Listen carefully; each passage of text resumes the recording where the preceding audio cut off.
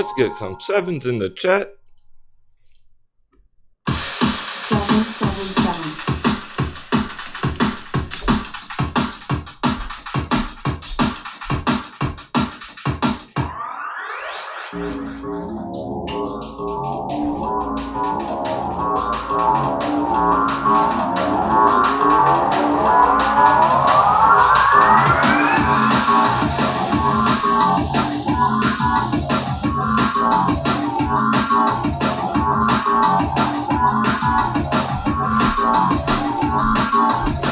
We're gonna need them now more than ever.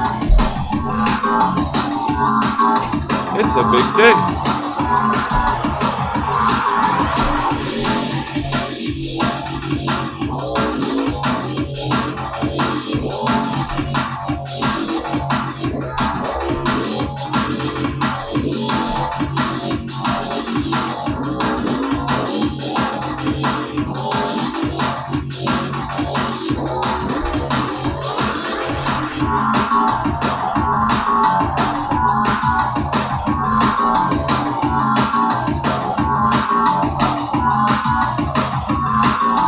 Arm the cannons!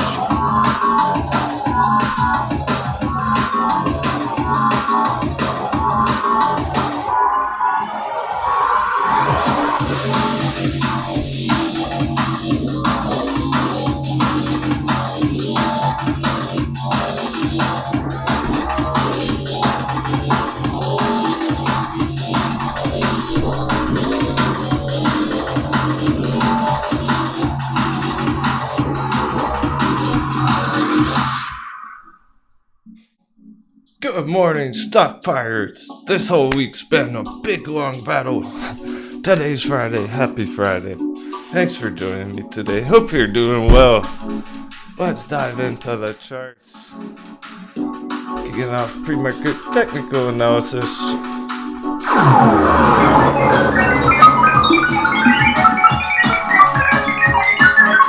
gonna be wild.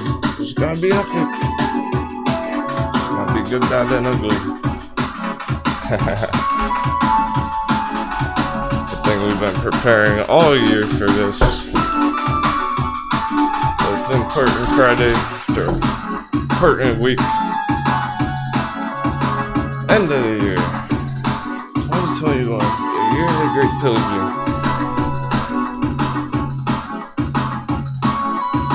I could be looking back on these times fondly.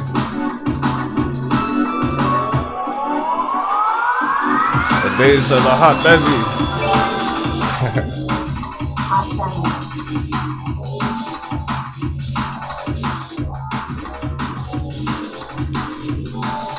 It's always sideways. Nothing's changed from yesterday just yet.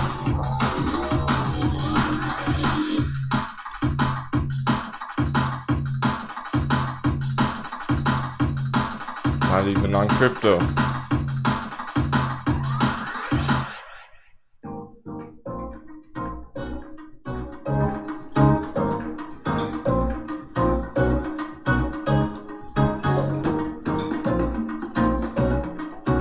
Oh, misclick, misfire.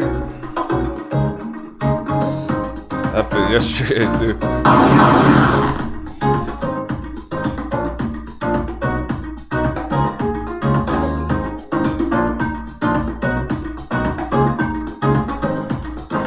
Bitcoin's holding the line. It's right on the line. Oh man.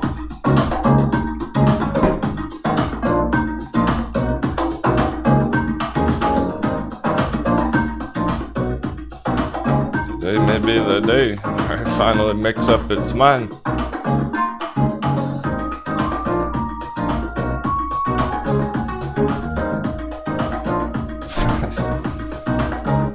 Whoa! Look at all those big brains in that chat.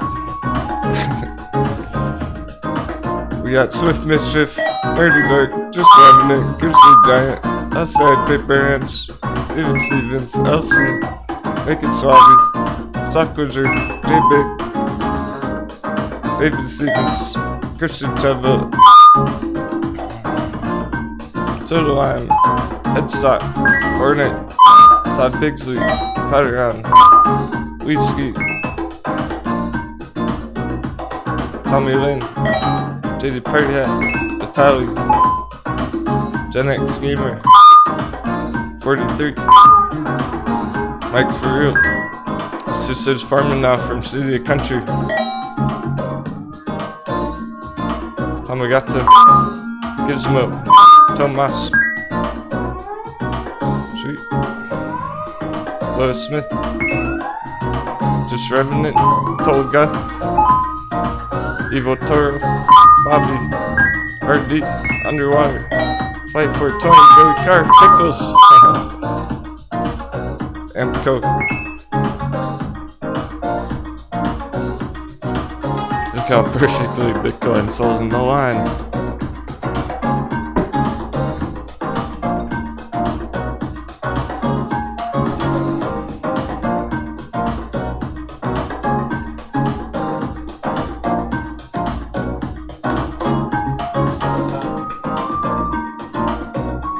We're still trending up. By definition.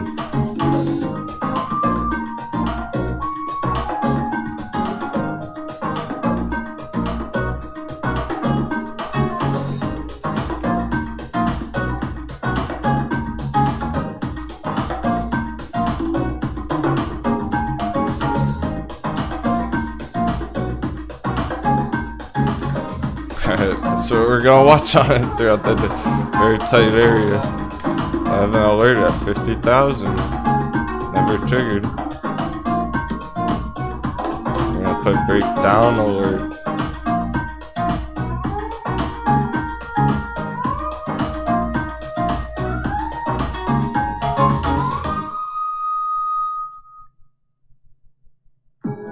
Okay, let's be conservative about it. Give it some room.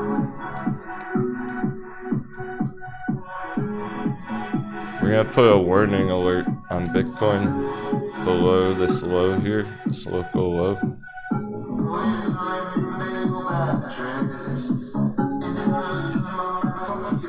So if all of a sudden it gets a giant red candle, we'll know.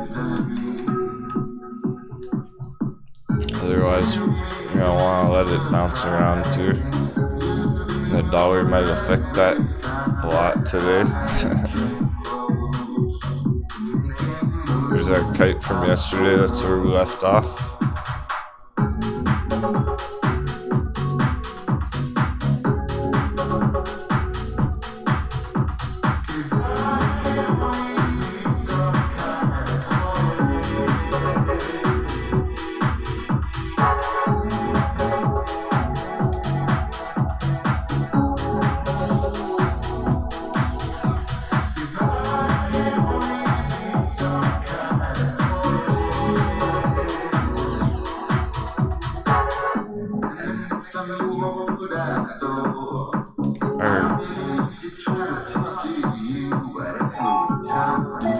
Here's the thing.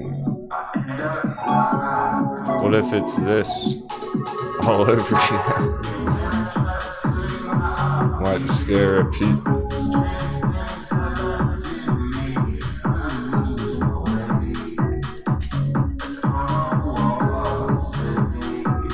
One step at a time.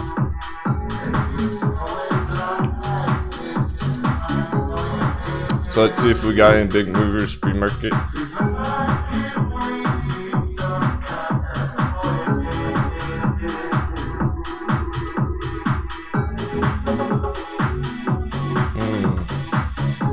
BBI and VXX? Looks like it. VXX. So S&P then.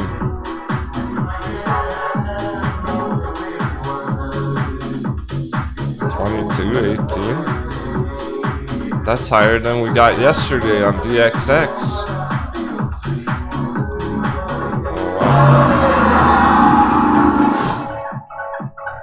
Oh, wow. Well, in that case, we're on track. Set sail.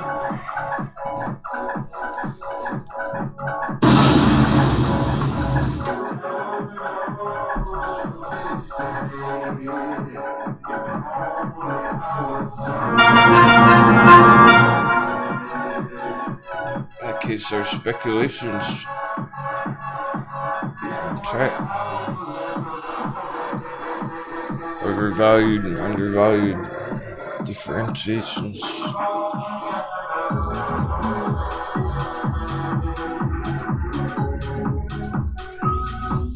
Yeah, nice. Grizzly Giant, you got out of your margin. That was a good idea.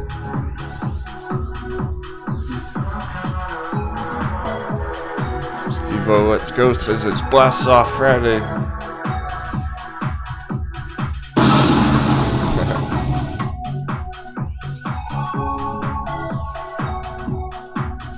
Certainly for a few of these stocks. It's interesting, they've been popping like popcorn. Which one's gonna be today? Which stocks, which one of our favorite Wall Street bet plays is gonna blast off today? It's a different one every day, it seems. BBI. At 5% pre-market, Brickell. Looked how it looked last week, let's check it out. Okay, it's still developing this area. Similar to Mettons. Essentially came back down to the bottom support area. The hot bevy on it. Okay, so that's a double dip. This is an active hot bevy. It's still enterable. Under 30 cents is good on this one. The bottom was like 26. Still at the bottom. I gotta give it a hot beverage. I've been liking how it's been developing because we were waiting for it to see if we could get through 30 cents. It did nice and strong. It did dip down, it looks like yesterday, the day before. So we haven't been watching it for a couple of days and it came back down. But now it's lit again, 5% pre-market, so it's about to start the day at 30 cents. And likely just crush right on through it. And this could be the real good big move on it. It wasn't quite ready yet the other day, but it's sort of looking good. It's still riding this trend line, double dip at the bottom.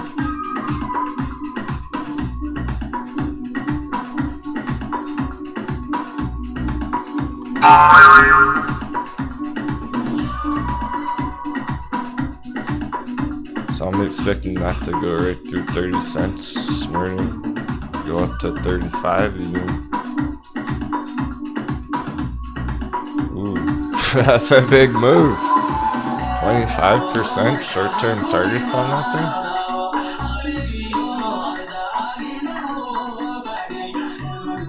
The potential is it can hit that today. But will it? We'll see. Can't wait to find out.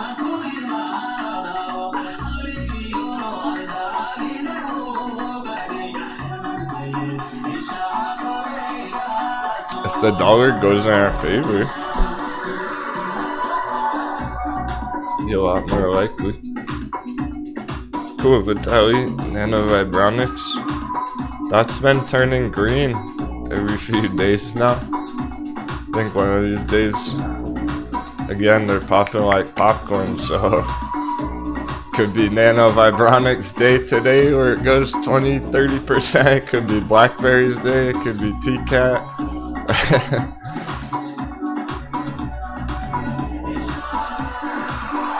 That's why it's really difficult to pick the best plays right now, so you just gotta stick to your guns.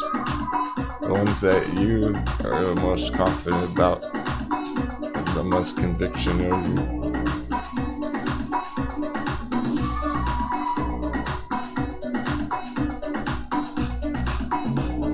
Not sure if anyone even went long on this. I've been scouting this out for you guys on my own, essentially.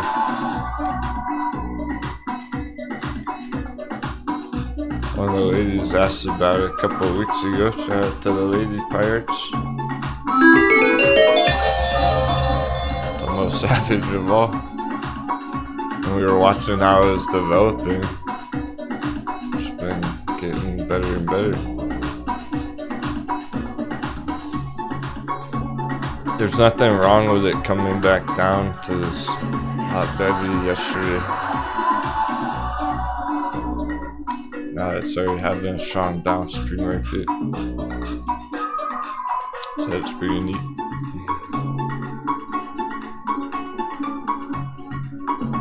If anyone was looking for potential day trade right there, you know.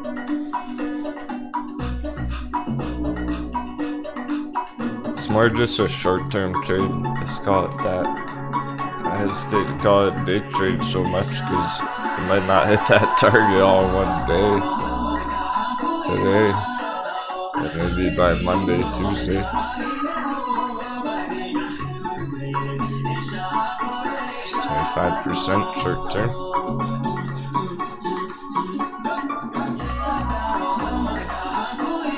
We'll see how the dollar behaves today.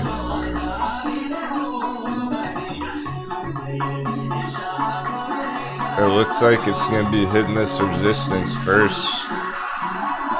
This is what we were expecting yesterday, and that never happened. I guess we just ran out of time, so that's looking like it's going to happen this morning here. A bit more upside on the dollar, and then come back down this afternoon.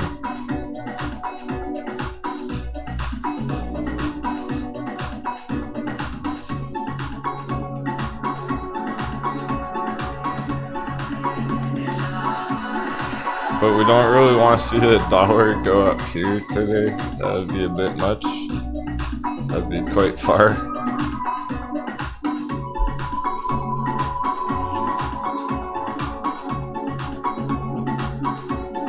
See what happens at that orange resistance. It's not really a resistance. I'm kind of estimating it.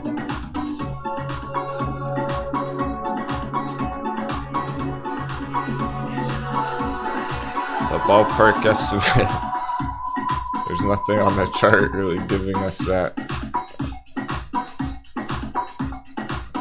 The best we got is old confluence.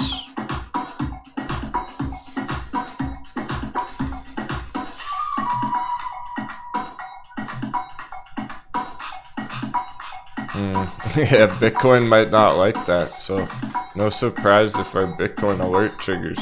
At this rate, really would, okay, it's gonna be a mindfuck on crypto today, I think. Potentially. Everything else came back down pretty close to the support levels. That's more down here on Bitcoin.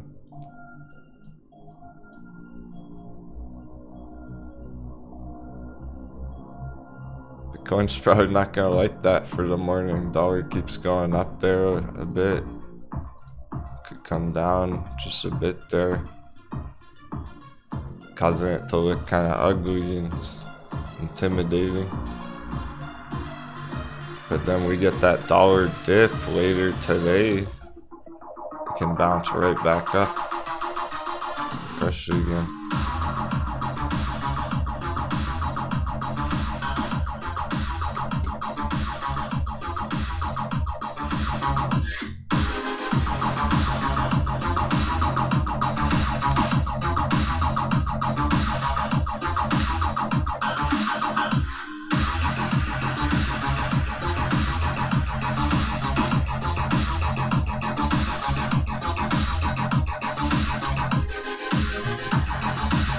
Whoa, it's right on the line on our other Bitcoin chart here. That was so perfect.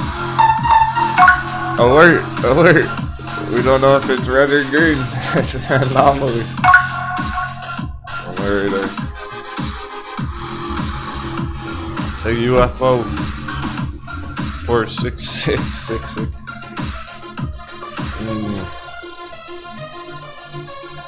It's looking to scare people, most likely. The market panic, right?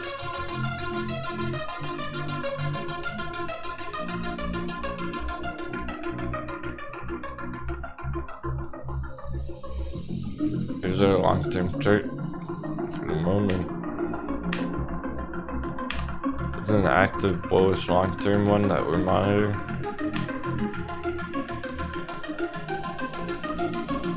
See, it can come back down here and be fine. But that would scare everyone. I'd make it look kind of... That's good because I look kind of ugly today.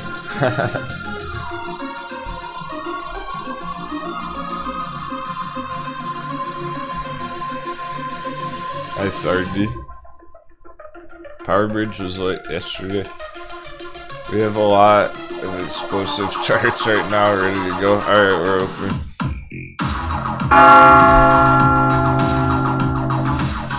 VXX over 22. Another dollar higher. Inverse S&P. So S&P's must be red.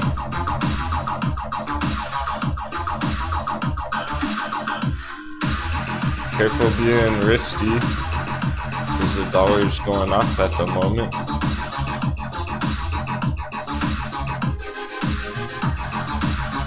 So short term, we're looking at some chop. Alright, BBI is looking lit. It is lit. Brico off that strong pre-market candle. Looks like it's ready to go. Active hot bevy if anyone's looking for a new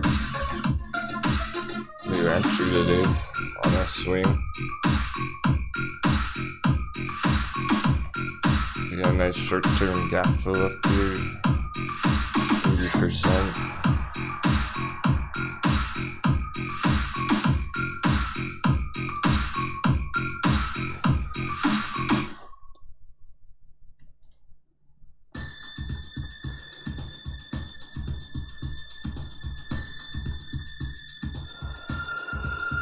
It's down 95% from this split. Hot baby. So I've been keeping an eye on it. Just wanted to double check the targets and everything. Yeah, it's looking good. It's fresh. It's potentially ready to go big. So it's a new hot baby. 0.2777 magic number. Let's get some more sevens in the chat.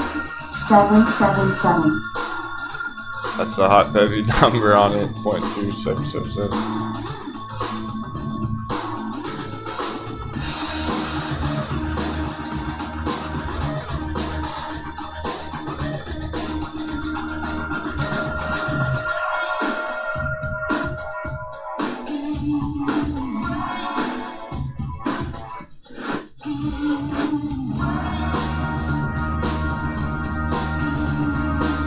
Alright, not a huge selection of green charts on the opening. That makes it look even better on BBI.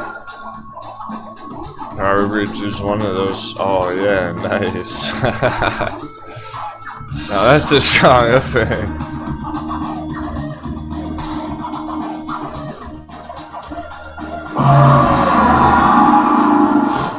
Cause it's about to get bullish crossover.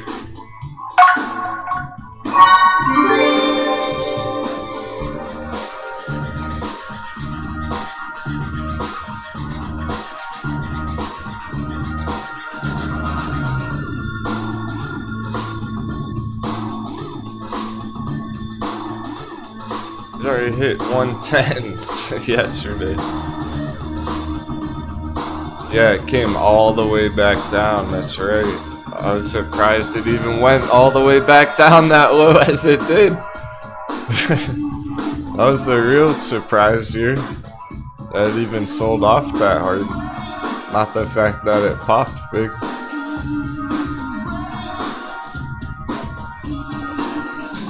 And we were kind of laughing about it after, like, yeah, that just had to wreck all the FOMO entries first. That's what's been happening here. Goes big, people FOMO in, and then they lose money on it. Just gotta ride it up, ride the waves. Stay calm, hold strong.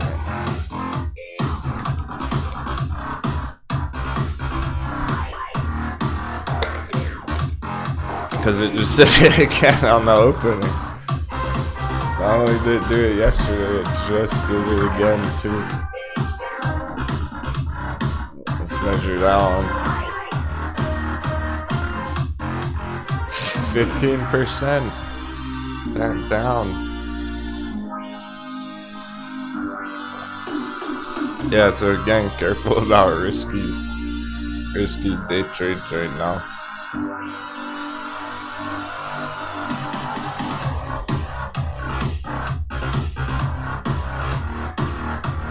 If it wasn't this kind of climate right now, BBI, this would be a day trade, but it's more of a swing hot baby.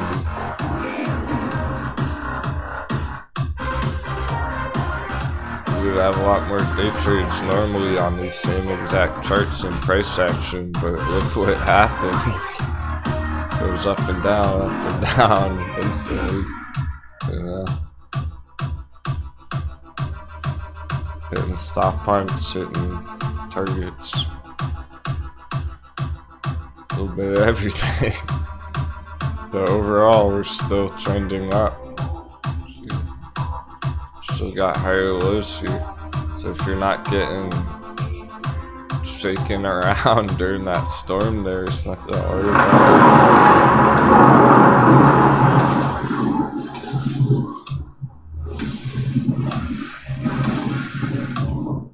Yeah, Elgin Cart, VXX and Power Bridge are your only green. That's a good thing though, I know it. Not that it's your only green, but those are good ones to have green.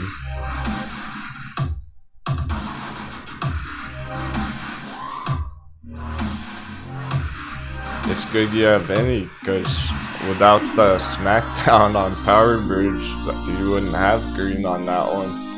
And without the rest of the markets being rough, VXX wouldn't be fucking booming. Oh man, no, forget everything else. VXX is the trade. Never mind, fuck BBI, fuck Power Bridge. VXX.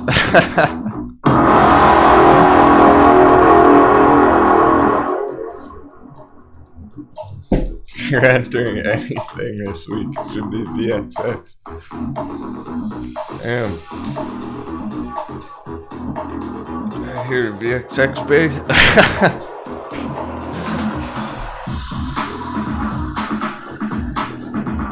I'm only half joking. I'm just emphasizing how fucking epic this chart is. Alright? That's why I just dropped the F-bomb 5 times.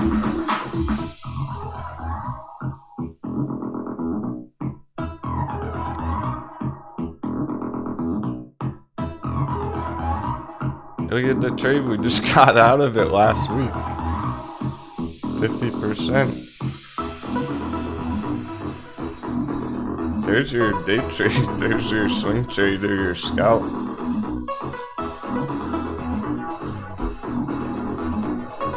From the real hard support down here. It hit like 1997.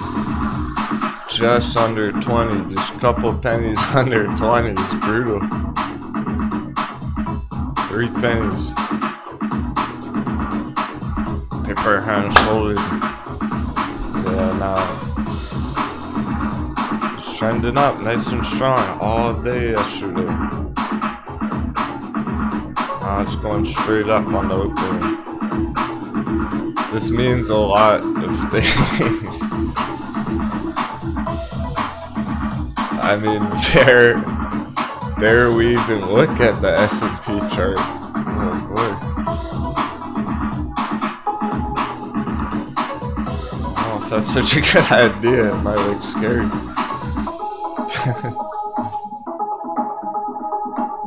This chart looks awesome, whereas the S&P looks scary. Exactly.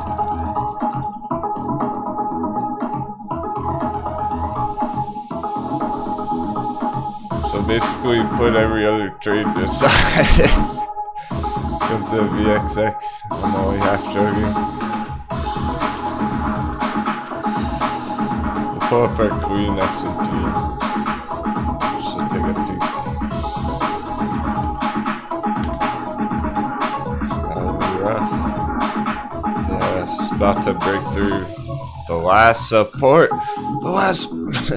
Really, after that, it's gonna look so bad that everyone's gonna know it's getting a smackdown. Look at a projection. This could be it. Oh man. 'Cause it can end up down here by the end of the day. Giant red candle and then just look really intimidating for entries. So if that's what it looks like by the end of the day with a giant red candle, who's gonna want to go long on the S&P? I mean, it's next week. Uh-oh.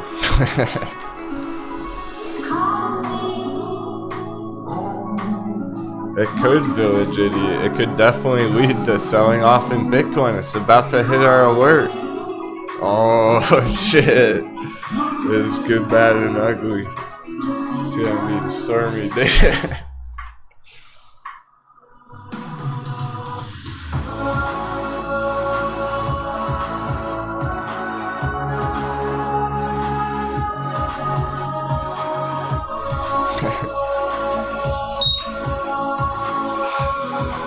What is this now? Oh fuck. Grayscale Litecoin 9.99. Attack! Red alert all over the board. Get that trader. Oh, pillaging day. I hope you brought some dry powder.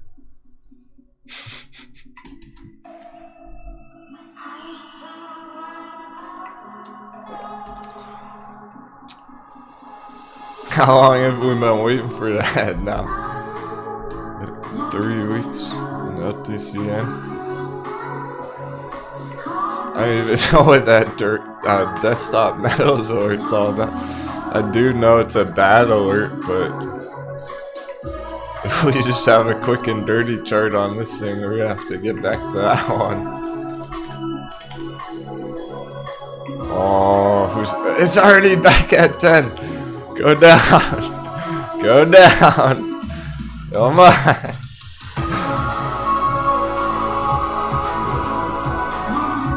Who's got an order in at the magic number? That would be ridiculous. It's hard to imagine. It's possible though. That would be so epic. It doesn't...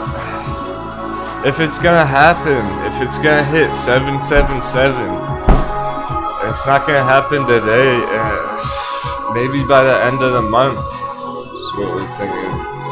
If all this craziness continues, if Bitcoin has hard sell-off for 2 weeks straight, maybe we do hit that magic number on it the next 2 weeks. It's getting insane. You all know how undervalued it already is right there. So any crypto panic that pushes it any lower is just, it's already dirt cheap. It's fucking awesome if you have the right attitude about it. I'm not ready to put an order on it either right now. I scooped up a little bit yesterday and I'm waiting for the fucking transfers to go through and stuff. I'm thinking I can fire some cannons on this on Monday. So I want it to go down. I hope it stays under 10 for Monday when I have dry powder. It was awesome. Yeah, somebody's ready and been waiting. Get your chance. Get that 9.99 alert finally. I was worried it wasn't gonna hit at all because it bounced from 10 flat last week. The only reason it's selling off right now is because Bitcoin's opening with a hard red candle. We're getting crypto panic. We're getting S&P and crypto sell-offs. So people are just panic selling all their crypto. I can't believe there's anyone panic selling this under 10 bucks. That's a mistake. But like they have to, you see, they're getting liquidated. There's a mass liquidation event. Holy fuck.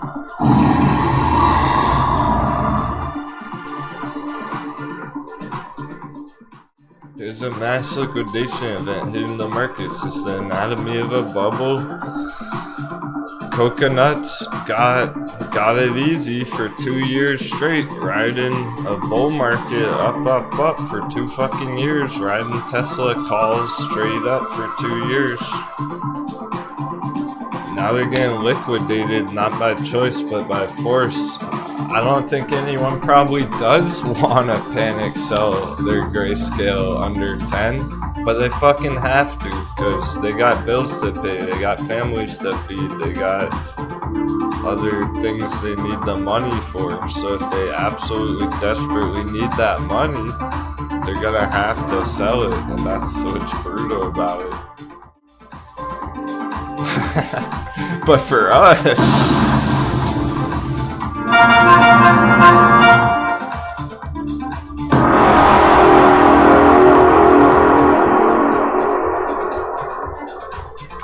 it was an epic pillaging on all our favorite stocks. Think about it. People love these stocks. They love these things, but they're having to sell them anyway because they're losing money on them. If that's... Look, literally everybody, quite literally every single person, you are, I am, everybody who's in grayscale Litecoin is in a loss right now, is holding a red position right now. It's literally the all-time low. So every single long position's in the red right now, you see.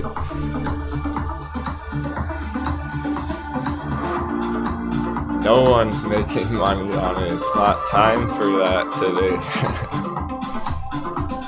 It's time to be accumulating it.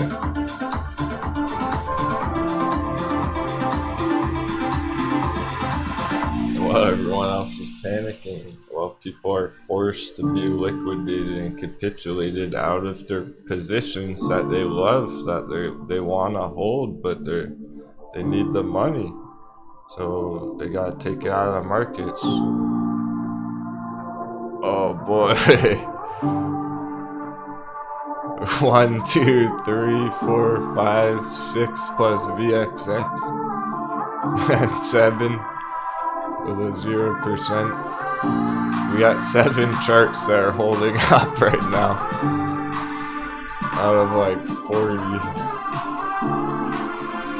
Yeah. Today is gonna be choppy out there. This is gonna be interesting. I'm excited for it. I'm loving it. It is great shit. It's critical moments that we've been waiting for, getting ready for all year. It's really, with these kind of prices, you're seeing it hit critical reversals and liquidations, bear traps, all-time lows. It's really big stuff going on right now for December. Keep focus on next year, guys. If you liked grayscale Litecoin anytime when we've talked about it or charted it for the past few months, stick to the plan. Remember, we're just trying to accumulate for next year. We're never trying to make profits on it until next year. So this could be like a boiling point right before the end of the year. The market insanity with crypto panic and complete liquidations, S&P panic. But we talked about this Bitcoin dip earlier. This is what we're expecting today. It's gonna be a mindfuck on Bitcoin today, so I said this morning word for word. Second I pulled up the chart, I was like, alright, it's gonna be a mindfuck on Bitcoin today. Because it can go down a lot today and still be bullish.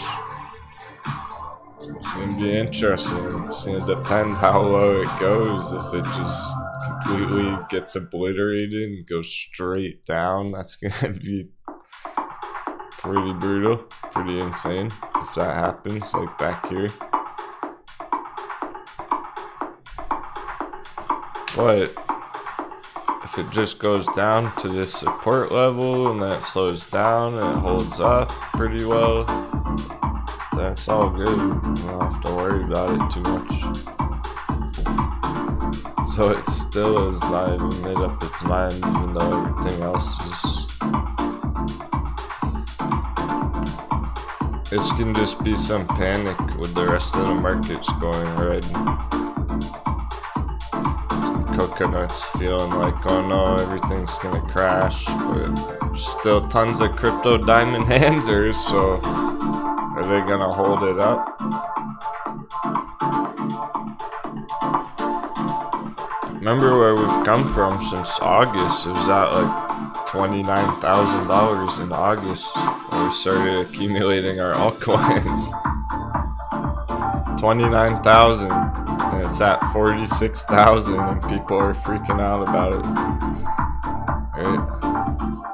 The Moon Boys are panicking about it at 46,000. We've come a long way from August at 29,000.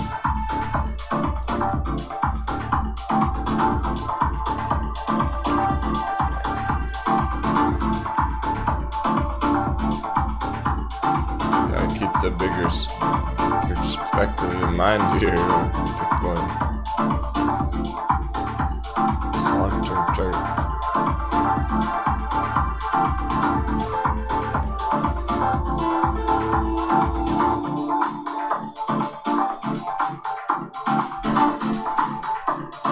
$100,000 target there.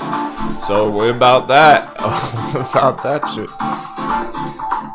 It's not over yet. You can't be bearish on Bitcoin yet when that's a possibility right there. That we're just consolidating in this entire area here all year long bullishly for a breakout to $100,000.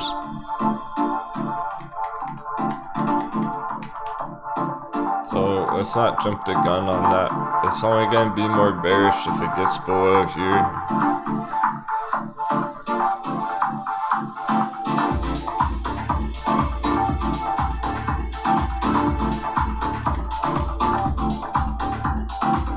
More like this.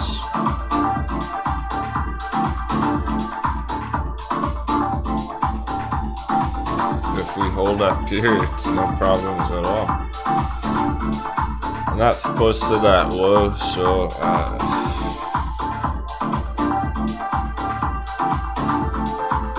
just roughly speaking, let's call it 42,000.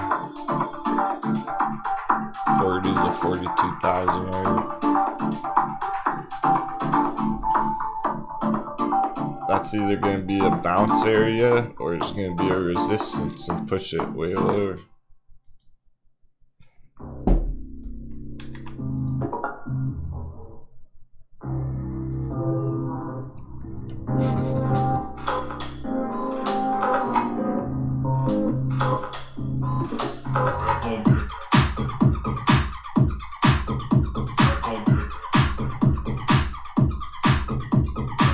It's grayscale Litecoin 1005.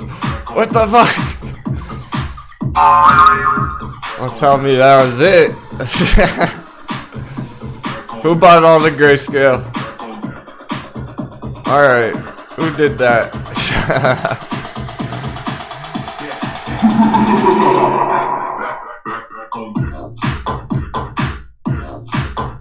1008. Stop buying all the grayscale. God damn it.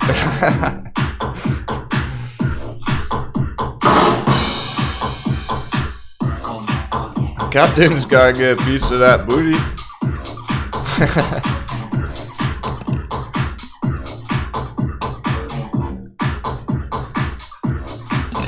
I want that $9.99 Monday morning, not $10.99. Oh, so lit. Very good. If it was gonna be anyone, I'm glad it was you. So lit. Fired some cannons at 990. Savage. Direct hit.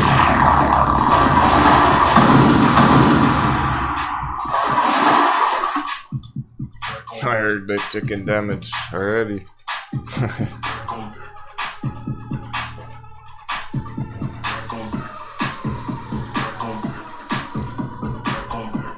Yeah, Will Stock Wizard, but this is just LTCM we're talking about. Crypto could make a bigger decision by the end of the day. We'll see what crypto does in general by the end of the day. And that'll help us figure out what LTCM's looking to do next week.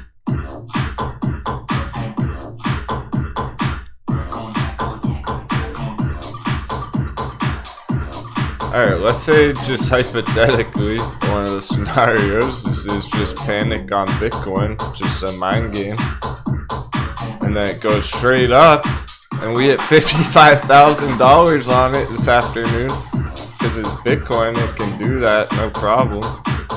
Go up 20% in one day, no one's business. And confuse everyone, and all of a sudden it's pumping by the end of the day. And then LTCN hits 15 bucks by this afternoon.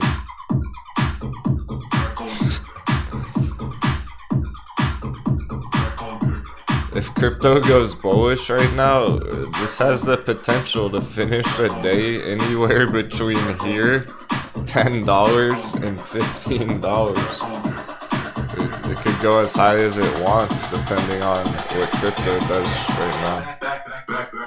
If crypto starts booming, everyone's gonna FOMO right back into this and push it right back up.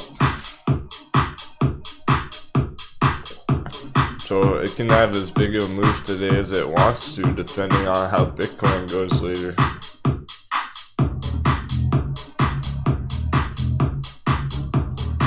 Let me know if you notice anything wild going on. Pull it back up in a while later this afternoon.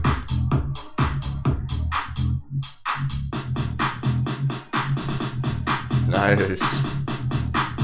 Oh yeah. Yeah, a bunch of pirates firing cannons at that. That's fucking awesome. So you guys been waiting for that one all week. Perfect. Is that time now you're getting it? Your patience is paid off. It's a Friday morning. It's the best entry we've seen on it this week.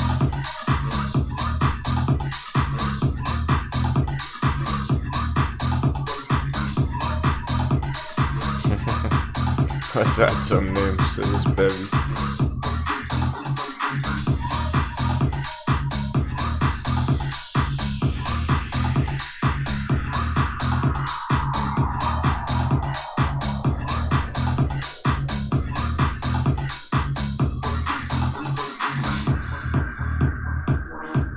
If your name's on one of my charts, you're doing a great job.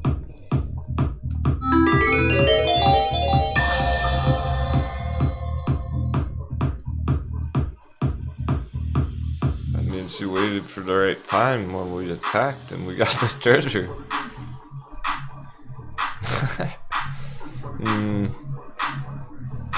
Nah, don't margin it, stock wizards. Not at this point. If you're gonna do a margin long on it, you'd want to wait for a real uptrend to be going. Wait for it to start crushing $12, $13. And then uptrend first. You don't want to get liquidated here. That's what's happening right now. That's what the problem is people have margin trades on it and stuff, and they're getting margin calls. They're getting stopped out.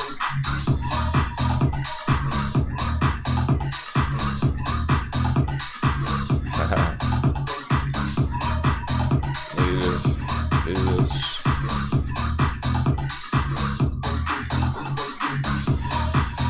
Sharpen the spears, native.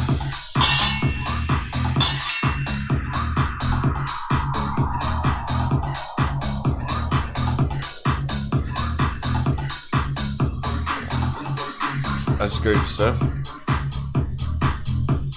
Got so many pirates, we're ready to go. That's what it's all about.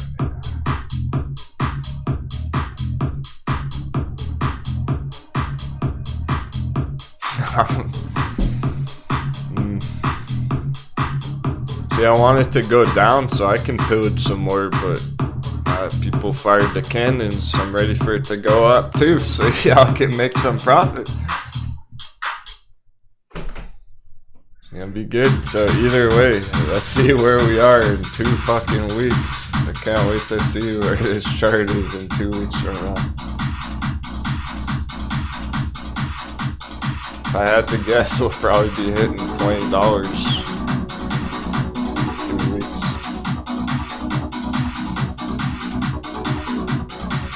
There's a lot of variables here. It's not gonna go that big right now if Bitcoin keeps trending down for 2 weeks.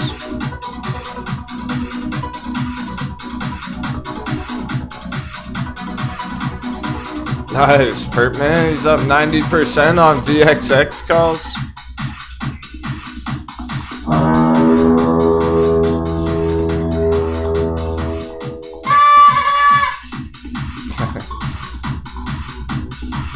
Perp man already doubled his money on VXX calls.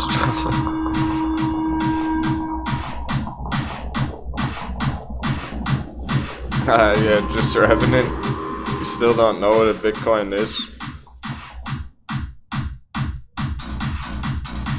So you know how you have a bank account online most likely? You log in and you have a routing number. You have a number attached to your bank account. That's a Bitcoin.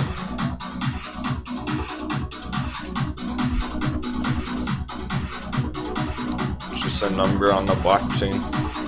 Represents a Bitcoin.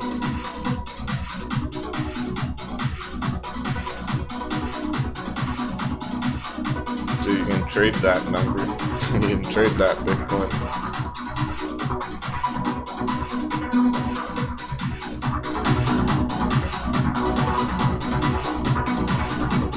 Can't really trade your dollars unless you're a forex trader, foreign exchange currency trader, which there are a surprising amount of, believe it. I don't know why. I really don't. Oh, we just got that Bitcoin red alert. The warning sign. This is getting spicy. Woo. I don't know why there's so many forex traders and stuff, because they're only trying to make like fractions of a percent on their trades. They're making very small percents on their targets. It's stupid when we're targeting like hundreds of percents every day.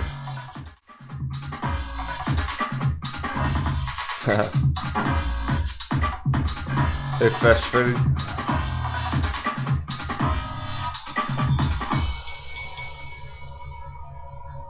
And for life.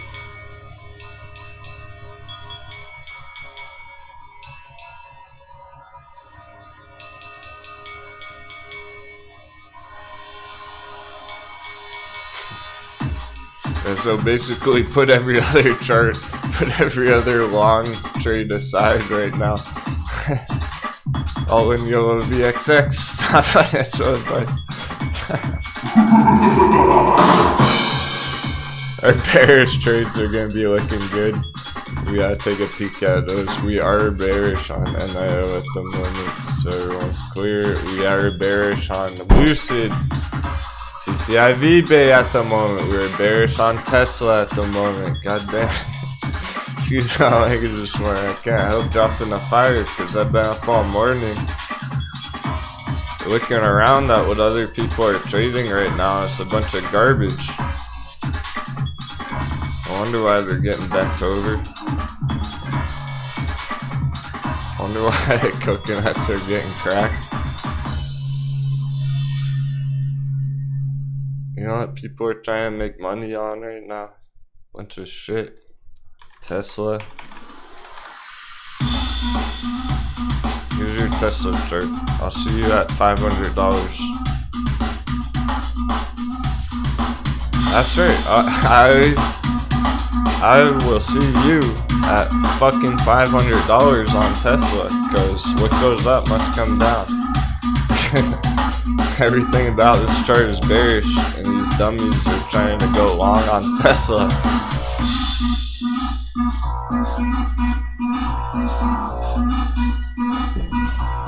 They're trying to buy the dip on it, thinking that that's a good dip to enter on under $1,000. It's still at $930. It's still at the all-time high. If Bitcoin came down, I'm sorry, but Tesla's coming down too. If Bitcoin can't hold up right now, then there's no way Tesla's gonna hold up. Yeah, Nerdy Dork, yeah man, it's been Tesla put since $1,000. We called it at $1,007 the other day, last week, but not on this breakdown here. But people were hesitant to enter them because they're very expensive. Apparently the contracts are quite expensive, so I mean, depends on your style, it depends if you're comfortable with that, with bigger positions. But yeah, Tesla puts from $1,000. We got giant bearish divergence at the fucking moon.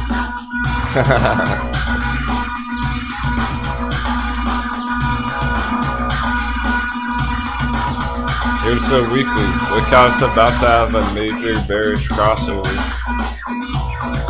It hasn't even had a bearish crossover yet, but it's coming. Bitcoin has the same exact thing right here. I'll show you. That's the thing about Bitcoin right now. It hasn't completely decided the long term there. So there are bearish signals also on the Bitcoin indicators and everything.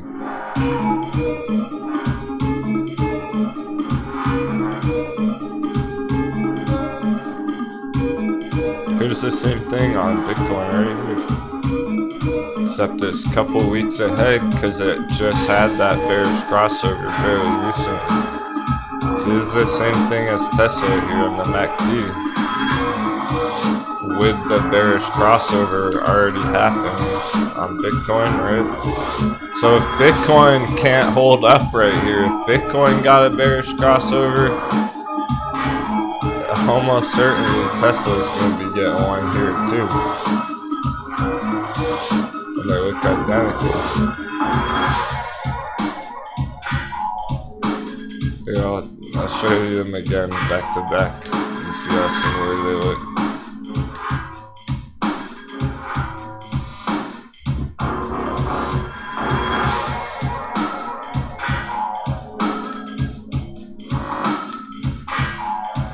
Alright, here's Bitcoin with the bearish crossover put in.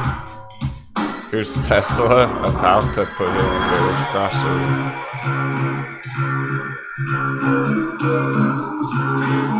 This is as close as it gets. Tesla's looks even worse because it's even more top down. So, Tesla puts, indeed. But that's what dumb money's going long on, guys. I checked their show out yesterday, it's so funny. So they're all excited about buying Tesla right now. Under 1,000, it's about to get smoked. And they're also watching Lucid, and we've been bearish on Lucid since $50, whatnot. That last big target we crushed on it. Just for now, we're long-term bullish on Lucid, but it's got to come down right now. Tesla long-term support down here, 25. And they went long on it up here at 50.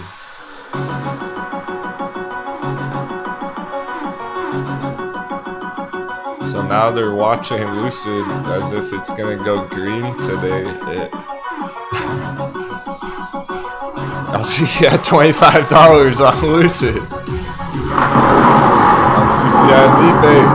You know how she do. You know how she be. CCIV, babe, don't fuck around. She's gonna go down like she always does. Yeah, nice evil Toros and Lucid puts right now. Yeah, that was awesome too. I remember when we were hitting the big target, some of the bears stepped right in. Got puts on it. Yeah, it's still halfway. So again, $25 target there for the support. Close to the last bottom. It really is close to our hot bevy down there. That's where we're looking at. full retracement and continuation next year. Trippy did $100 long-term target after that. It's gotta wreck all those coconuts, so it's gotta wreck all the dumb money first who bought it at 50, that's all. You all know better than that. If you've been watching, if you've been keeping up with this chart with me, you know way better than that. This is what's happening on it. It's clear as day. You're getting wrecked because they FOMO'd in. You deserve to get rewarded because you're waiting for that next entry down there, that next long spot. It's not time to trade it up here. We can get that next round on it after they all get wrecked because they didn't do the work to keep up with the fucking chart all year like we did. So do they deserve to get profits when they FOMO'd in back here? No, they don't. So I'm kind of glad to see all this happening. Crack those coconuts, and then we can go up to $100 next year. So hopefully you're starting to see why all this stuff happens, why the downside happens when it does it. Even though Lucid's long-term bullish, it doesn't mean it's just going to go parabolic straight to 100. It's gonna pop huge, surprise us, we take our profits, all the dummies FOMO in, they get wrecked, then we go up after for the diamond hands for the long term. This is the swing trade gold right here, the swing trade treasure. This is the diamond hand long term treasure. Holding it through the swings.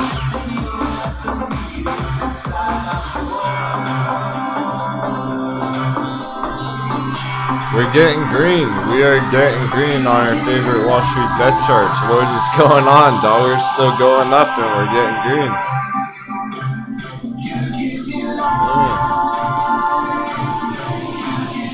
Grayscale Litecoin bouncing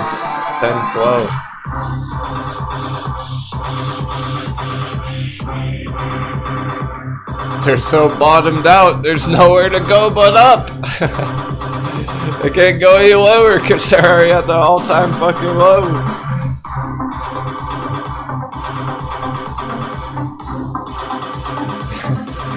Krispy Kreme Donuts hasn't been playing around last month. This whole month. There's Krispy Kreme bull run in action. If anyone's looking for green charts. We spotted that a long time ago. Krispy Kreme's been killing it.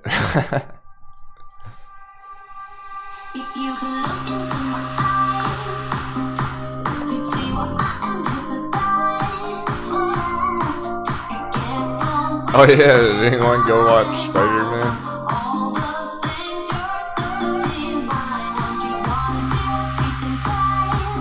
Sundial 60 cents, let's go. Oh shit. Sundial Hot Bevy playing out. That could look any better right now. We got a bunch of Sundial holders. Oh yeah. Happy Friday, Cap. Can you take a look at TR, Tootsie Roll, Black Flag, Star, 7. Evo Tori Savage. Tootsie Roll. Sounds awesome. I actually did a couple of years ago. I saw it on a funny other live show a couple of years ago. I was like, that's so stupid it could work. Hey Mr. Bard, thanks for asking. I'm glad you're enjoying the tunes. I really don't, cause well, here's the thing, I'm live so much, so many hours that I have thousands and thousands of songs, many playlists, so there's no easy way to share them. But if you want to request a song that stands out to you, you can feel free in the chat. But hey Mr. Bird, thanks for your enthusiasm in the chat. Congratulations, I'll give you a free month invitation to join us on Discord. All you gotta do is send me an email. Come check out Discord, we're sharing music and charts every day.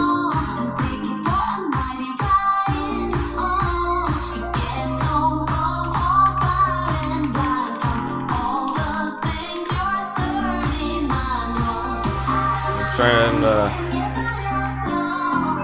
spread some positivity this week.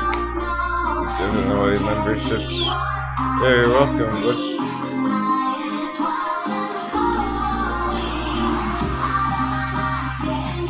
I used to share the playlist, but now we have way too many.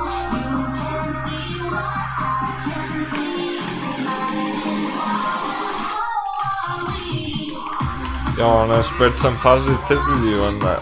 People are having reasonable concern or doubts about the markets. We definitely gotta stay positive, keep on track, not let our emotions get in the way.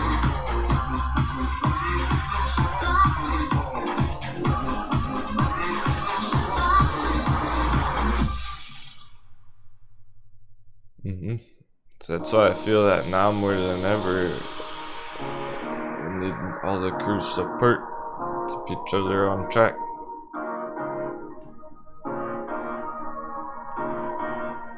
Alright, Tootsie Roll.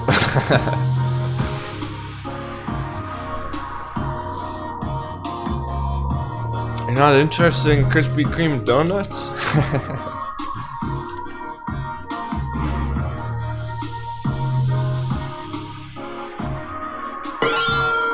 My friend who has never invested nor knows anything about the market asked me randomly what investments I liked.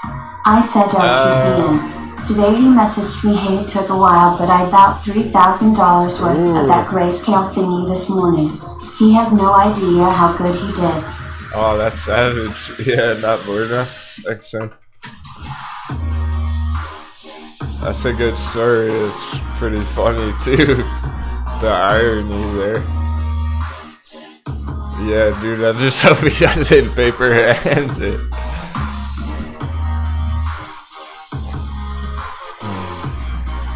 That's the catch-22. It's like, well, if he doesn't understand the potential, is he gonna make it through the storm?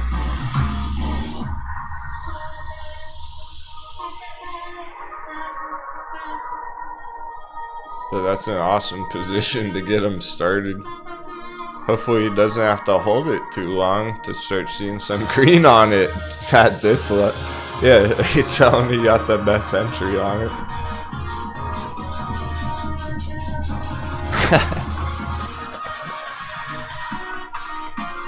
Toro doesn't know what to do with the donut.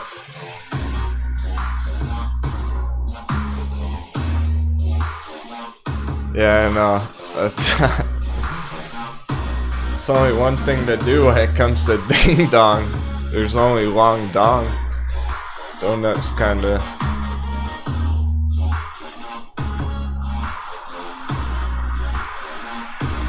Anyway, here's Tootsie Roll Bull Run. Wait a second, how much money would I have made if I bought this a couple years ago? This is very long term. I knew it did something stupid and crazy.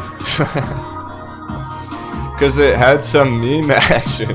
It had some Wall Street bet action. Yeah, that was in February.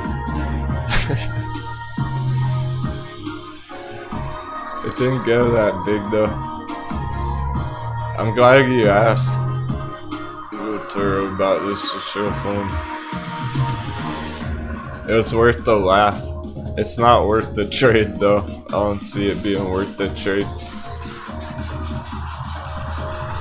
Tootsie Roll's been around too long. It was too long-term bullish. Even if you got your bearish targets, it's not gonna be a big target. Really getting the hiccups.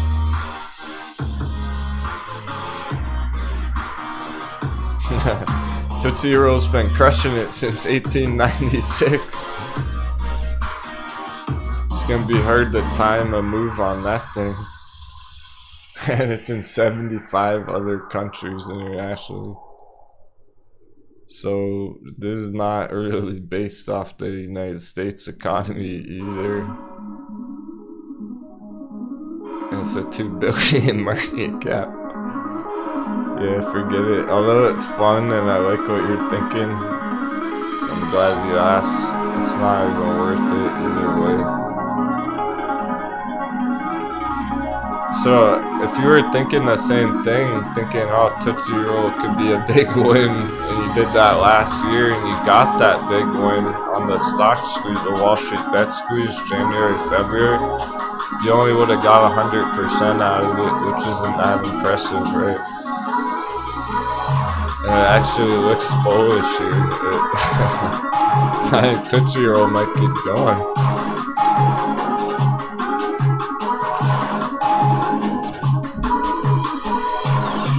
Yeah, I like what you're thinking, Evil Toro. I figured you were thinking puts on it, like so, but that's unreasonable.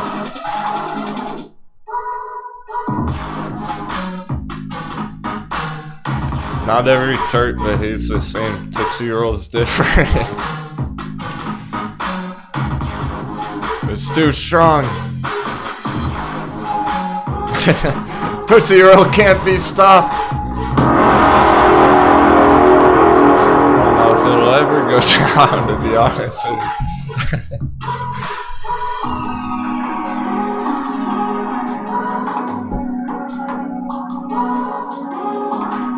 I'm bullish on Tootsie Roll. Forget it.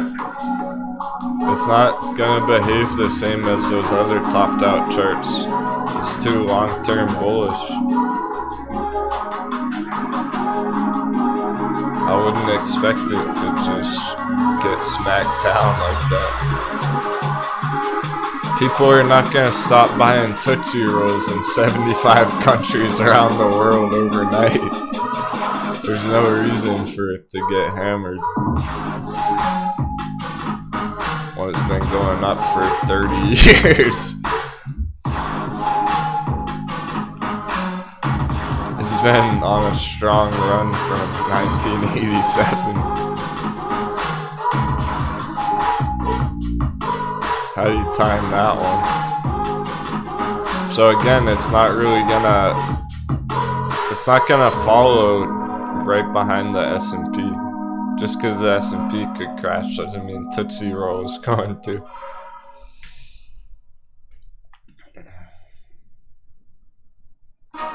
Yeah, so even BBI, which was looking real primed and ready to go this morning, is not moved from our magic number, 0.2777. Some of these things haven't even moved yet, but we are getting lots of green flashes. That's real nice looking. Outperforming the rest of the markets. S&P's so red. S&P's getting smoked. Oh yeah.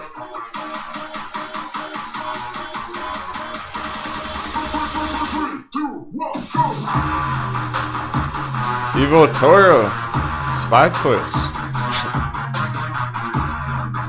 You'd be better off looking at SPY puts today than Tootsie Roll puts.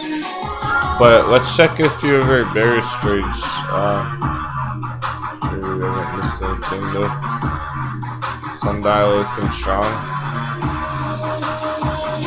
Blackberry, HC, Atea. Yeah, these are good ones going green. GameStop, AMC, Blackberry, Bed Bath and Beyond, Sundial all are up while SPY is down. Why does this seem familiar? Yeah, true. It's kind of like early 2021.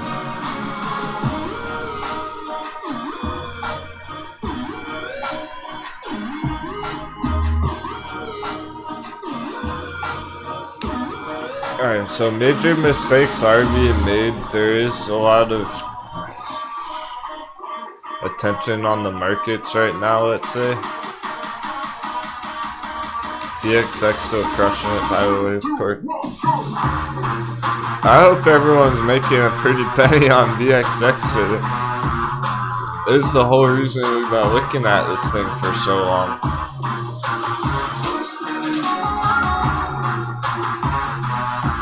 S&P ends the day super bearish. This thing's gonna keep going. S&P goes red Monday. It's gonna keep going. S&P goes red the rest of the next week. It's gonna keep going. S&P as a whole red monthly close. Oh shit. This thing's prime and ready to go with that S&P hitch.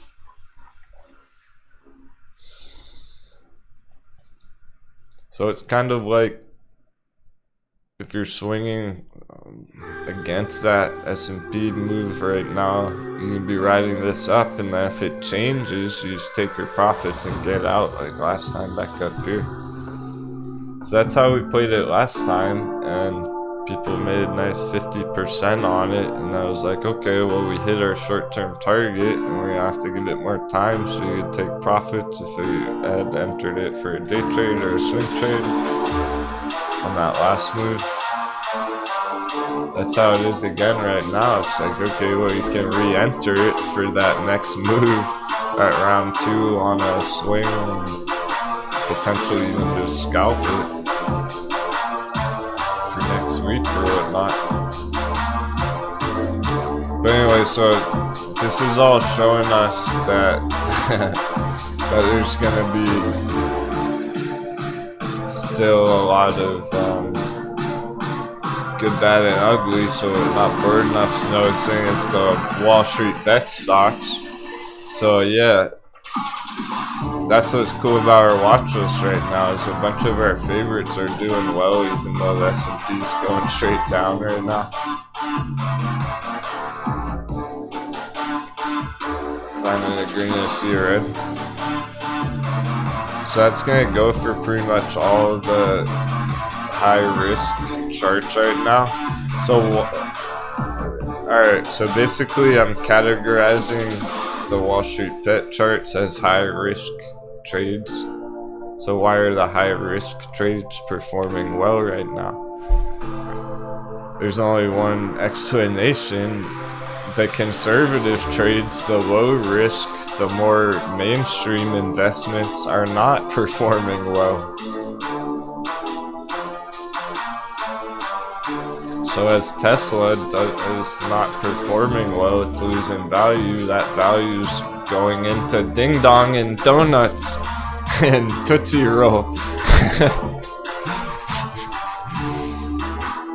Everyone's selling their Tesla, going long on Tootsie Roll. It's pretty apparent on the chart. What the fuck, Brant? The dumb money's watching the 1 minute AMC chart. That's hilarious. Oh yeah, so the Spider-Man hype. Yeah, I was looking at Reddit last night. It's just about the movies, and no one's even talking about the technical analysis about it anymore. I'm hearing so much shit about, oh, charting doesn't work. Somebody trolled one of their calls last night so hard, I was laughing my ass off. Maybe he's watching it right now. That was fucking funny, man. I don't know who it was because he had a fake account. I told him to tune into the show today. He totally trolled him. And they were talking about AMC on Twitter last night. He walked him right into answering a question to make him sound like an idiot, saying that the charts don't mean anything. I was like, hey, that sounds like the guy who trolled him sounds like somebody who should be in our crew. He actually believes, trusts in the charts. I was like, a stock fired. We were just all talking on Twitter last night about charts don't matter. I don't know. It's pretty bad. Talking about Spider-Man and shit. But now they're staring at the 1 minute AMC chart, okay.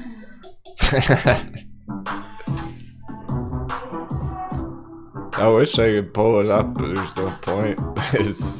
We got it all mapped out on Discord. I am gonna pull up some other awesome charts that, not right now, but this afternoon. pulled up some other great charts from the community, from the crew. I want to comment on. I saw a bunch of the folks in the chat this morning, so can give them good feedback on their charts. Helps them learn. It helps other people learn and see a different perspective.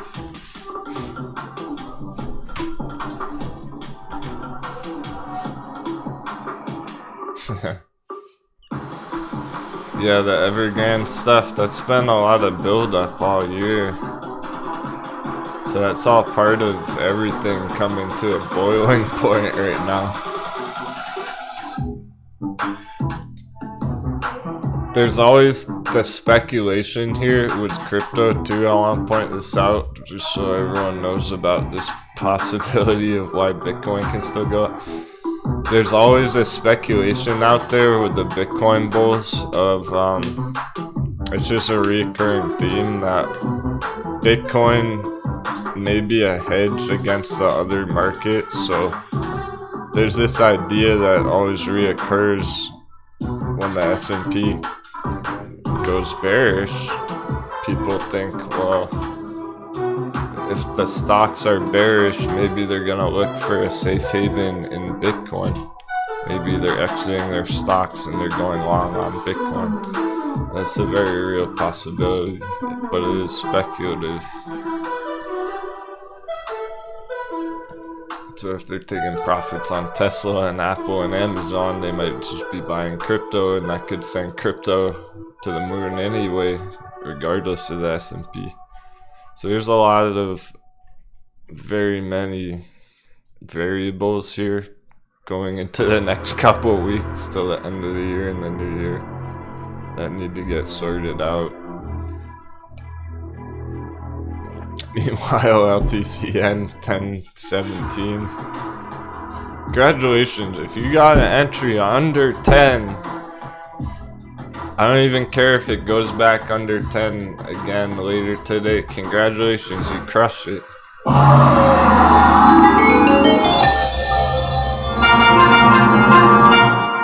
We waited patiently for that alert to trigger. We finally got it Friday morning, and you pulled the fucking trigger. That's how it's done.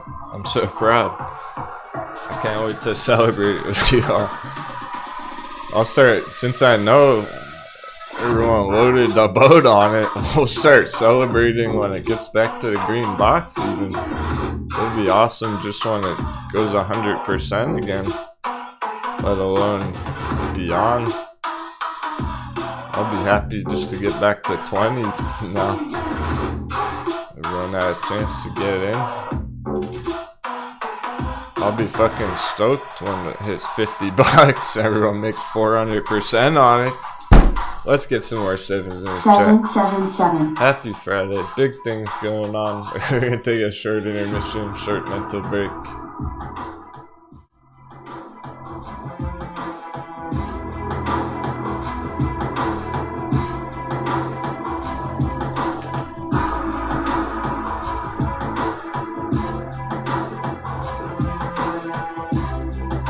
We're getting strength even though dollar's going up right now.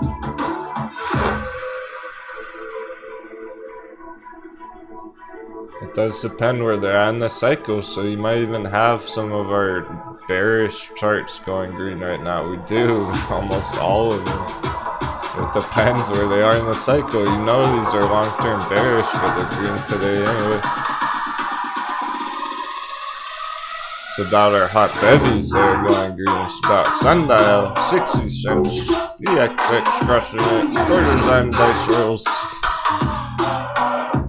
Blackberry, Boingberry,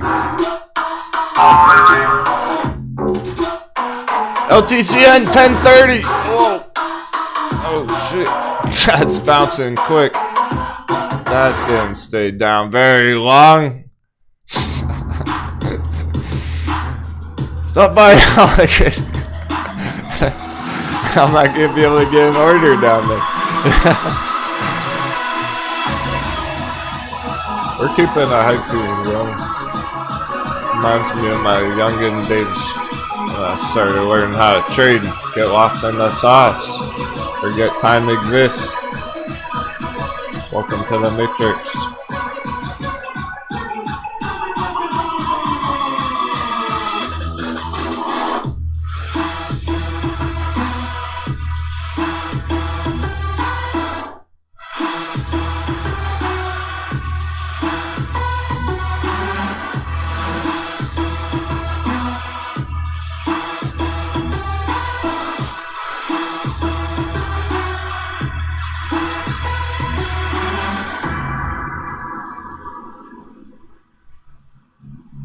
The premium could push it up all on its own, regardless of Bitcoin. Regardless of Litecoin price.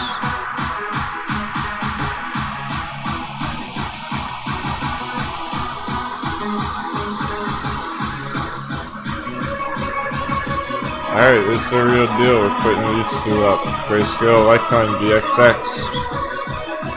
One of my favorites. Important right now.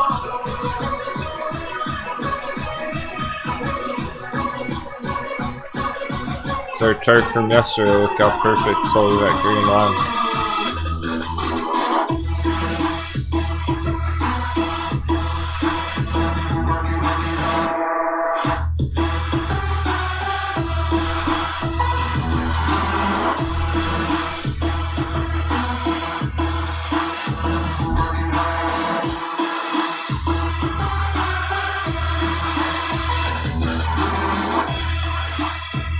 Hey, Chris Fern, that's great for the holders. AMC is working. It's not the only thing though. There's a bunch of great choices.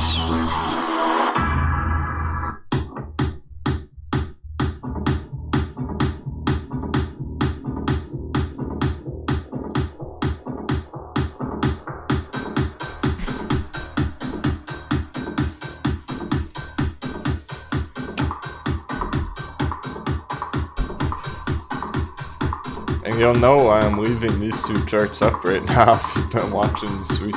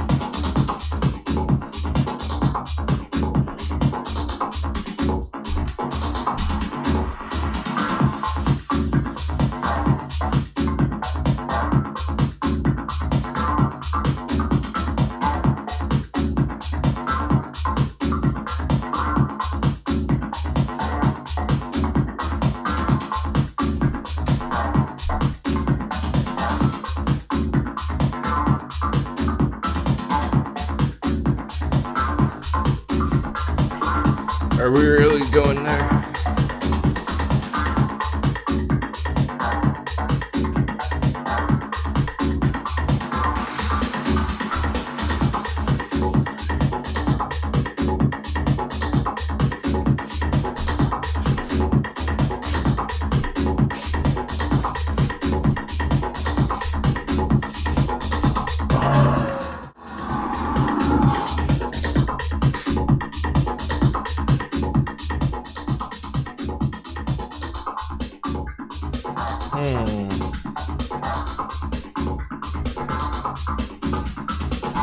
Leave me no choice.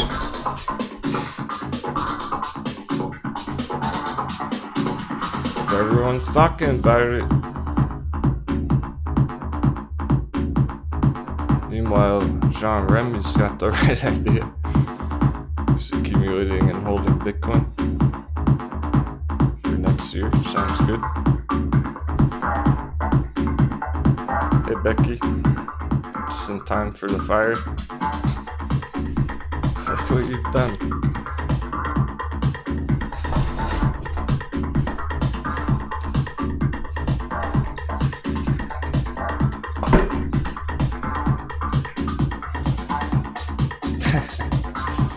Swift Mischief goes Denwo looks so disappointed in us.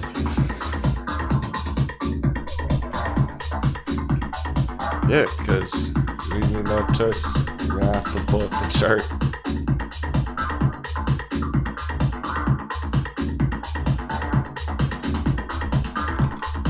Only because of all the incredible support all week long.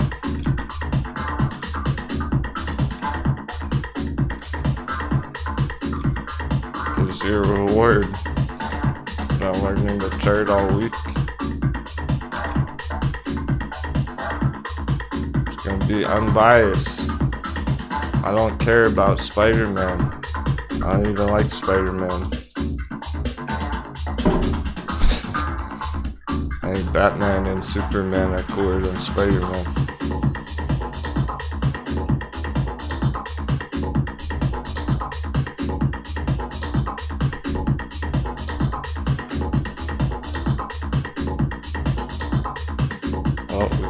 erase that chart.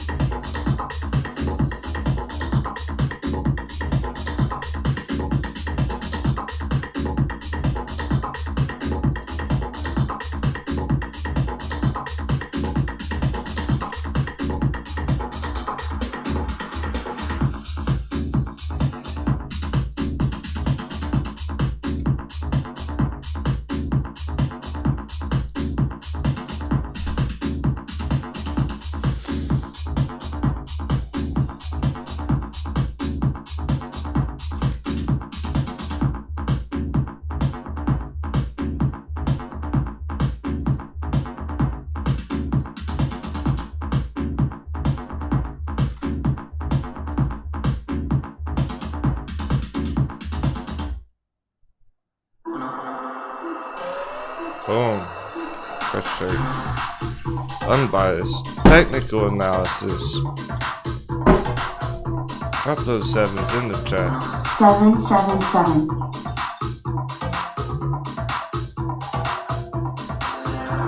We'll look at it fresh. I'll look at it from a fresh lens right now. As if it's any other chart. As if I've never even looked at it before.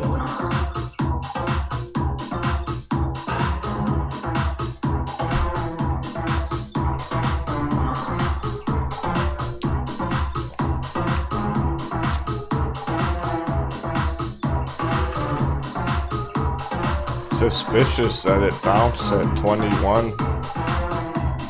No stop on that 20.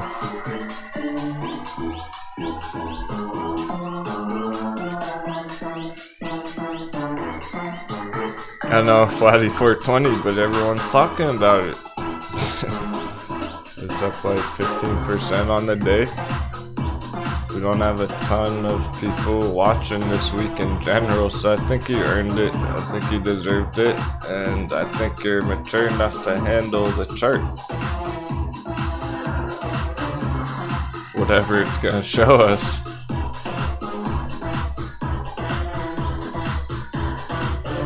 We'll do the same things we've been doing all week, just on this one.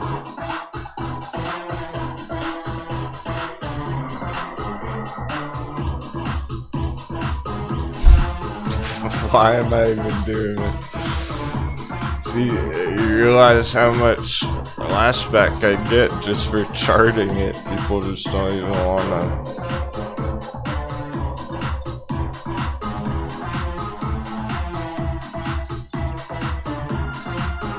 I just wanted to show you. I just wanted to check. This is all I really wanted to check.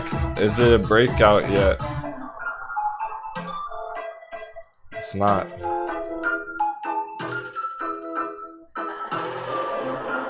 That's the truth right there. Head stock. Is this a breakout to get excited about? No, not yet. My problem with it is every time it has a green day, moon boys lose their mind.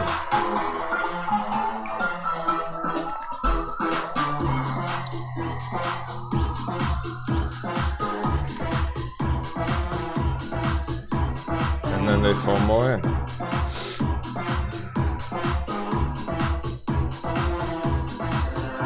So right now it's a bounce. It's a weekly candle bounce. Here's our weekly candle. It's a bit of an indecision candle at the moment.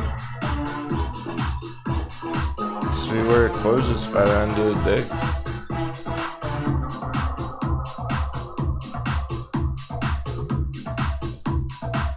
You gotta be careful because things like this, moving averages, about to have a big bearish crossover there potentially. And lastly, I'm just gonna show you the indicators.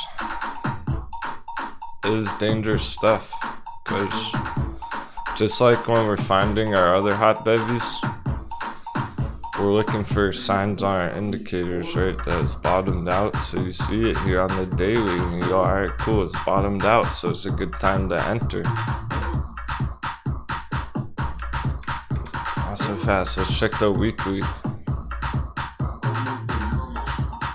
Does that look bottomed out to you?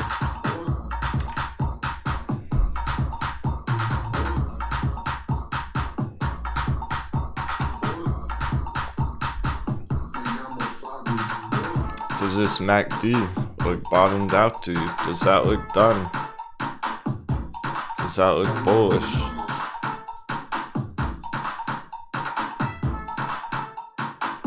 Not yet.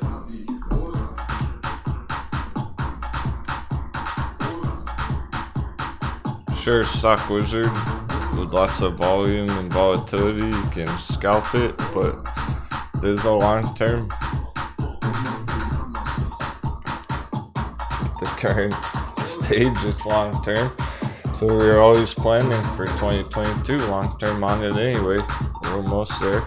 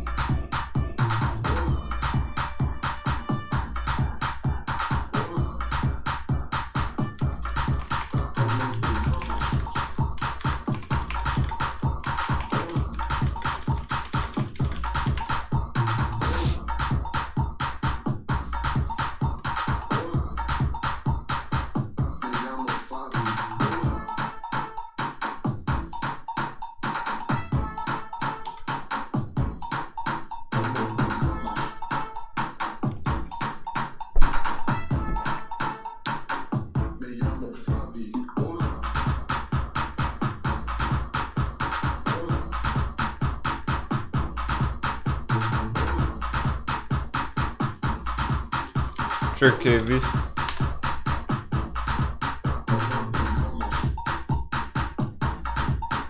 Since we already have somewhat of a chart, we must have looked at it some months ago. Okay, it actually hasn't existed that long, right? It's one of those IPO charts from months ago.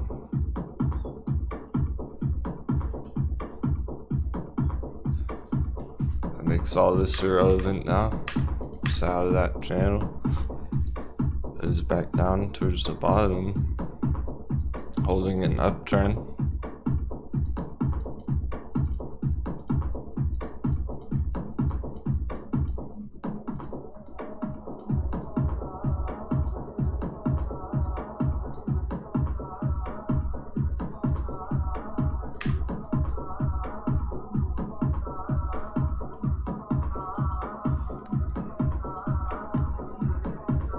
I imagine the indicators look a lot more bullish on this than what we were just looking at. Here's the daily. Now, the daily is more relevant here because there's a short-term chart. This is as far out as the indicator will go since it's short-term volatility price action. You do have that bullish crossover as well. Just getting started on the daily. It's good timing in the cycle, KB. This would be the time to be accumulating down here.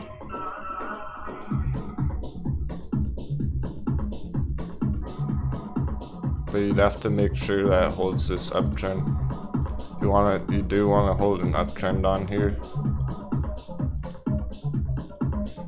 From this low down at 170. You got higher low at 185, 195. As long as you're holding an uptrend on the bottom, then it should be in good shape to hit this $5 area again. Potentially just early next year. Oh nice, Scary Shanghai leveling up. Here's your sword.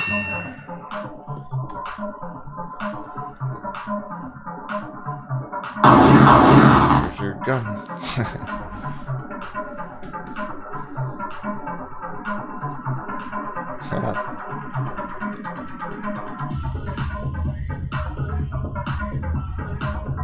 Oh yeah, glad that helps, KB. Charted it today, know nothing about it, but wanted to compare charts.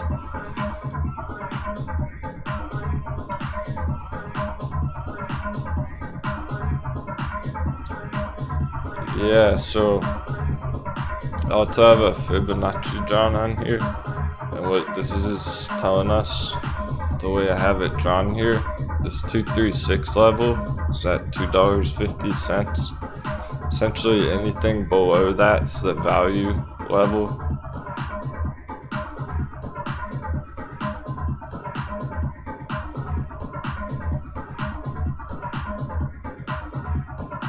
Below that 236.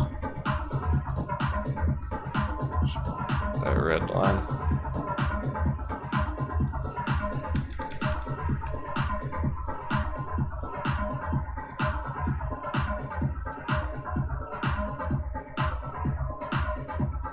That's where we start looking for hot bevies pretty much.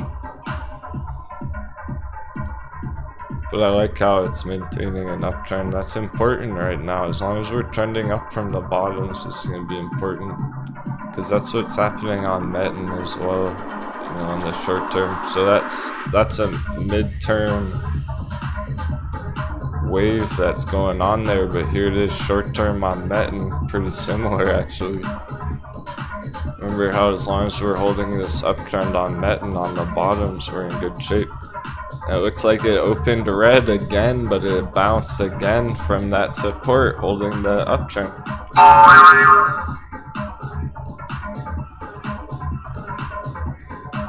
So that's exactly what we need Metin to do. Starting to move all of a sudden. Ah, the dollar's hitting our resistance. Let's go. Oh, it's time.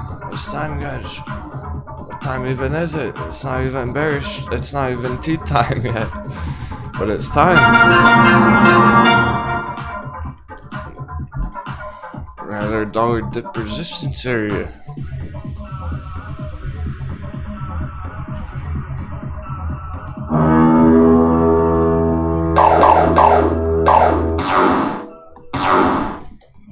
That's it.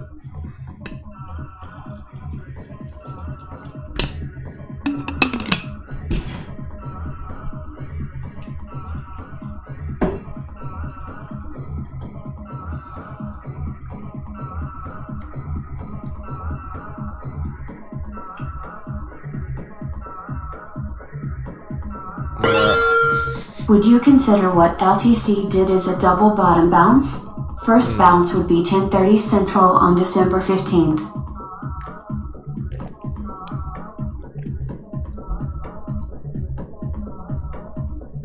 That's a good specific thing to be looking at. Like how you're thinking, look at Mountain Bounce though. Here we go. Dollar dip, stocks rip.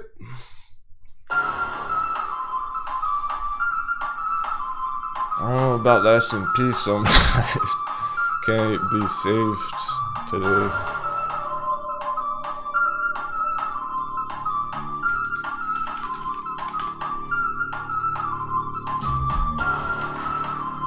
December 15th.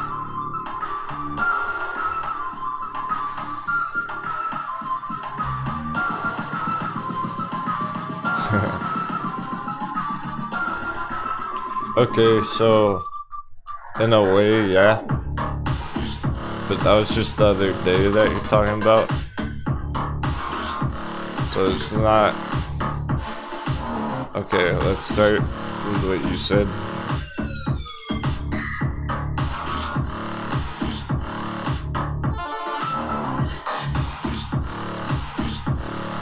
Double bottom from here, in a way.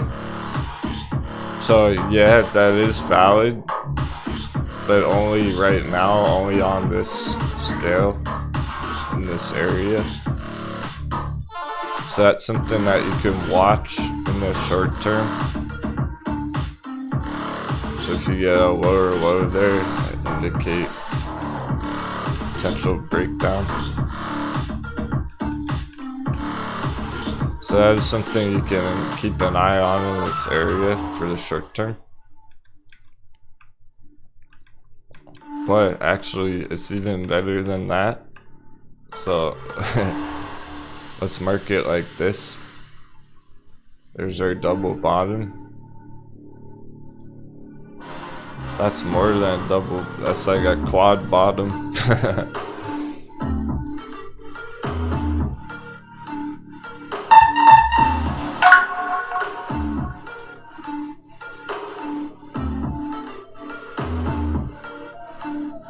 So it's not really about that double bottom there on the short term, it's more about this support level here.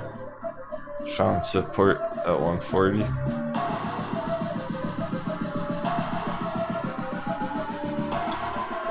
And that's also a line to keep in mind, because you can get a stop hunt at 139. That would be your stop hunt spot right below as well.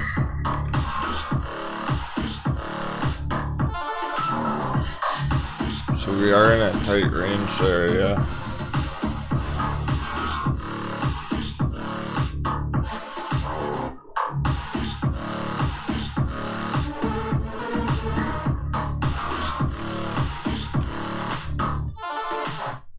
Here's our giant magic triangle on Litecoin.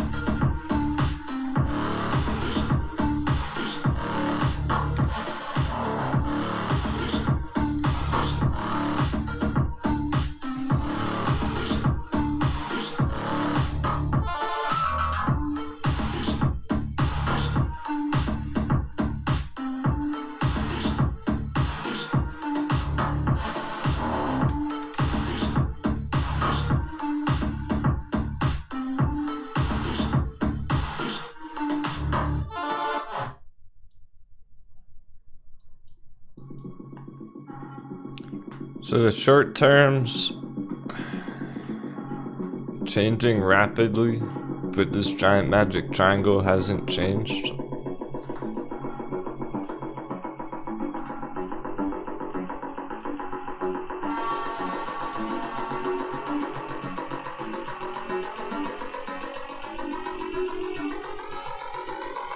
If it did break below, we'd be looking at 77. Plenty enough. So it always comes back to that number. I swear.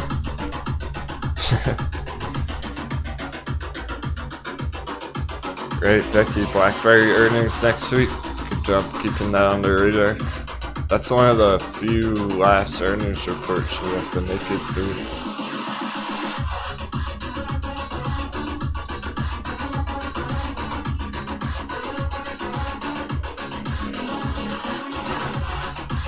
So at the moment, we have to assume it's gonna break upside next year bullishly.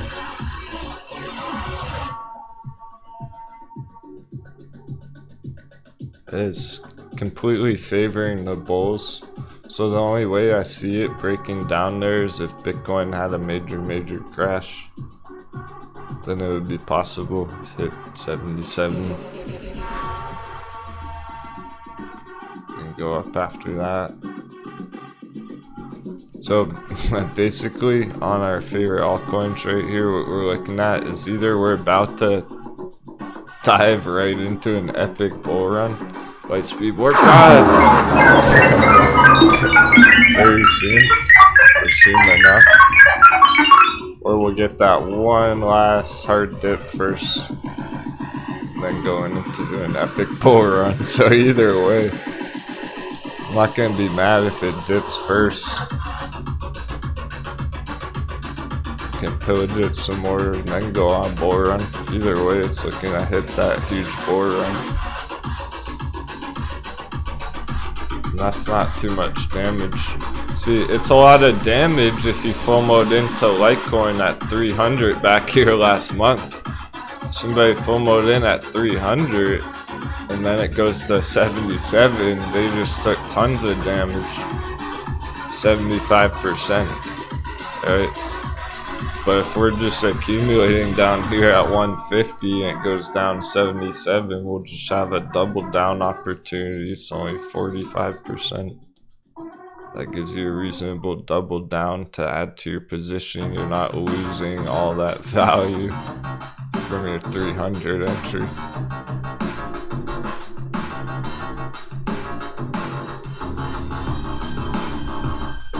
it's actually okay. I'm glad it was a measurement like that, because that sounds huge. That sounds huge for some people. And here's the thing. So if you're trading this giant magic triangle and you were worried about that, you would have a stop loss here, but you might get stopped out of it, right? With all the stop hunts going on. So that's the risk of doing that. But you could have a stop loss below the giant magic triangle and not take a big hit if it breaks down. But I'm glad it measures to be still 45%, because that sounds huge. It's like, oh well shit, I really don't want to ride it down 45%. Yeah, ideally you don't. But if you're doubling down and you're committing to the trade and going long term on it, diamond handsing it, that's actually pretty consistent in altcoins. That's not unreasonable to hold through a 50% swing, potentially accumulating more, doubling down, and then crushing it after that. There are times when it's appropriate, but you don't want to risk a 50% drop on a chart that's gonna stay down here for 5 years, and then you get stuck and there's no possible opportunity to ever get back out with a profit for 5 years. It's appropriate on stuff like this right now because we're anticipating that bull run some point next year to really start kicking off. So even if it did have a 45% retracement, we're still going to be bullish as fuck on it next year. So we'll be able to be confident about doubling down, diamond handsing it.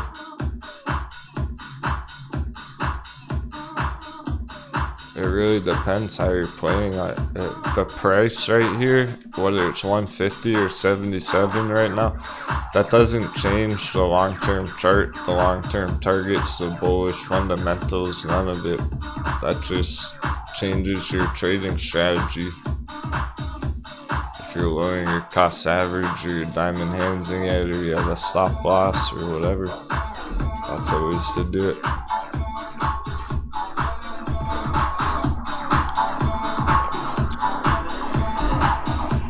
Up with the chat, turn up the tunes. It's like VXX is having a dip, so that means stocks are doing okay right now. We're getting that dollar resistance.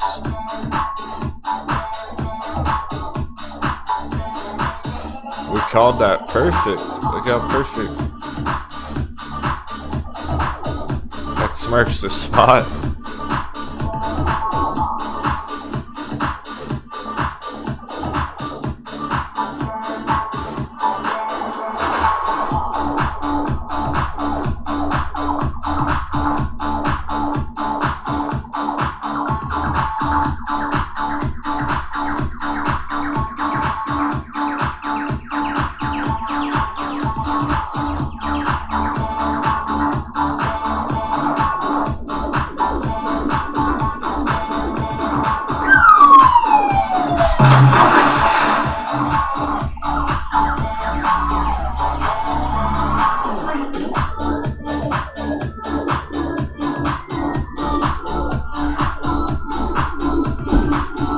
A hard rejection there, it can go red all day. We can get a dollar dip all day long. It's some huge green moves.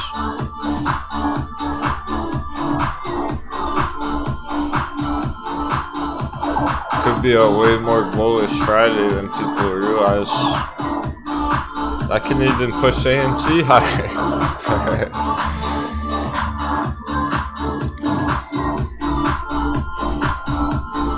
Got ways to go for that real long-term breakout. That's all.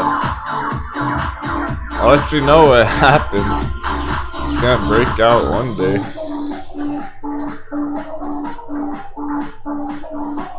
Nice, native got in on that dippage, on that pillaging early. I'll add your name to the chart.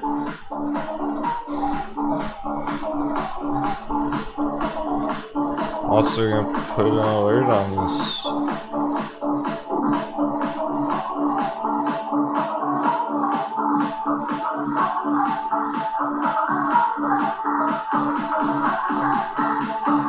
In case we get any surprises, I have a bunch of alerts set up.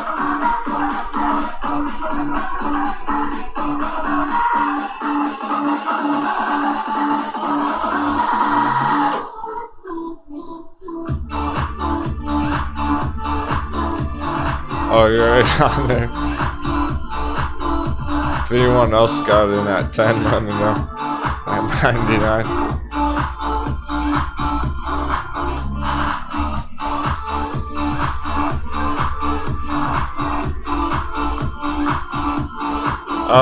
Whiskey, what did you do with that liquidity though? You got a AMC last week? Yeah, I mean, it's at a tricky point in its cycle right now because it's very late to be getting out of AMC, but it's also very late to be getting in it too, right?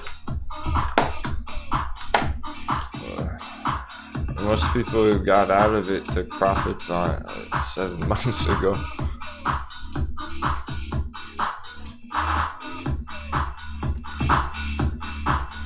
On AMC right now, the real deal's kind of like, look, if you've been holding it for 6 months, you might as well keep it going. Why change your strategy now? But it's all good if you're getting into other things, if you're getting set up for other charts.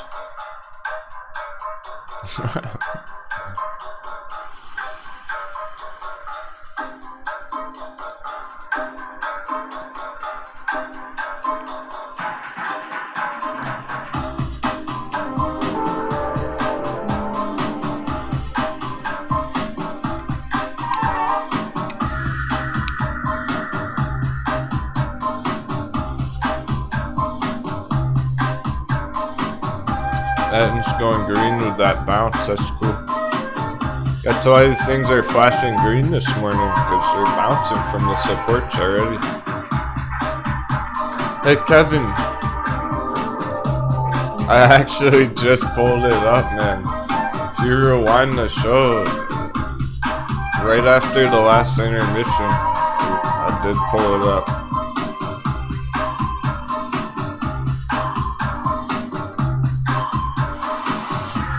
Like 15-20 minutes ago if you rewind.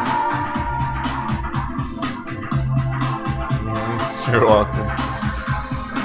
Everyone was talking about it, I had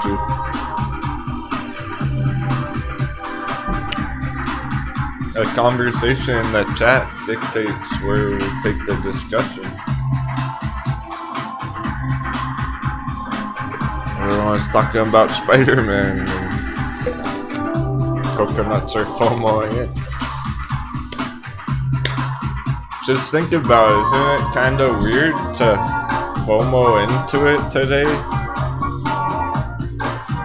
A year later? 12 months later? It's like, oh, today's my day to FOMO in the Spider-Man.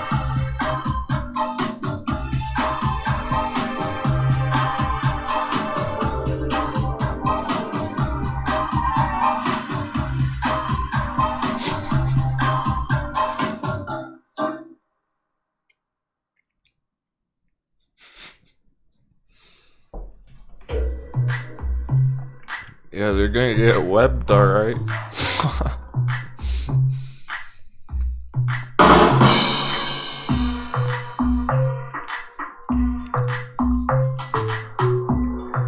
little late on that entry. Okay, Leesky, cool, yeah. If you're holding from under 20, well then you're still in the green and you're in profits on AMC and you're doing better than most traders on it.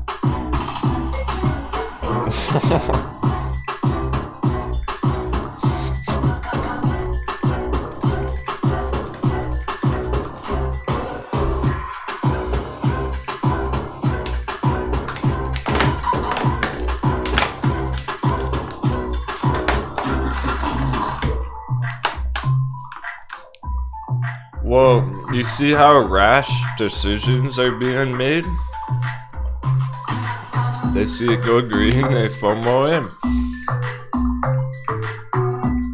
It's important to see where the candle closes at the end of the day. On AMC, it's more about the weekly candle close by the end of the day, not what it does this morning. It had an indecision candle in the making.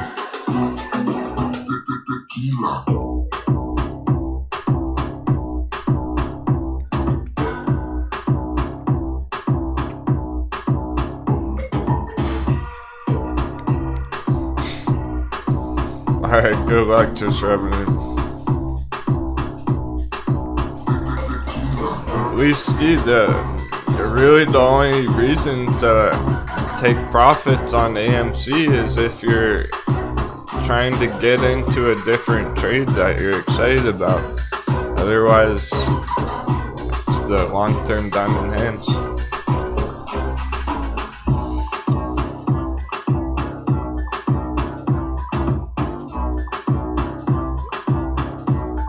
Well, Kevin Smith, I'm trusting the indicators there.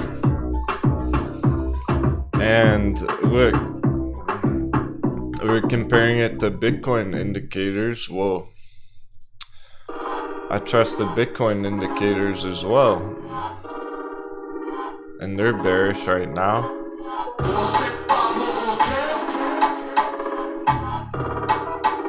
But Bitcoin indicators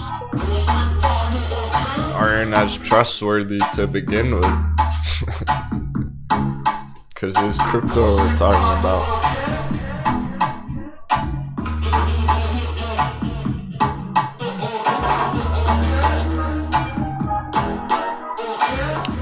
When it comes to this Bitcoin crossover,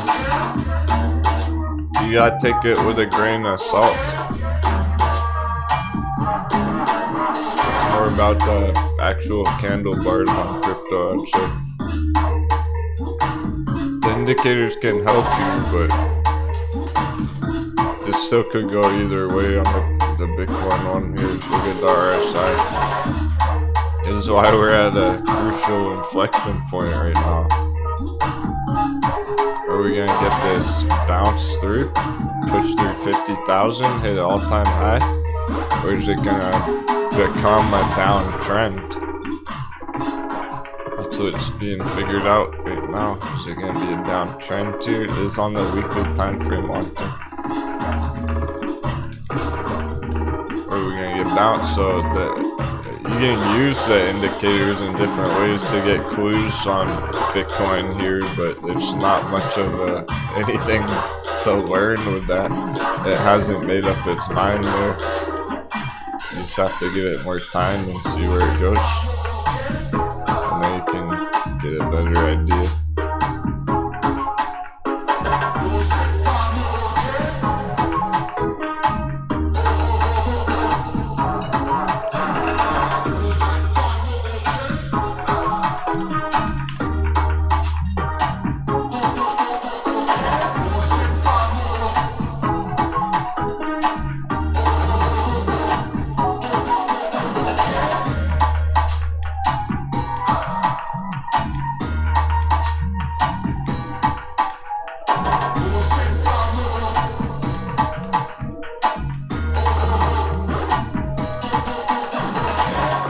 I want you to see it nice and simple here. Coin chart.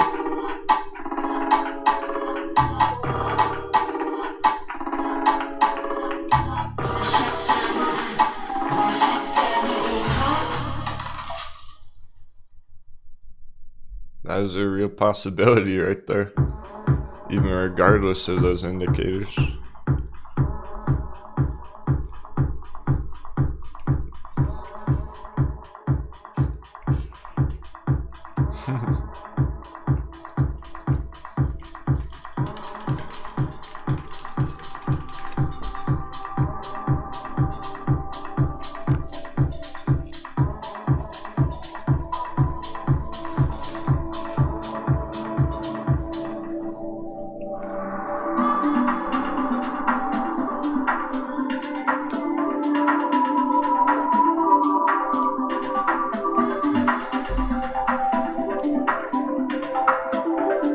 So although Bitcoin's red today, this can still happen here. Don't worry so much about the day on that one. Or any of the long-term charts. That's your lesson.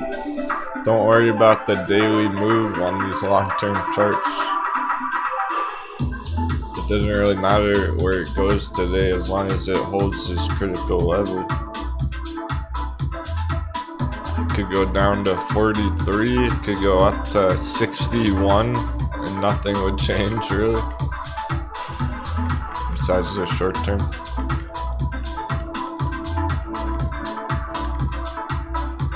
I think so.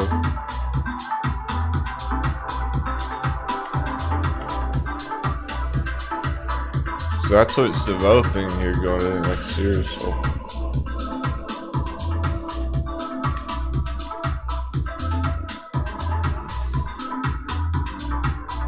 This whole section.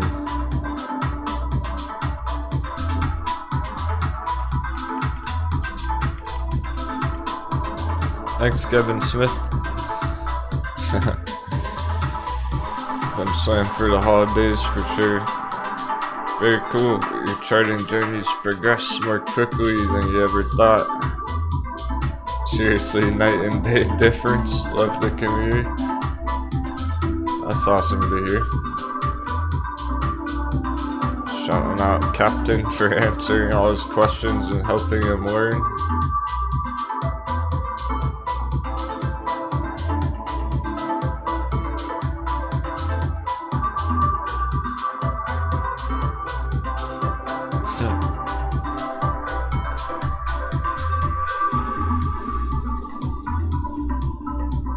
J-Big's got some salt water in his eyes.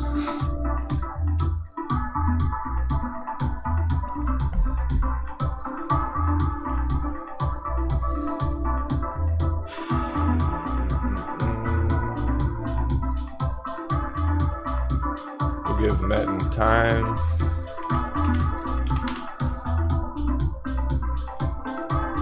BIMI is holding the buy box, holding the support down here.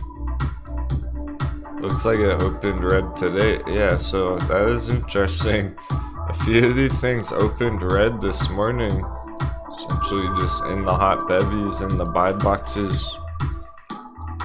Now they're already back up, going green.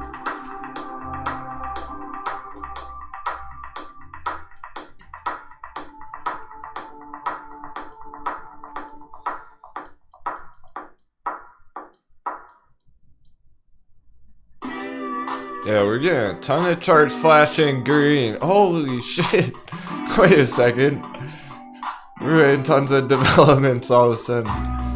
The dollar must be getting rejected. It is.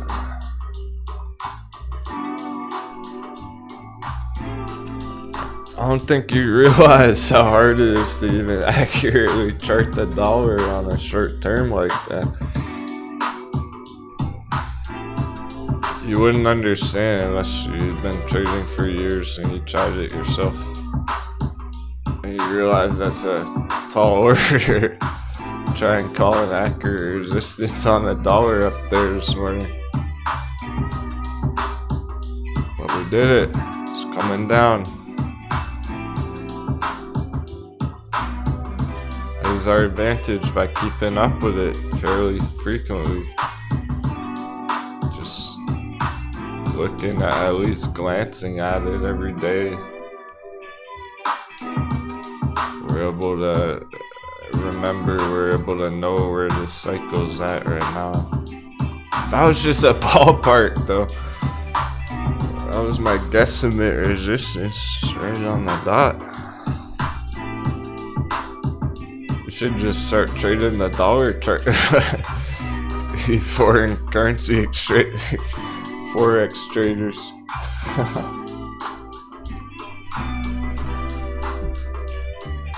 That's a joke. It's too choppy for that. There's too much fuckery for that. It's not worth it. Can still change his mind any second. Remember what happened the other day? That was crazy. The pump and the dump. Straight up, straight down.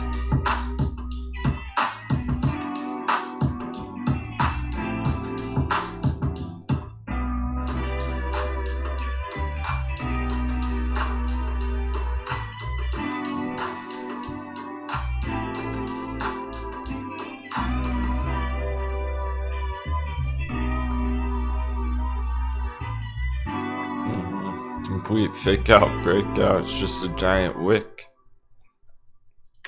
Candle bars never even made it up there.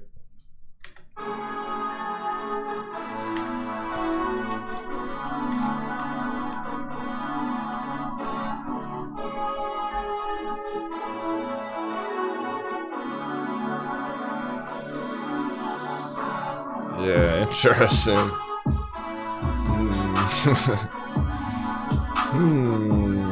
This could be big. We'll see. If it gets a hard rejection there, it goes down lower, it could go a lot lower from here, at least on the short term. Because the long term really hasn't changed. The problem is the long term's still bullish, so it wants to keep going up here, just generally speaking, beyond this level and go up here. But we could get that dip first.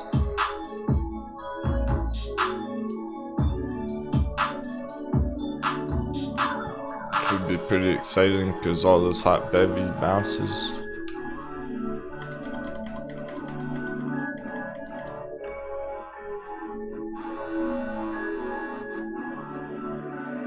But either way, it's being resisted right here, right now, so that's a great start. Let's see how strong of a rejection this is.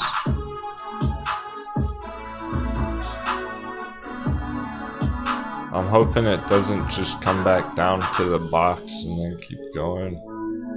I want to see it really go all the way through the box.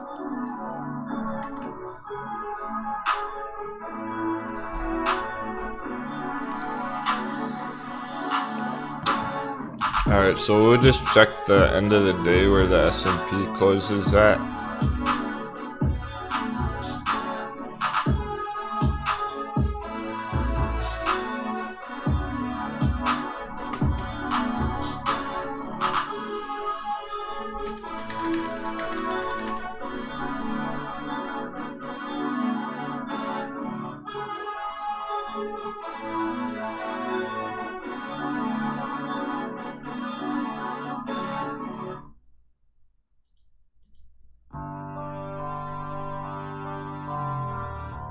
Here's the premium. It's not a premium. It's a discount on Elliottician. 23% premium.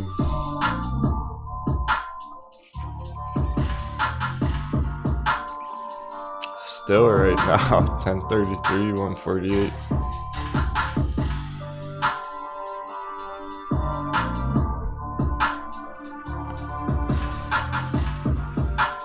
BME's getting that strong bounce already.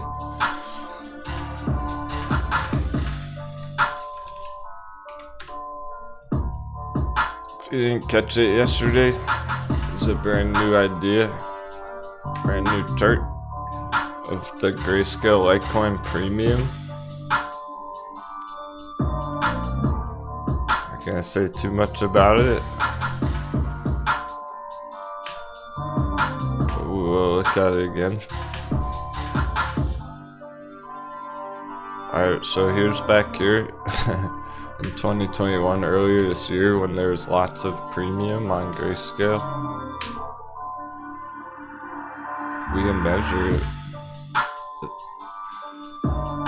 before we measure it, I'm gonna measure it from the bottom, this green trend line. So what is this green trend line on this chart? Which again, this chart's representing the premium, the comparison of the values between Grayscale Litecoin and Litecoin, the crypto. So when this is going down, Grayscale, it's not worth as much as Litecoin, which means you're getting a discount, you're buying the dip. Okay, so what's this number? What's this green line though? 0.09? Why is that important?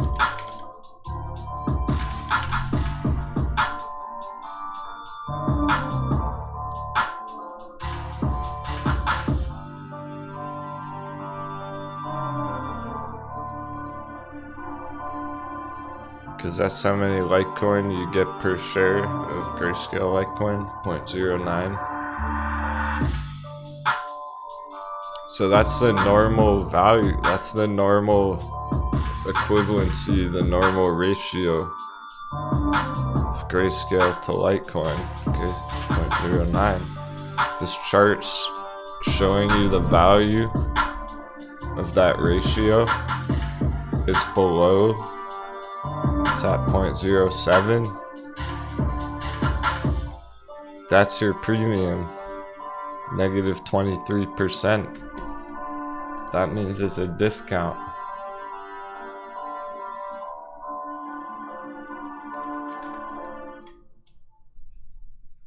That was a walk through the park to get there, but we got there. Hope you understand.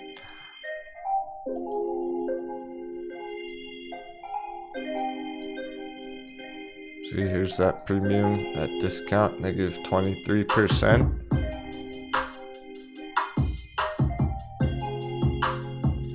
Negative 23% right here on this chart from that 0.09 level. Alright, it is what it was last year. Now we can measure in the other direction. So from that normal level up here on the left is going to show us how much premium there was.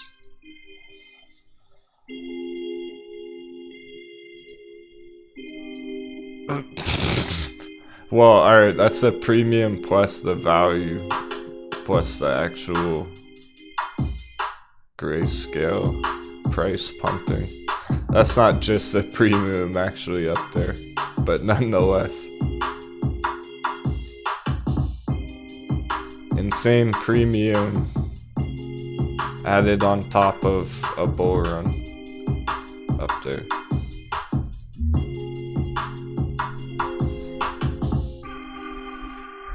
It wasn't quite 60x. The premium was like 10x, 1000%. But you get the idea. 1000% premium on top of the extra price. Just a general high price that people were paying. Because that chart's based off the USD price of each.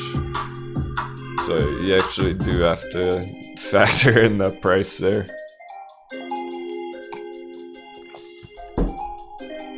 So it was a big price, plus it had 10x premium,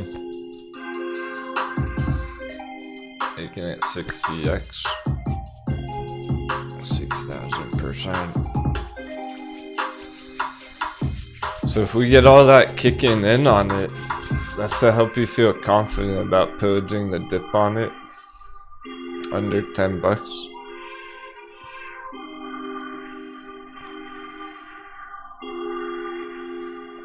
Definitely had to be brave to buy it at the all-time low, but that's why we're confident. Because we can get a bull run on Litecoin, pushing the LTCM price, the Grayscale price up, and then we can also get the premium on top of that, giving us stupid targets.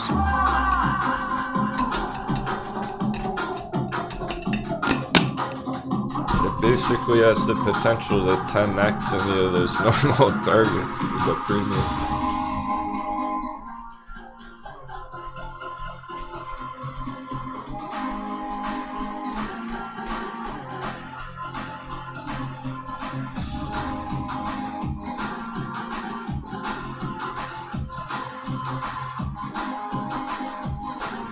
Yeah, so perhaps I will put that in a short video.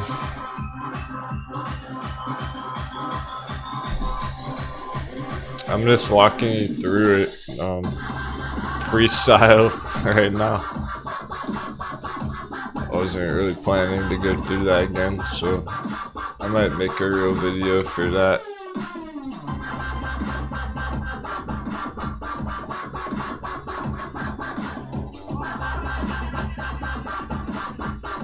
Yeah, Bitcoin's still holding up for sure. We're getting that dollar dip. And it's almost bearish lunch hour. Bearish lunch hour has been strange lately.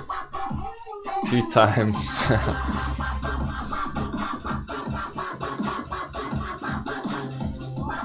With all these green charts, it's interesting because the S&P is going down still. We're in the bearish lunch hour. They started red today, but they're revealing their true colors.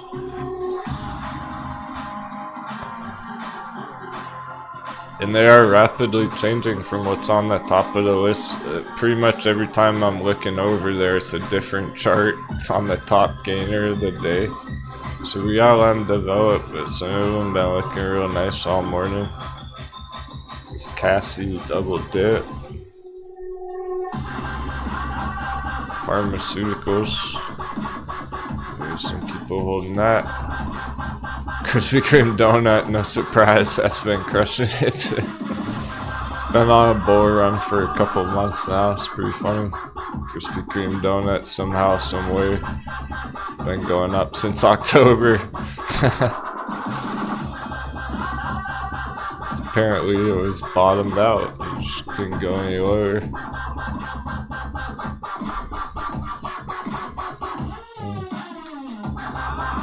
Maybe close finally ready here. It went below 4 even, so hot bevy action on close.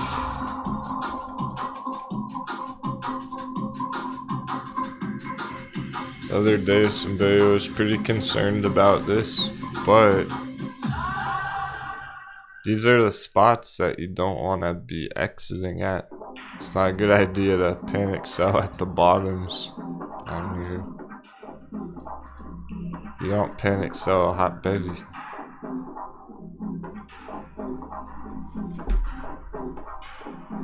That would be like paper handing sundial down here at 61 cents. That would be a coconut move. I'm sure no one paper handed their sundial.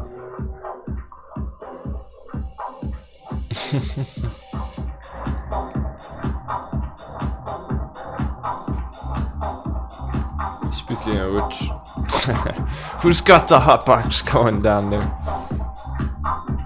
Let's take a short intermission going into bearish lunch hour. We can really dive into these things. I still want to pull up into the cruise charts later on. Eventually, when things slow down, if they slow down, I'll do it after the bell if I have to, after hours. Thanks everyone, happy trading. Short break.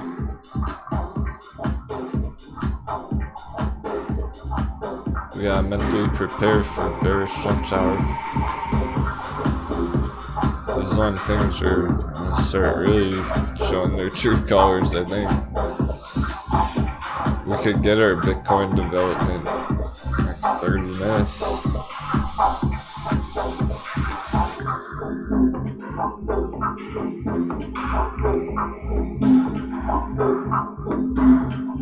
VXX very strong, so be aware of that. Nothing's changed with VXX S&P. They're on track.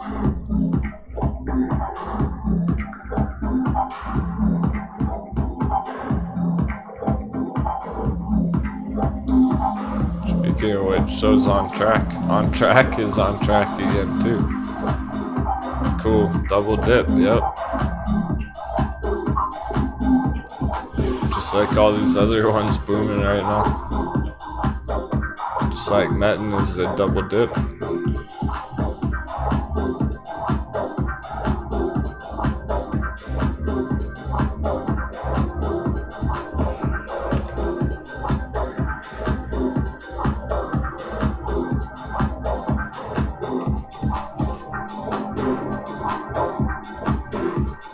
Hey Mario, nice charts on Discord. I'm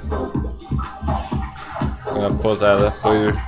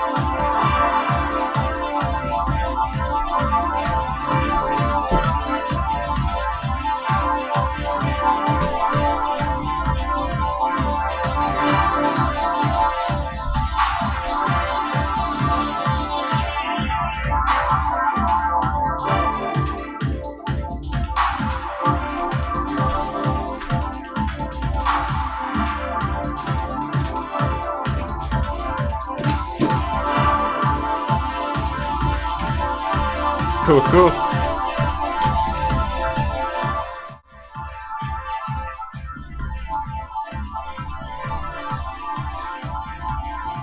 Welcome back, friends.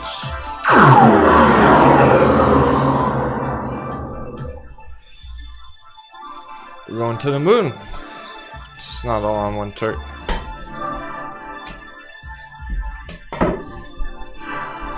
That's right, underwater. No commercials, no BS. Completely intentional. Supported 100% by the crew, for the crew.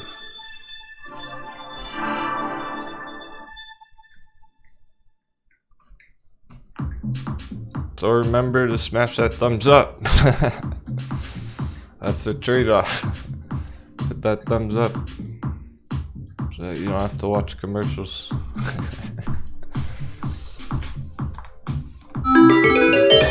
hate to even say it. So if you just do it every day, I don't have to say it.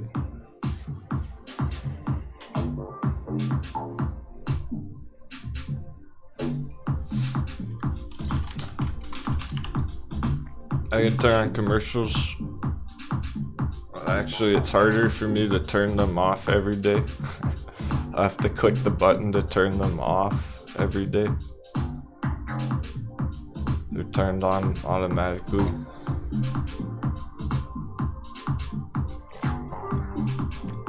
So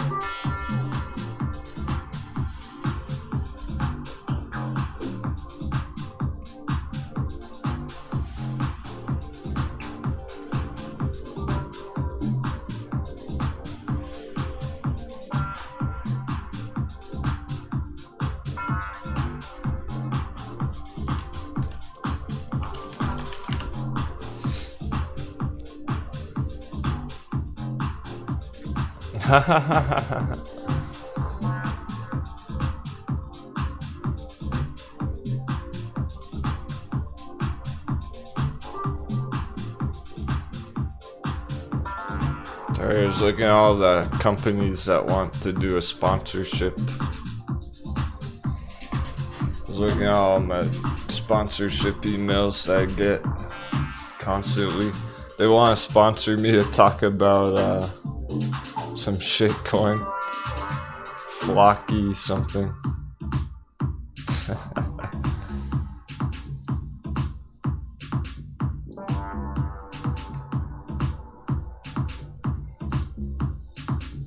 BitGet, Ionex, bunch of crypto exchanges.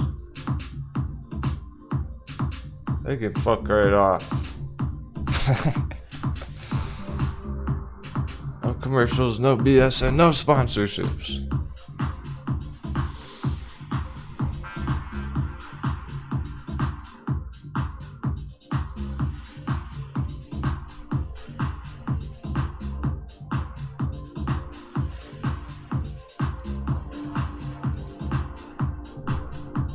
There's one shower.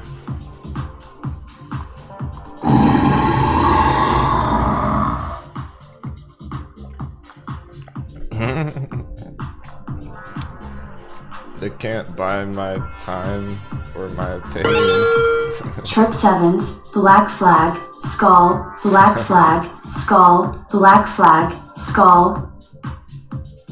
Let's go, Swift Mischief. 777. I need to stir up some mischief in the markets.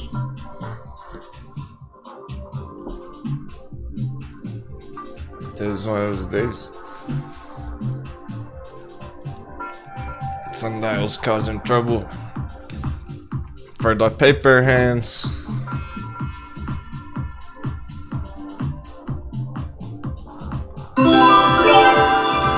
Hot beverage. It's still hot down there. Yeah, stock wizard. Cannons. All I hear is cannons these days. Yeah, so lit.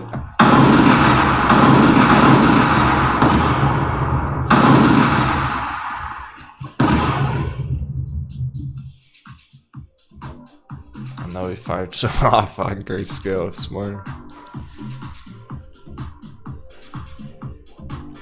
Atta boy.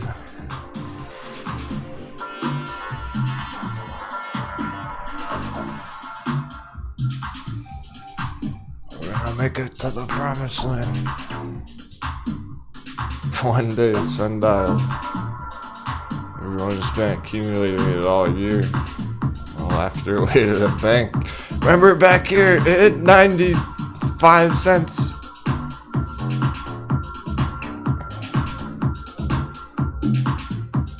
That was a month ago.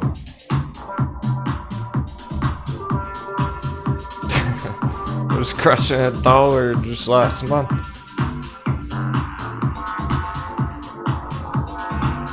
This is a double dip. Well, Stock Wizard got me thinking. Not a Grayscale sponsorship, but maybe I can get him on one of the Grayscale fucking CEOs on a voice chat or something for an interview.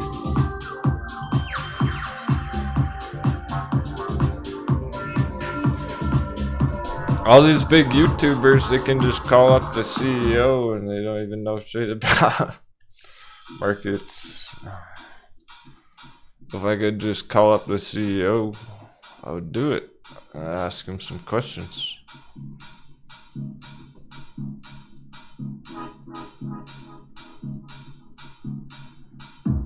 Let me just call up Satoshi real quick.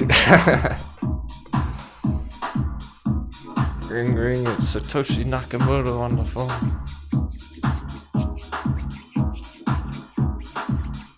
He's back from the grave to take vengeance on the dumb money.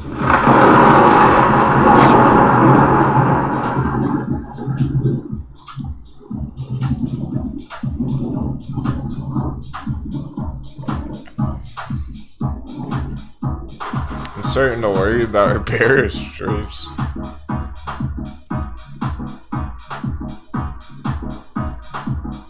I'm not worried about Boingberry or Sundial.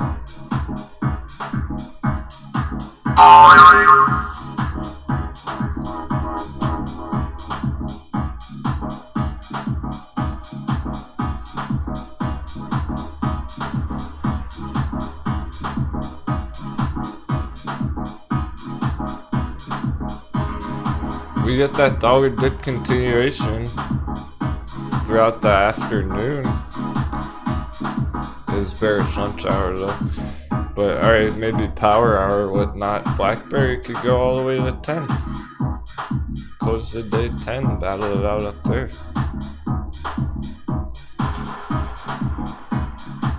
You can see visually on the chart here how that would be possible.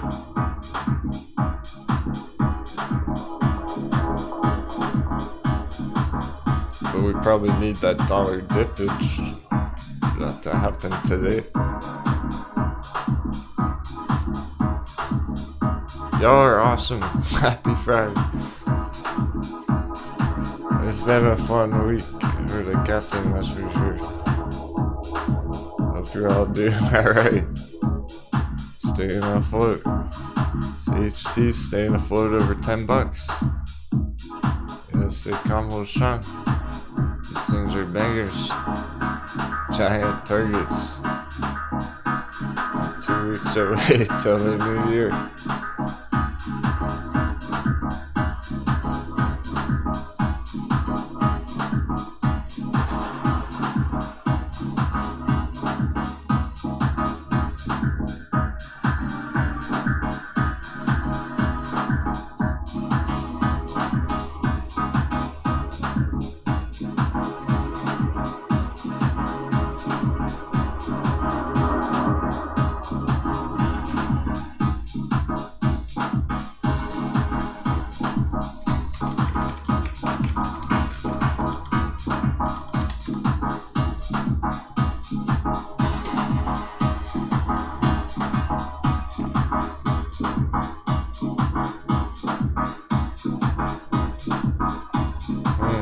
ACB going green as well, so sundial and ACB.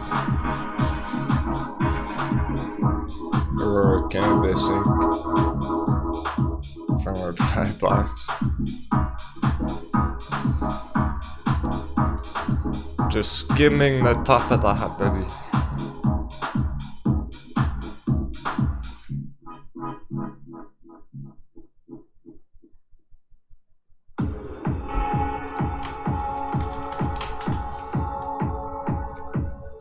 Torre's in it. That happened recently. We got that trip 7 on Torre there.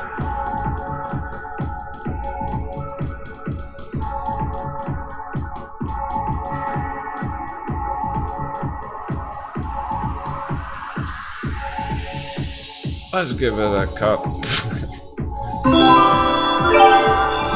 For Torre. Hot beverage.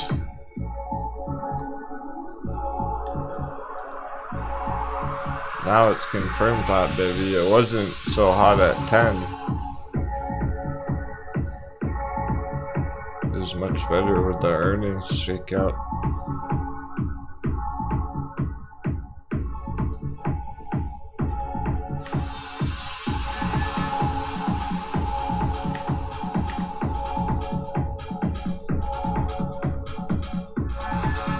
There's a lot of things going green. Holy shit. Wait a second. Are we things ready anymore?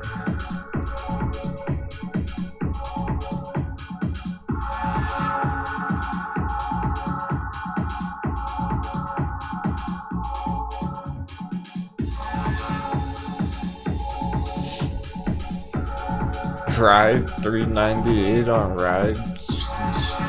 It's like a joke now.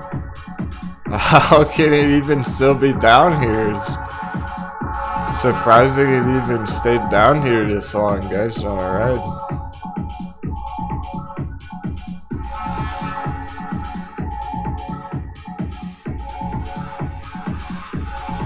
It's almost laughable. It is. I just laughed at it. It's funny how long it's been down here now. So undervalued. Consistent fire entry.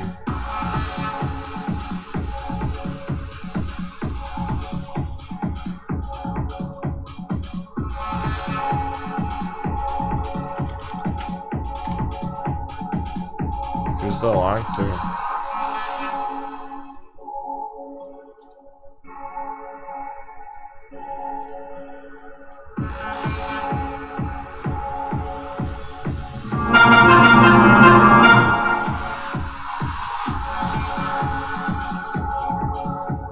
We gotta give it time though. At least a couple more weeks this year. Really kick off.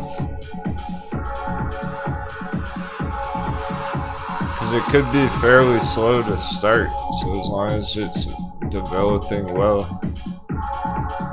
it'll be fairly slow to start here.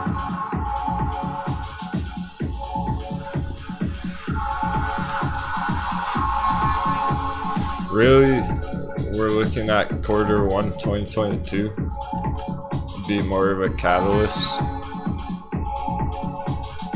Hopefully what happens is we start trending up now. Hopefully that was the bottom in the end of the year here.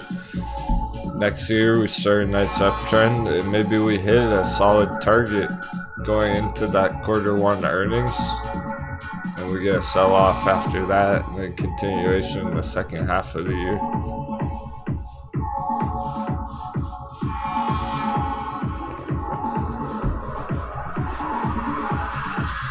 So there's a more realistic projection for next year on it.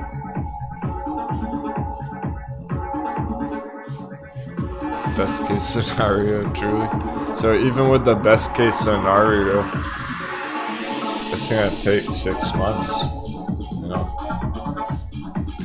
It's not really looking to slam an all-time high in 1 month or anything.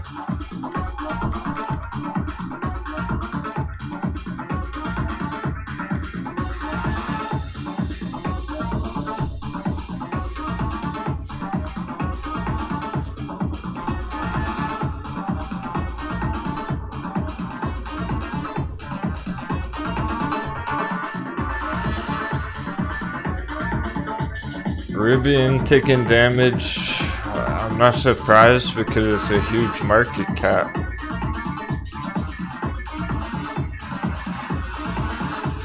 We were bullish on it for a few days back here. We were bullish on Rivian the first week it came out. After that, it was no good.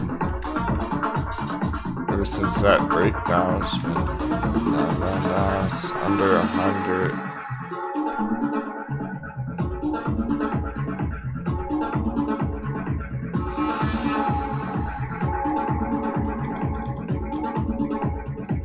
Oh, the earnings, like today. I wonder.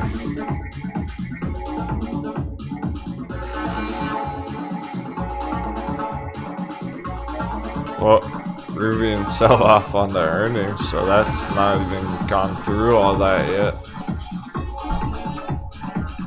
Just like all our other earnings sell offs, this one's happening right now though.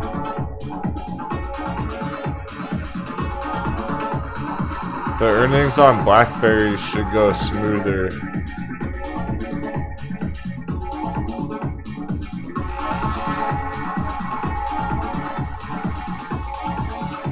Okay, Brickell's still going from this morning. BBI, so there's a new swing entry from this morning, really. Well, this week, I guess. I like how it's been developing down here, and today could be the bottom area of that last step that we need going forward. Looking pretty attractive because we got nice short-term targets, like 80%, and then we have better midterm targets. Go up to $1. It's looking more potentially short-term though. That's what I like about it. Might be a good short midterm swing.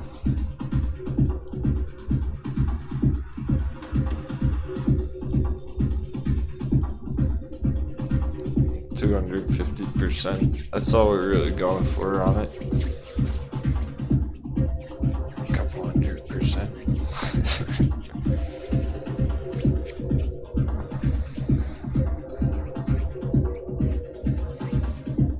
It's been asked about a few times, so there's some interest there in the community. So I started charting it, and I'm planning to at least see how it goes in the next week. Keep it on the radar a little bit. So I'm expecting this to be a bottom area on it. In other words.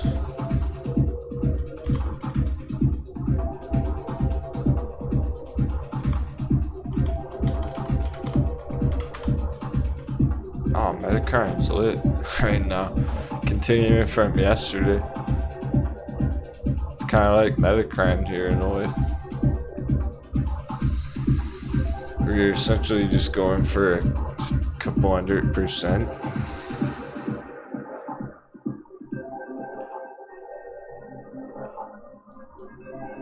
A relatively short midterm swing. The pet sick about Metacrine. Yeah, I remember you got in at 120. Bunch of the other pirates, that's perfect.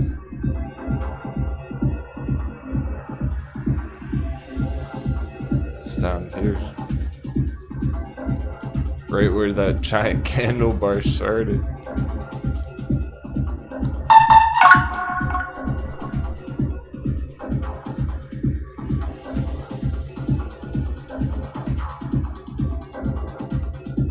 Sweet. These are at 40%.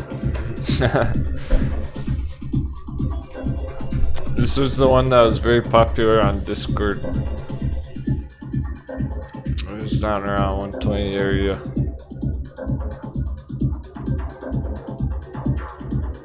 And it's been heating up. It really has been trying to go over and over again, but the dollar and everything else has been holding it back. Now it's finally through. As of yesterday, that's what happened on it. I confirmed a breakout there, so now we're really trying to hit this gap fill target back here. Now that we're through that whole bottom area. Going for a swing up to the top of the gap fill target, 350 area. So it's looking like we are gonna be getting that full move.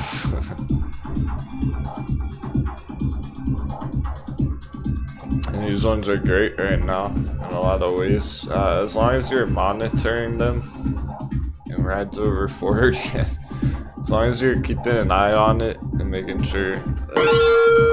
Really not even sure how I did it, but I made a little bit of money on OSA using vechain to swap. You deserve 100% of the profits on this one, and here they are. Makes me feel good to let you know how much you've done for me. Much love, Captain and crew. Alright, hell yeah, man. That's awesome. Thanks so much and congratulations. I don't even know what you're talking about. OCE using Vex exchange. Some crypto token swap. Yeah, savage.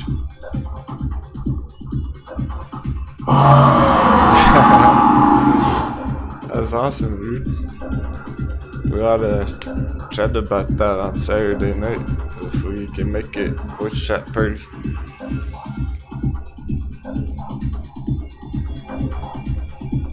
That gets me excited, yeah. So you use your trading knowledge to pull off a savage crypto altcoin token swap day trade. That's impressive. That's something brag-worthy. Great job.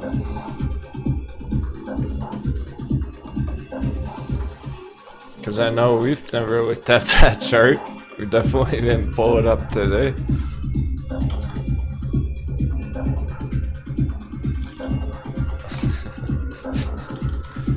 What are you even trading?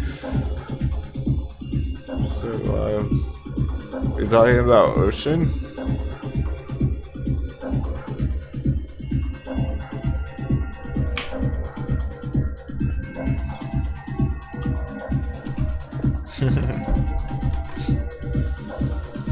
If you want me to pull it up, let me know what chart that you're using in the chat. Yeah, no doubt. I know you mean that.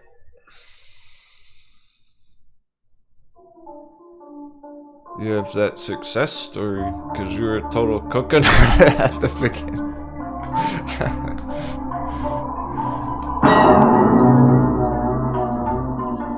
Yeah, the mindset all on the wrong direction, all upside down, thinking at the beginning, because it's not his fault. He was misled by all the other channels.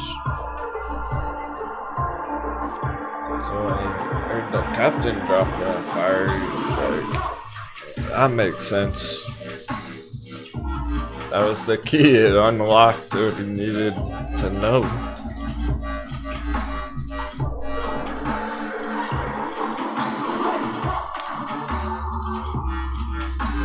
You have smart people out there who are stuck with bad information, right?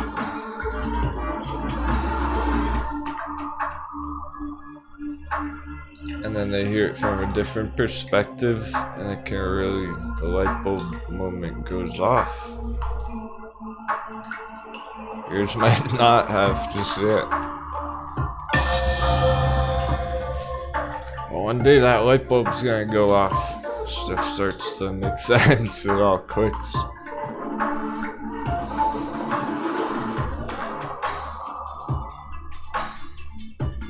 Because you have to be humble about it. I think that's where did make kind of major development along the journey. The past year with the crew. You gotta accept where you are in the process and be humble about it. And not just jump head first into every trade you see.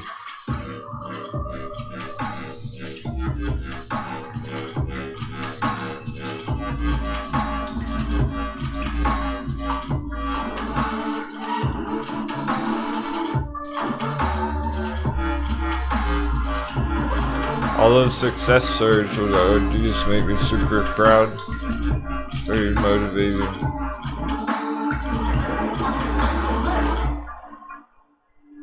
Let's check out a few charts from the community, from the crew. I was impressed.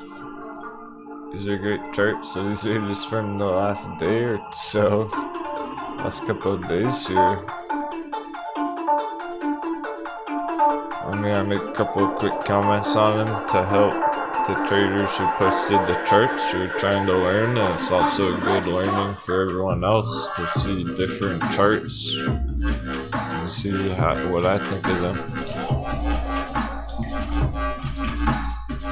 Overall, very nice charts though, everyone. So it's from Apex Predator, MMNFF.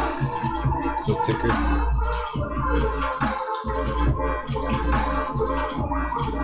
I like the long-term support. That's a good thing to watch for sure. It looks like you do have the whole chart laid out here. Even though I can't see the time frame, it does look like a long-term weekly chart, daily chart. You have a giant breakout back here, 3-year resistance, so that shows you it could be explosive there. And then, yeah, it's great that he separated out these wedges here, because those are essentially two different cycles. That's a good way to look at that. And you did get the breakout here from the first one, but it led into that second one, so it's not long term. That's where his bigger wedge comes into play. Almost like a giant magic triangle, but not quite, because here's what I would change about this here. So you have a hot heavy down at the long-term support, but truly we like it below that. So when I'm drawing the coffee cups on my charts, I'm putting it below that yellow line, not on the yellow line. So that tells you if it goes below that yellow line, boom, hot heavy. At the moment, it's just a long-term support accumulation. We like the coffee cups at the all-time low.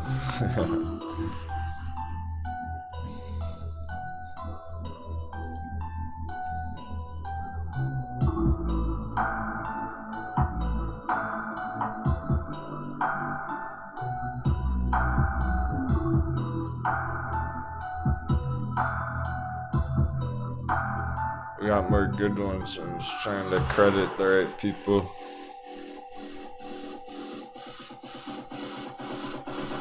Is Pertman's on ride? He said ride falling wedge. Yes, it is truly long-term falling wedge. That's valid. That's what he wrote on it. Wedge was valid. You got your MACD. I can see it's green down there. And he's also on a long term here. Very cool. I'm glad people are looking at the bigger pictures. So that's essentially what we are waiting for to develop here. Is that continuation, that real strong breakout next year, going into next year, 3 year, onwards and upwards. And how you have all the confluence, all your trend lines are essentially pointing right down here in the corner where we are now. Well, that does tell you how important the price action is on ride currently.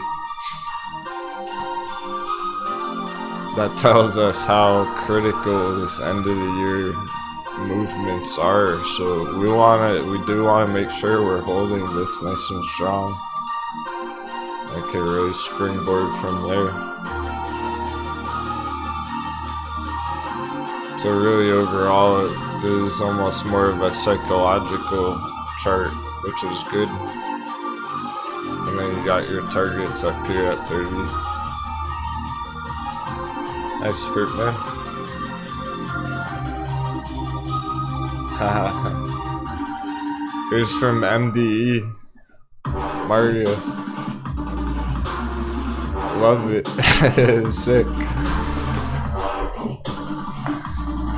That's why he's our Mexican badass.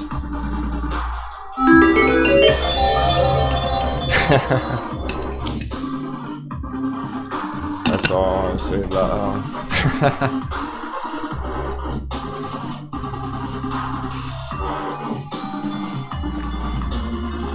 the all-seeing eye. What goes up must come down.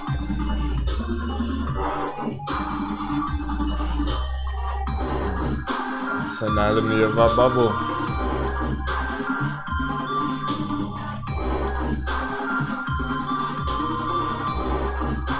This one's from Amco.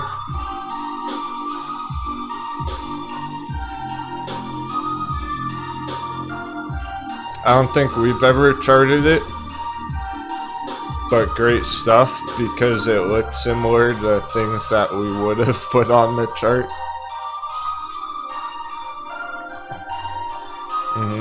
So yeah, this long-term resistance from the candle bars back here on the left, that is definitely very important. It's important to know that we're through that. However, okay.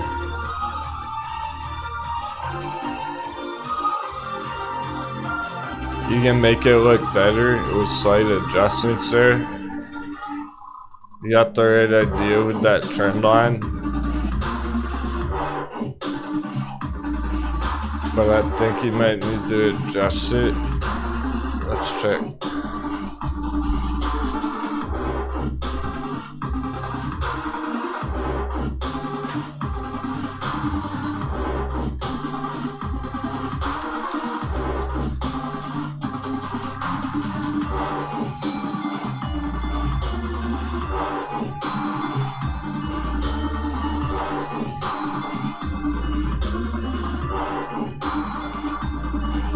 Yeah, we've never charted this.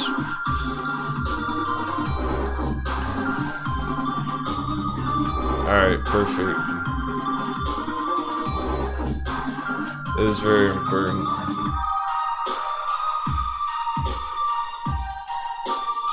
I think we can make this a lot more accurate. So he has his trend line like this is resistance, which is a great idea.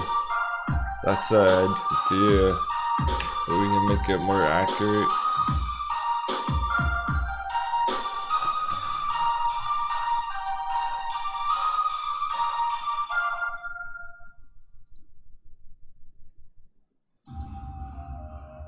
There we go. That's much better.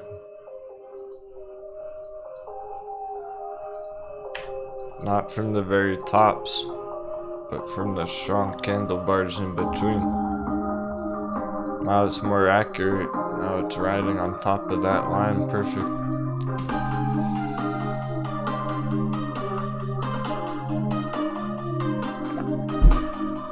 Also, I could tell without even checking. This looks like a linear chart. This one might look better on the logarithmic chart.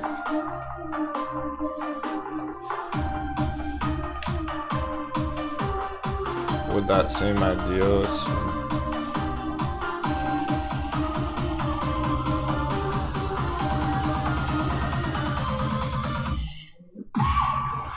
ooh, there you go. That's much better. That's the chart you should be looking at on it, honestly.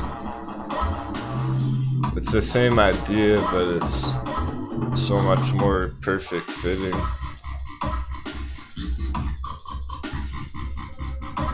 Side by side.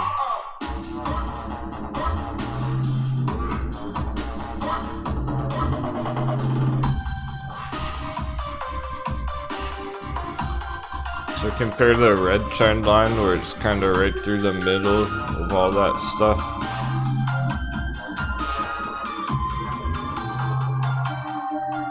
Compared to our green trend line, which is perfectly bouncing from right now. And it holds so well back there on the left too. Whereas yours on the left is it doesn't exactly match that trend line, just those two wicks.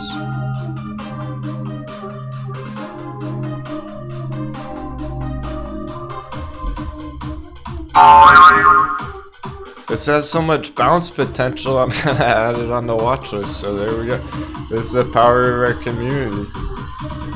We'll find awesome charts, and if they look like they have potential, we can keep them on the radar.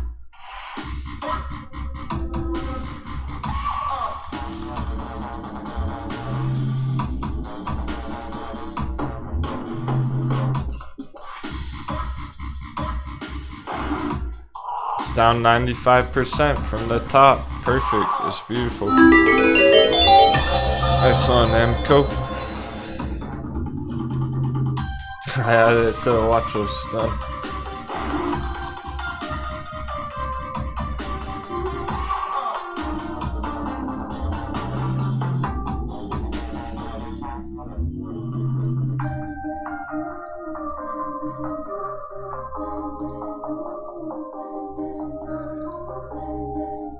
Yeah, so your chart's still valid, you got the right ideas there, but with some slight adjustment, turn it to the logarithmic chart, make it look a lot cleaner. Nice, you're already up 6% on that day. Let's go. Gives you confidence to continue holding, exactly. Yeah, because you gotta have that confidence when it's at the all-time low. It's intimidating. Might get this bullish crossover soon on the daily. 4 hours bullish momentum. 4 hour looks strong. Just going back up.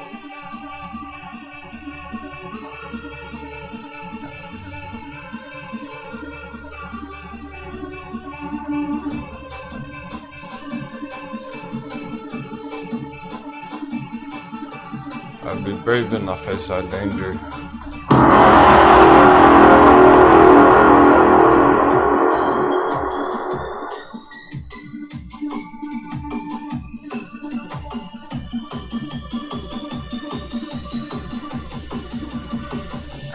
Here's one from Solo Line. XL. Yeah, I like this Solo Line. This is a good chart you have going.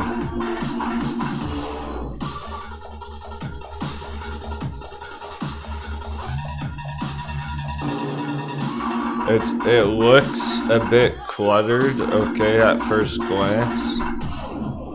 But I know why, just because I can't zoom in on your chart. If I was able to zoom in here and rescale it and everything, I think it looks very nice overall. Because you have multiple wedges here pointing down. Alright, so he drew this giant wedge in orange pointing down. And he has another one in here in blue. You can see that one in blue in the middle.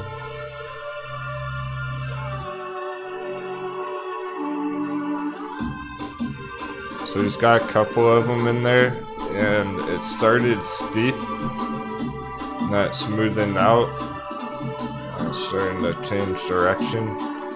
So that shows you that it is smoothing out here nicely. So each one of those are valid, but there's not much tradable there. That doesn't really help you trade it. That's why we don't scalp XL fleet. That's why we don't day trade XL fleet ever, because it's a long-term hold. There's not, that's all good and stuff, but it's a long-term hold either way. So that's really the only thing to chart on this, just the long-term perspective, which he has done here. He's got his timing cycles, the vertical lines. And then he used a chart hack with these other yellow horizontal lines heading up to the old all-time high, $35 target up there. So he's got everything he needs here.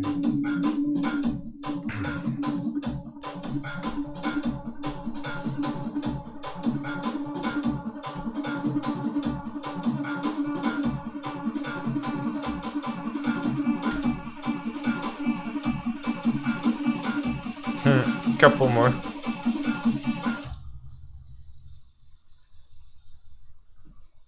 Elden Carp, Virgin Galactic. A nice falling wedge as well. In the long term here. It's got Denwo gold.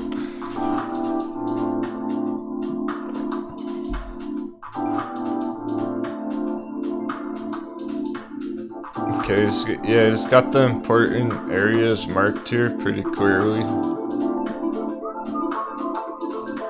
So he's got that red trend line about $20, and he's got that gold box around 25, the gold breakout box. Yeah, so that's good. And again, he's got the old all-time high targets up there like everyone else's chart. It's always good to have something to aim for. Gotta make sure it's worth your time.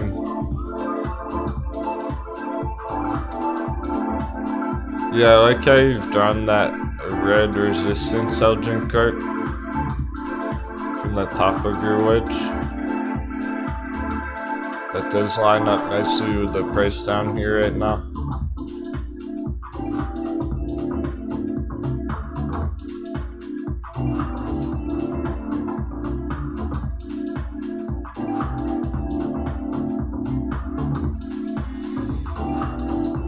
Okay. My criticism on it, you should make the arrow projections more accurate. You have this old arrow, or this arrow up here in the middle of nowhere. You can move that over, put that at a more critical level in the future. This blue arrow doesn't really line up with where the price is right now. So try and make your projections on it match up where the candles are right now, so that you can visually see how the chart follows along your predictions.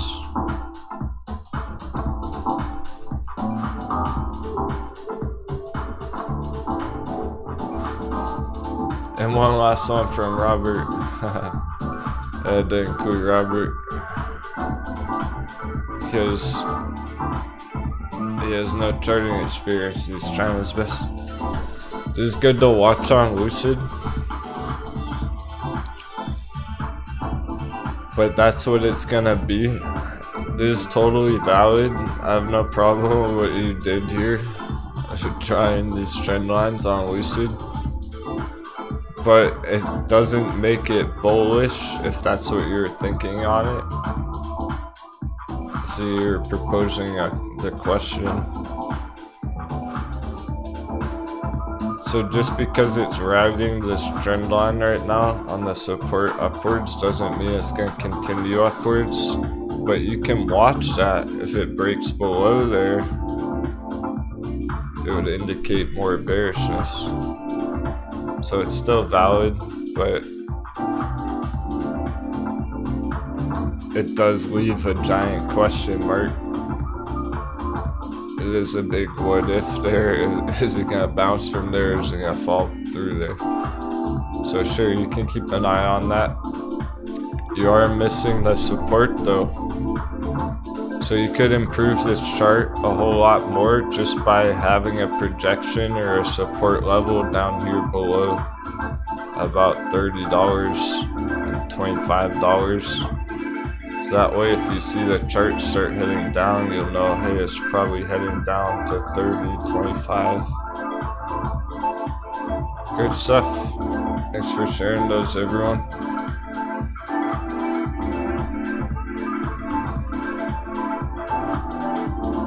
I just picked a few good ones I saw this morning.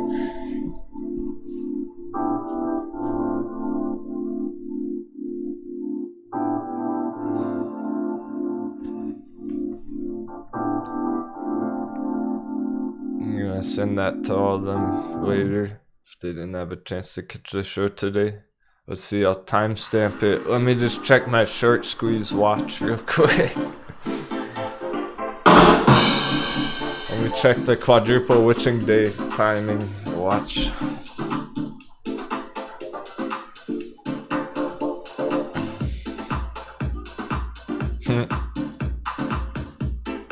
Yeah, gotta enjoy that super chunk. That's the advantage you have of sharing those practice charts out there. So I actually see them and comment on them.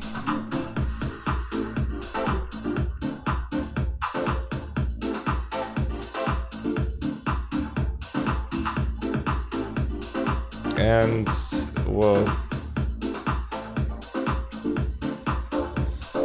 you're learning from your peers. So you can see how other people are approaching their charts. Maybe you're doing it similarly as they are, so it's good feedback for everyone. You're making your projections more accurate. So you don't really want your projection way over here. You want it to line up with the price action so that when we check this chart tomorrow, well, on Monday, let's get some sevens in the chat. 777.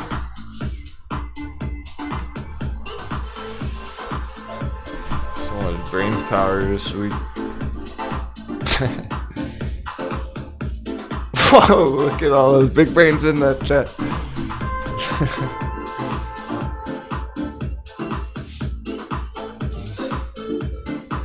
It's been a long week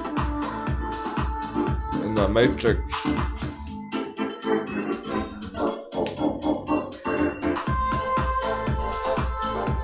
I'm looking forward to just seeing how crypto does its thing over the weekend. Not having wild pre-market explosions for a couple of days sounds good.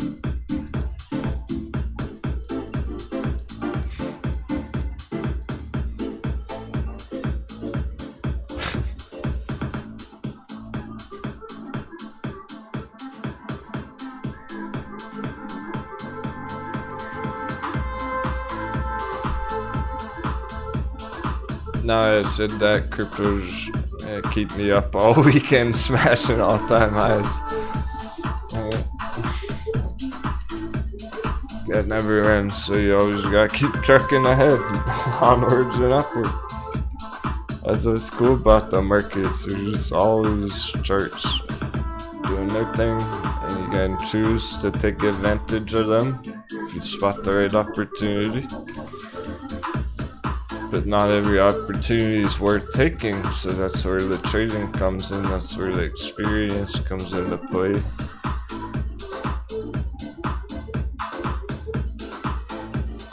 Hopefully everyone can see that, well, when it comes to crypto here, would you rather buy one Bitcoin for $47,000 or like 100 Ethereum? 10 Ethereum. Ethereum's pretty overpriced too, that's a bad comparison. A whole bunch of Nikola. You get 4,700 Nikola shares for the price of one Bitcoin.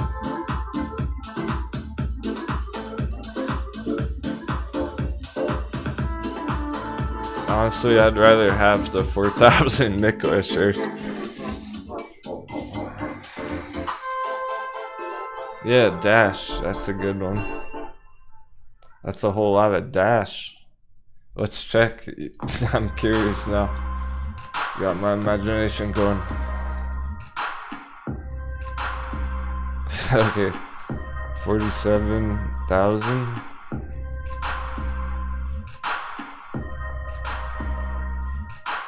Let's see our CryptoX. Select few green. Balancer. Nice bounce from the bottom of our buy box. Oh, bear trap bounce.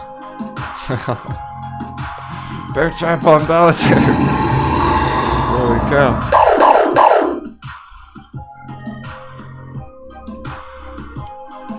It's right at our buy box. Essentially stop on similar to our stock charts there.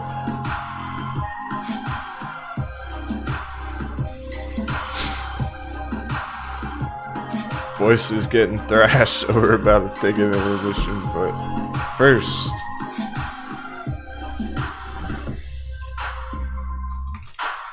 quick number crunch.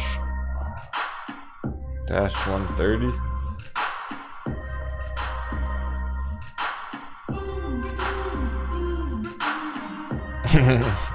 $367 dash coins, or 1 Bitcoin.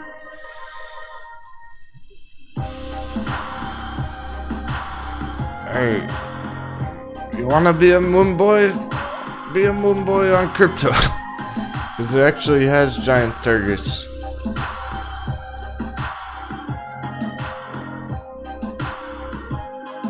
Here's our 12x perfect number target to the old all-time high, $1,600. I can go beyond that to a new all-time high.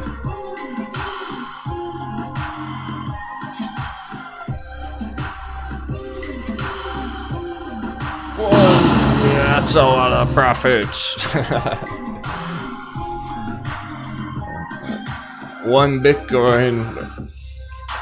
Or 367 dash, and if dash hits that all-time high target, it's $587,500.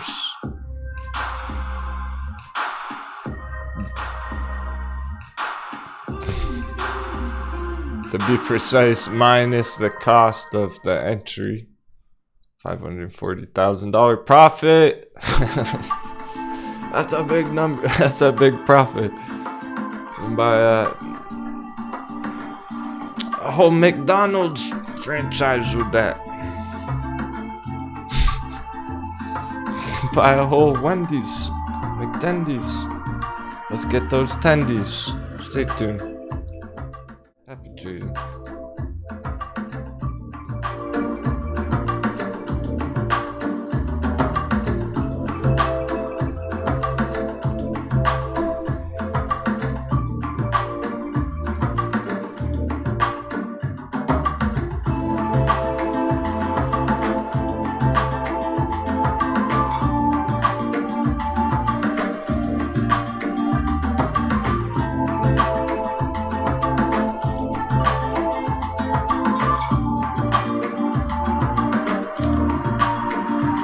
Stay tuned, I mean stay on the alert.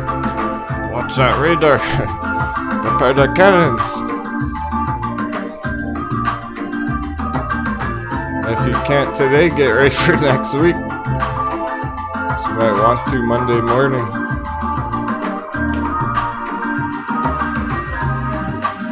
We're getting tons of green charts. Almost through bearish lunch hour. 10 minutes. Until bearish lunch hour, 5 minutes on the break. Hey, Mazina. Nathan. Oh, Nathan, I'd rather have 100,000 shares of Sundial than I would 1 Bitcoin, honestly. That would be a fuck ton of Sundial shares for the price of 1 Bitcoin. Right, Kelly? Right, Mike, for real?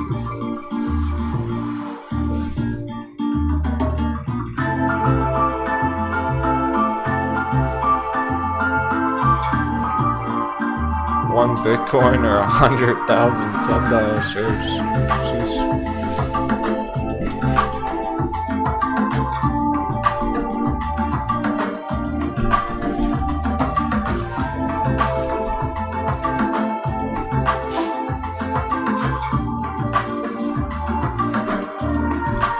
That's a whole lot of vechain.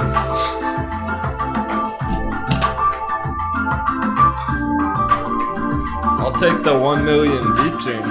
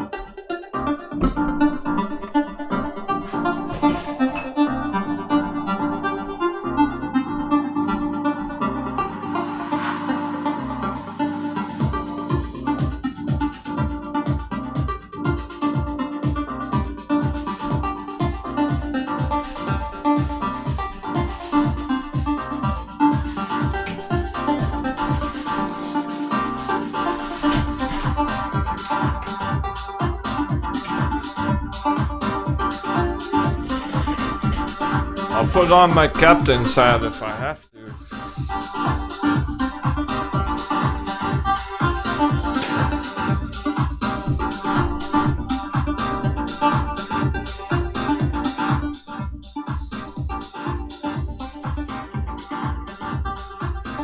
It's time to be brave.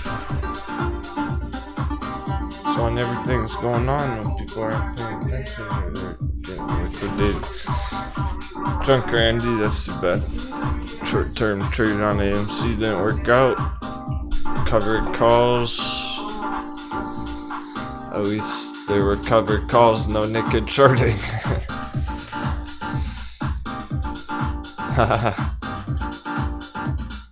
Microthermo wants the hat. Or it's coming out later. At the end of the day. Arr. Or third bearish lunch hour. That's important.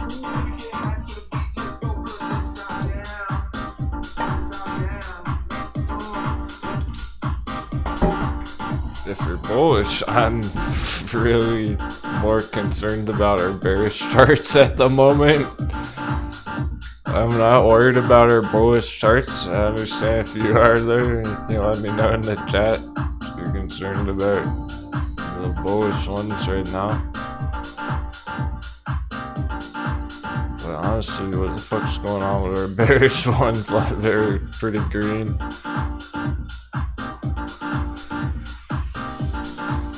Okay, still under resistance, the CXI.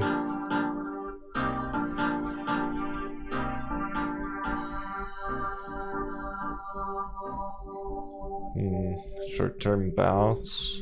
Short-term bounce.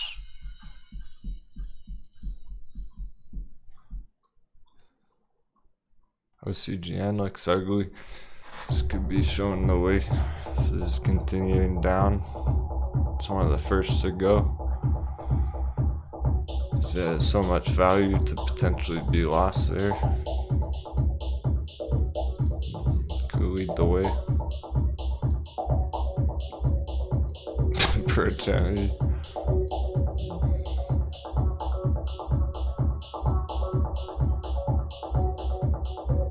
Etsy though. Etsy Bay. Whoa, just revenant.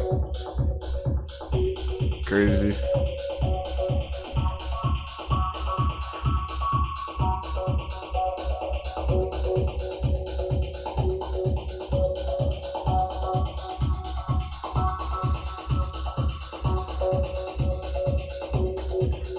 Oh, that's cool, BL Babs. It's been ready to go on the chart for Nicola.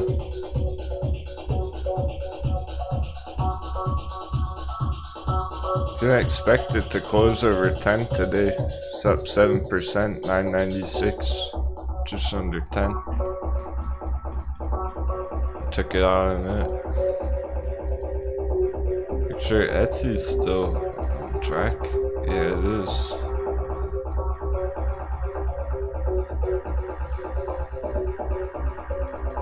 Short-term bounce.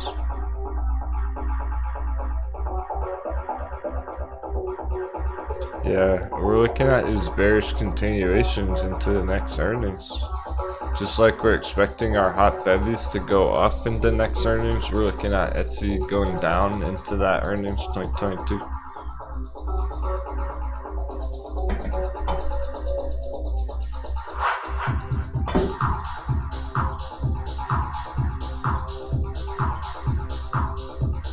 Here's the weekly candle, still red, still indecisive. So yeah, it's only a short-term bounce at the moment.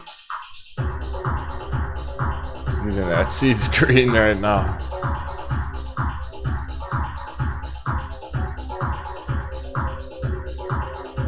Alright. Nothing's changed, there's some short-term bounces at the moment. Disney 149. Oops, there goes Mickey Mouse.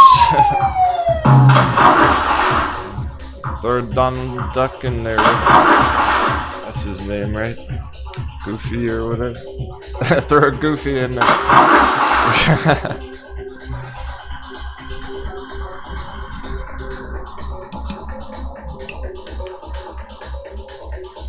Dumb money, Goofy money.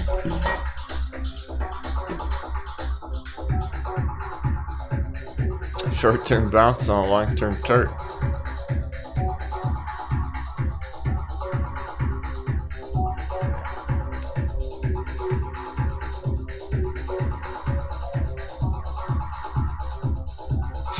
Coconut talking. At least you're not long on Etsy.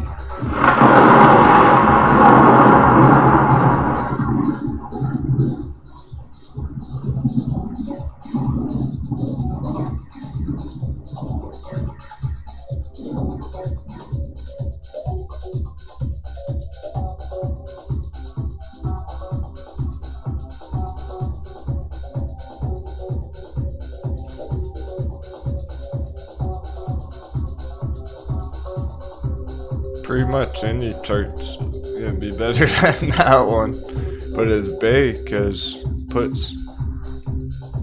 Oh, it was Disney, right? They're both garbage. Neo $30, so still very ugly on Neo as well. Trust the indicators.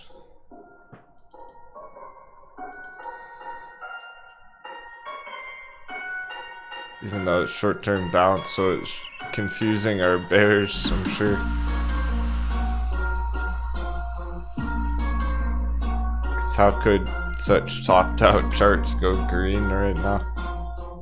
AutoZone? Oh yeah, AutoZone came down from 2,000 though. Look at this. Yeah, major development on AutoZone, because this was all-time high like yesterday.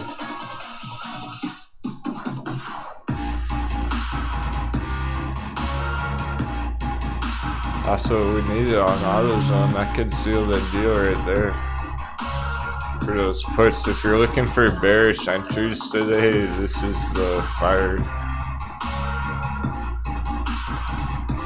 Brand new crackdown below 2,000. Oh, Tommy Lane. What did it actually are you telling me AMC actually respect the technicals on the chart? No way.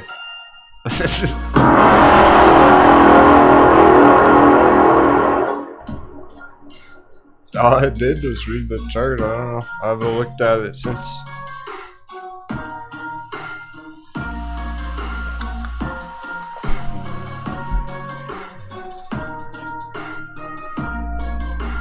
Are you trying to tell me Spider-Man didn't save the whole company? Fuck.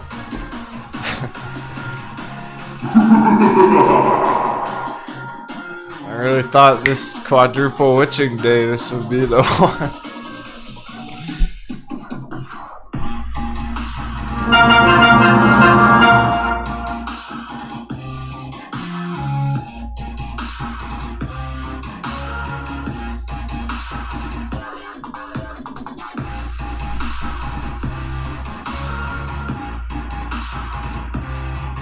Huge targets, I don't know.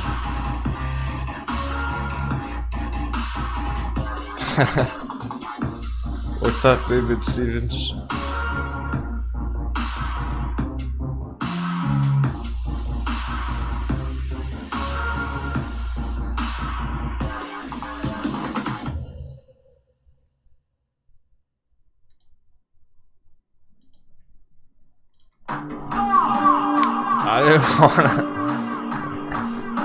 I didn't want to look at the chart. Everyone was talking about it.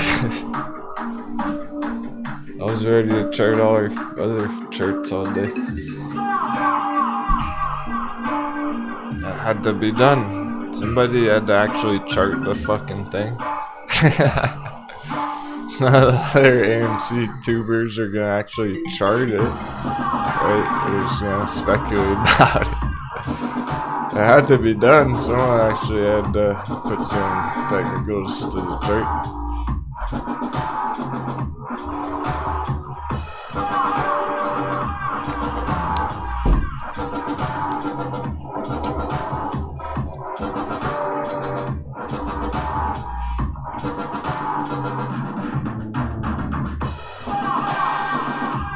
So AutoZone has gone from an all-time high yesterday to being stuck under 2,000 giant psychological boundary.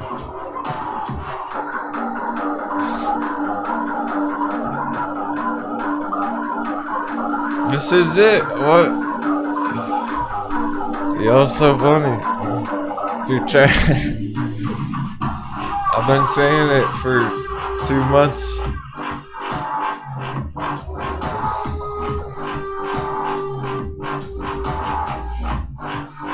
Why trade contracts? Why trade options on AMC? Trying to scalp it and day trade it when you could do AutoZone puts, make 500%.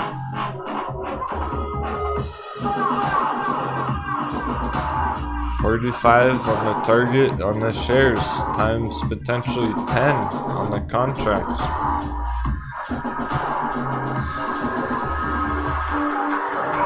Could be 400-500% profits right there. And this AutoZone bearish scalp. That's money. I don't know why people are even fucking around with scalping AMC and GameStop when there's stuff like this.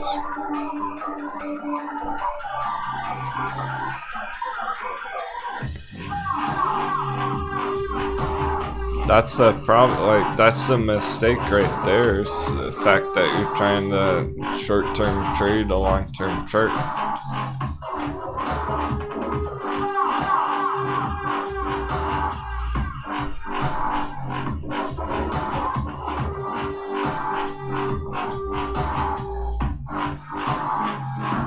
Nerobo, 12%.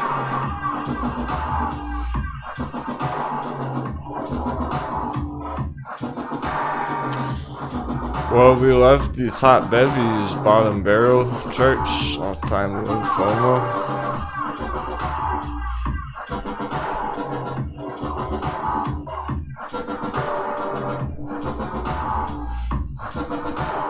But if you like those for the bulls, you should like those bearish ones just as much.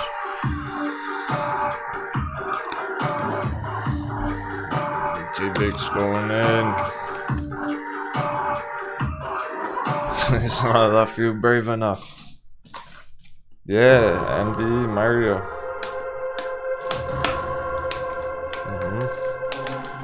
Yeah, forget Tootsie Roll puts. Fuck that. Evil Toro was asking about Tootsie Roll puts earlier. It's a good idea, but this is where it's at. AutoZone puts way better.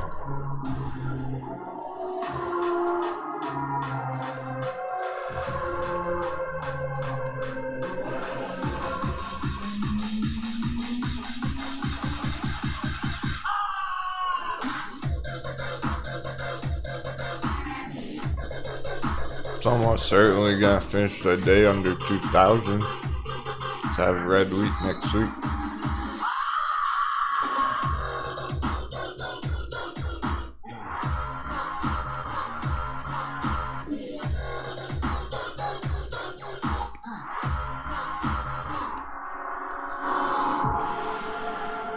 So the tales are true. Come too close, and you won't live to tell them.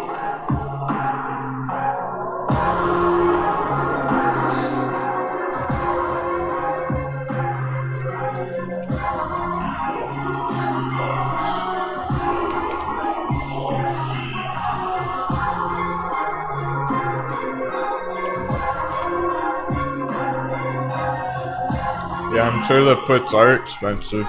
Takes money to make money, right? That's the price of entering that trade.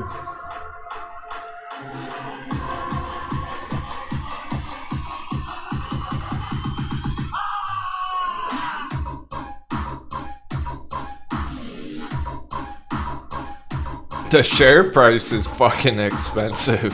It's $2,000 per share. Just to buy one share's pretty expensive.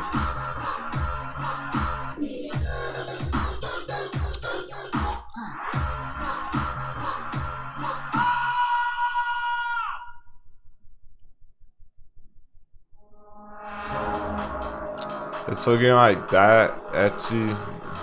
These are the ones I'm expecting to be pretty profitable. Etsy's already been going good from 300. Etsy AutoZone. If anyone's in Neo, that has a lot of potential too. It's a bit late on it now.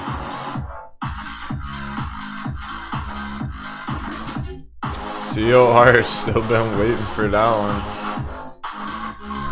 It's red every day, but only a tiny bit. Core Site Realty. Home Depot from 400. Home Depot getting the dunk!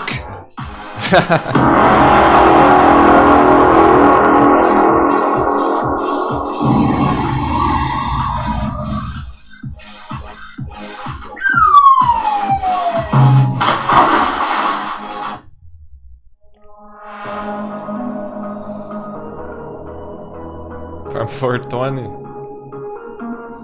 As soon as it dropped below 400, there it goes.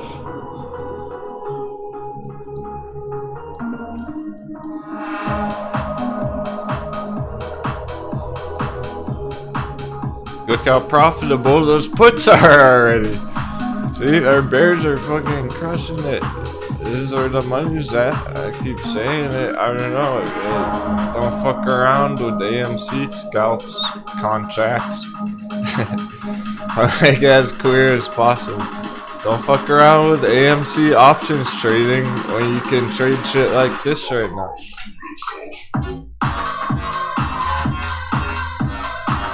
You get Home Depot puts instead that are profitable every day. No, not even Tomas. Glad you asked, bro. Said, are all the entries on these puts too late? These are the ones I'm showing you right now that are really just developing. This is the daily candle on Home Depot from below 400. So yesterday, for our bears on Home Depot, it was looking good because we broke below 400. Hitting 399, so it was like, alright, we broke the support. It is today, it's right now, just getting started. Our entry was 420, 400, it's at 390, still up at the top area right now. Just starting to roll over, getting brand new developments today. It's getting that dunk right now.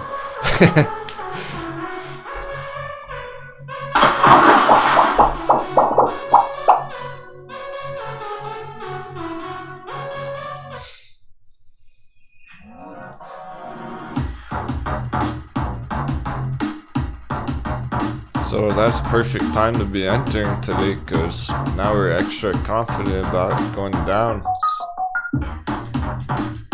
It's almost like a bullish breakout. It's a bearish breakdown. For Home Depot, you gotta go longer than a month.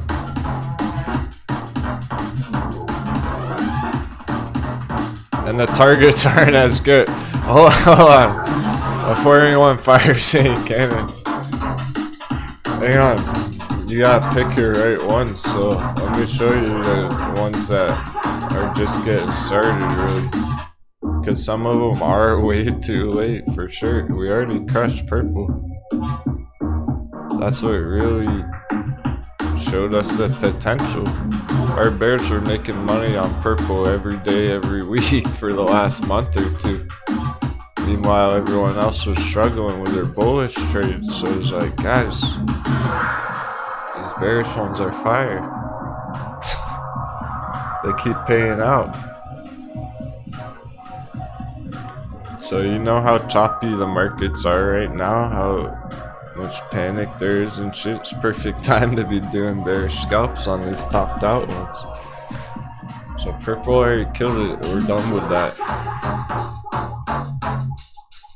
And yeah, Home Depot is developing here, but Home Depot is a big market cap. So I'm not sure how low it's going to go. It's going to be one step at a time, essentially. The targets aren't as big on Home Depot as our others. Potentially as far as this, so let's check. 35%, not quite as big as our others. It's too big of a company, too mainstream, basically. The AutoZone one looks way better, so similar to Home Depot, breaking below that important boundary, 2,000 on AutoZone, but the targets are going to be bigger on this.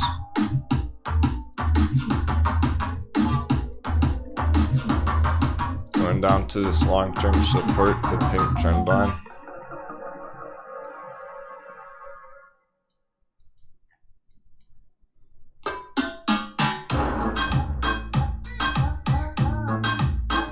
So that's 45% compared to Home Depot 35%. Bigger target there. That's all you'd be trying to get out. You're not trying to get a 90% crash out of it. Just a normal 45% crash. That's our ultimate target. That's why we're talking about puts and options trading, because it's, if you're doing different kinds of bearish trades, it might not get you that same multiple, but with contracts you can get big profits out of a percent like that. Okay, so AutoZone bigger targets than Home Depot. Coke from 600, but it's already been coming down. Apparently this is the bottling factory or whatnot. It's one of their partners, subsidiaries. $600 per share, but it's already been coming down. It's not exactly a perfect entry right now, but again, 45% targets really. It's a bit later there, so AutoZone's taking the kick at the moment.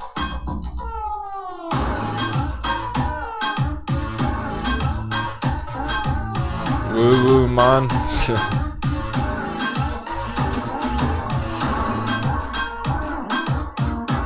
So these have already been developing for a few weeks now.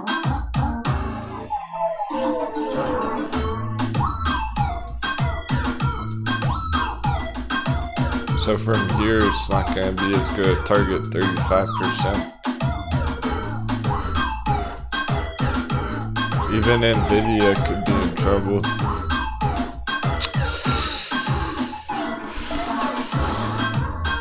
This one would be a high risk, high reward bearish trade on Nvidia. Let me know in the chat if anyone's interested whatsoever on going bearish on Nvidia before we were to really analyze it whatsoever. Yeah, some of these are just developing now, COR, but again the targets, Neo if you gotten in earlier a couple weeks ago. A lot of these have already been playing out.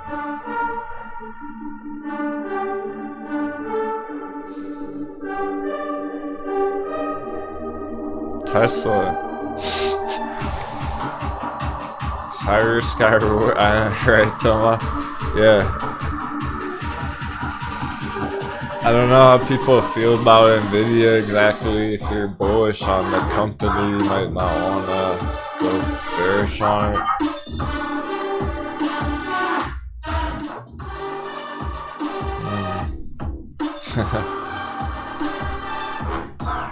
Do have some interest in it. Okay, because we have Tesla and Nvidia.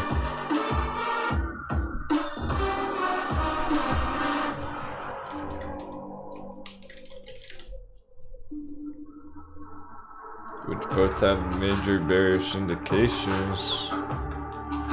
Here's why. Top S&P stocks. Tesla, number 7. Nvidia, number 8.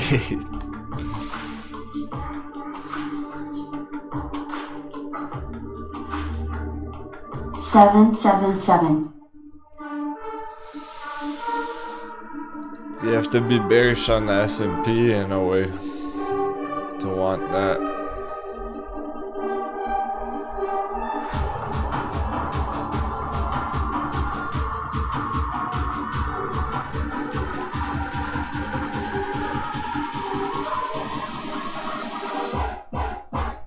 But valid bearish scalp from 1,000. We actually talked about it over 1,000. So if you had entered it when we were first talking about it, you'd already be in the profits in those Tesla clips.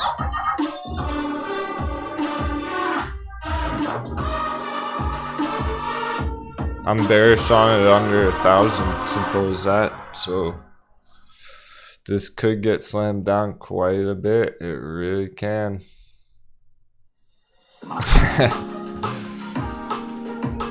Will it actually? Well, one step at a time. So that's why it's important to be getting in your bearish trades up at the top. You don't want to wait until it's halfway down and then get in here and then it bounces. That's where people are fucking up with AMC today. If you did those covered calls and you fucked up on AMC today, I heard that at least 2 or 3 times in the chat. Because AMC is halfway down, right? So it's too late to go bearish on AMC and that bounces today.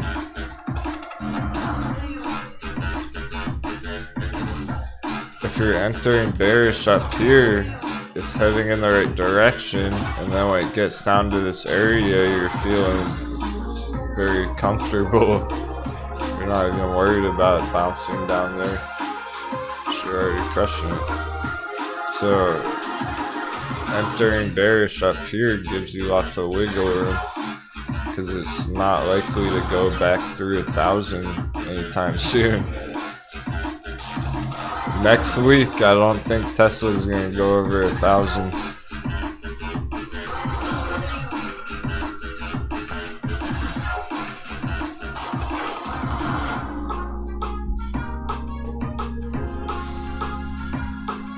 So it can come down to this long-term moving average in pink here. Pink purple line down there. 400. Yeah, I was only half joking this morning. I was pretty serious when I was saying I'll see you at $500 on Tesla. The long-term support's at 400 on Tesla right there. Tesla puts 60% target. That's one of the biggest bear targets we have.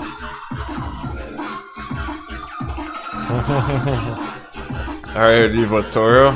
He's firing the cannons. That's how I'm doing this right now. He's trying to actually make some profits. He's going in AZO, AutoZone.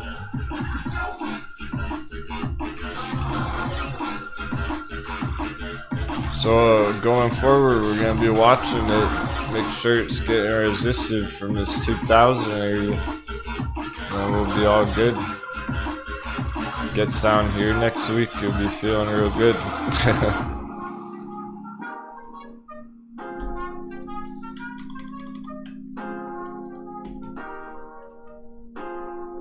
Etsy's bay for the bears. But it already came down quite a bit. We entered it up here at the all-time high. Upside down hot bevy on Etsy back there. It's already been ripping. 30% already crushed. So this one's more a long-term hold for the puts. We're looking at getting to this next target now. But it's already paid out nice for the bears. It still has a long way to go. It can go way down. 65% from here.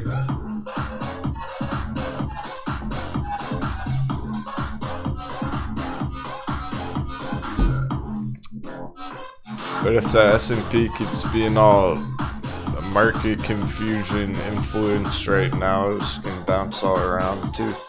They can all bounce around right now where we're at. I don't know how these things. So it's more about the downtrend forming here. But hey, if it stays under there and it keeps going straight down, we're in great shape. It's been going straight down so far. There's been hardly any bounces whatsoever on eBay. Look at the weekly candles. We've got literally 4 weeks of profitability on those scalps and those puts. So that's what I mean when I'm saying these bearish trades been paying out every single week. Quite literally 4 weeks in a row. We're going for 6 or 7 or 8. We're going for 4 more weeks of that on SC.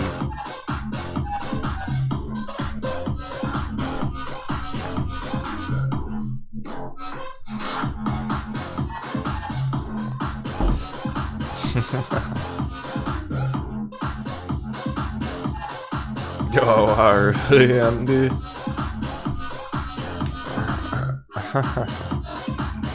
Mario said he made 800% last time we were bearish on Tesla.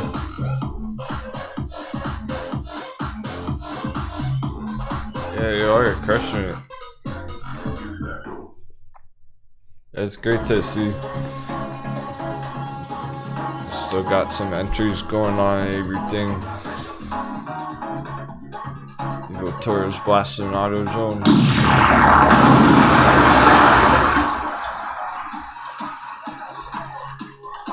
That shows you're really learning because you are looking for those money makers, and I get it.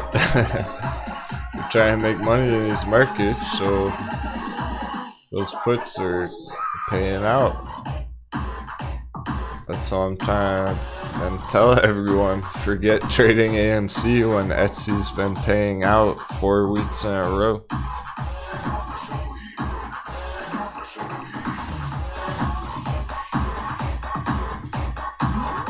In terms of options trading, by the way, not just in general.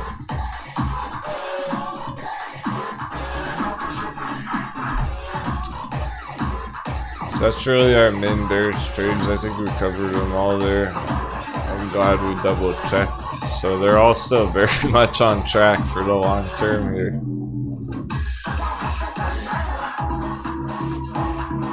It was Nvidia, and it's just, it got all those same bearish signals with all the other S&P charts.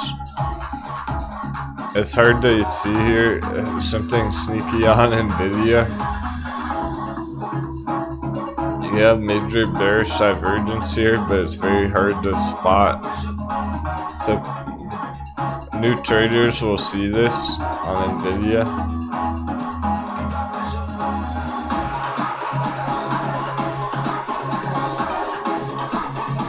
They see it on this long-term bull run, and then they check the RSI down here and they go, well, let me check that if it has bearish divergence. Okay, no, there's no bearish divergence, then we're good to go, we're bullish on it.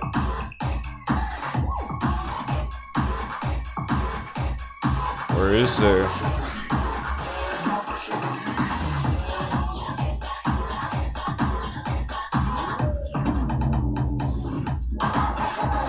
How do you know to even look for this?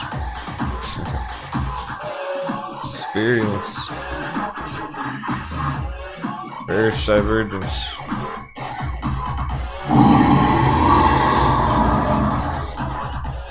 Sneaky. You can barely see it. I zoom way in there. It's there. Now you know for next time. You know, when you're analyzing a long-term chart like that and you check for your bearish divergence, you might want to zoom in and double check so it looks flat at first glance.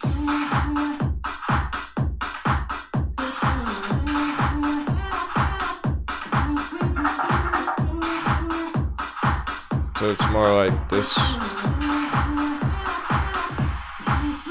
the other side.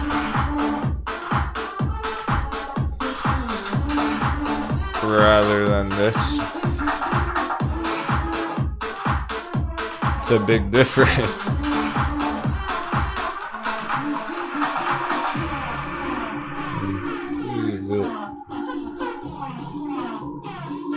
We're gonna leave that there. That's my real projection on it.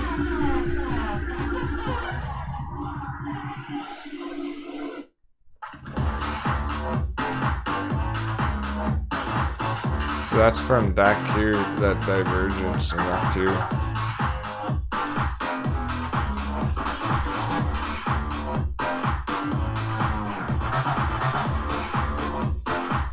Yeah, it also just looks topped out on the short term, so I mean,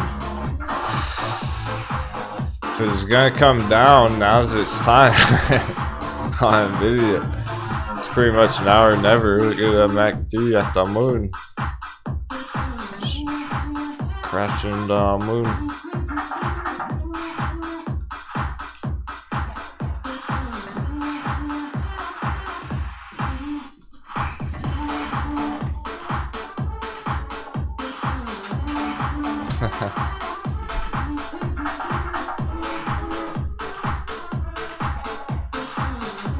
Are all your friends underwater though? Underwater?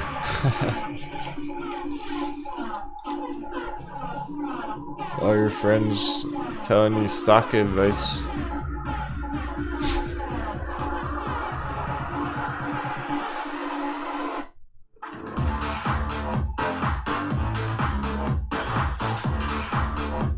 It's one of the major S&P charts, but why even bother? Microsoft puts, why bother? It's too big of a company.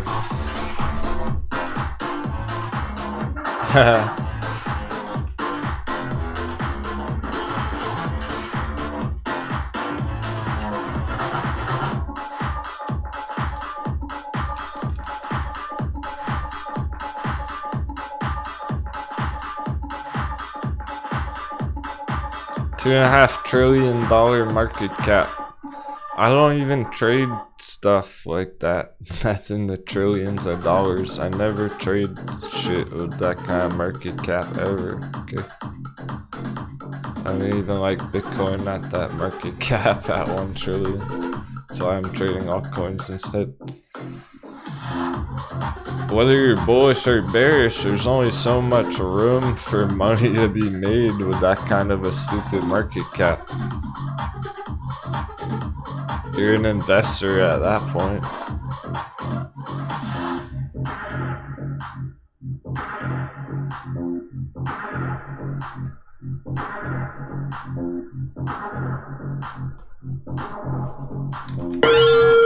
Your monthly stipend, rest of my high roller balance. The captain's time is our money, 777. Oh yeah, let's go. That's awesome. Thanks so much for those giant sevens. Oh, we need some hype in the chat. 777. Oh yeah, man. Thanks so much. I'm glad you're still crushing it. I know, it's not exactly been payday this month. You're gonna get good on that vechain though. I know it. That I do that. That I believe. Stay calm, hold strong. Burn it. Started it off. He started all these banger breakouts. We wouldn't be looking at such savage trades at the moment without his influence. I do mean that, because he spotted out CVM, Southside Corp. If anyone remembers that one.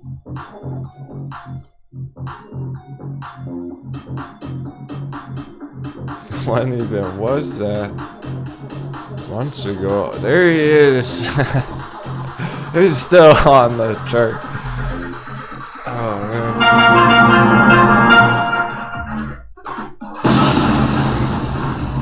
The OGs, I remember that one. That pretty much kicked off all our day trading action. We were looking at all the long-term charts and just primarily only really swing trading. And Hornet was like, hey, Denwo, can you check out CVM? I just made an entry. I'm like, this looks pretty good actually. The next day, boom.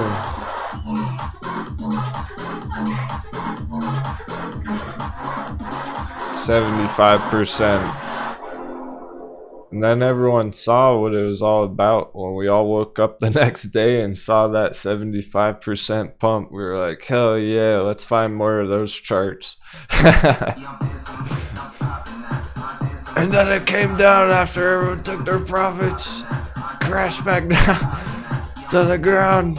We got back in for round 2, and it's been trending up ever since. It's essentially a double dip right now. It shouldn't even be down in that purple box again. So if you've been keeping up with the history of that chart, it makes sense. It's pretty fucking wild, and you know it shouldn't even be back in this purple box at a re-entry down there. It's kind of ridiculous it even came back that low to the same levels we got to get in July. In a lot of ways, that's similar to crypto and altcoins and whatnot right now.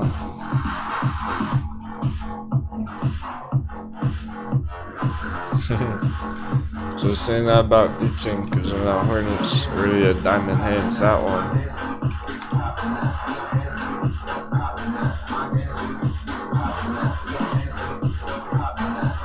So what's cool about it is we still have good accumulation on our favorite altcoins right now. From the very beginning is accumulation under 10 cents. It's at 8 cents. I'm surprised it even is still down here. So it might not stay down here for very long.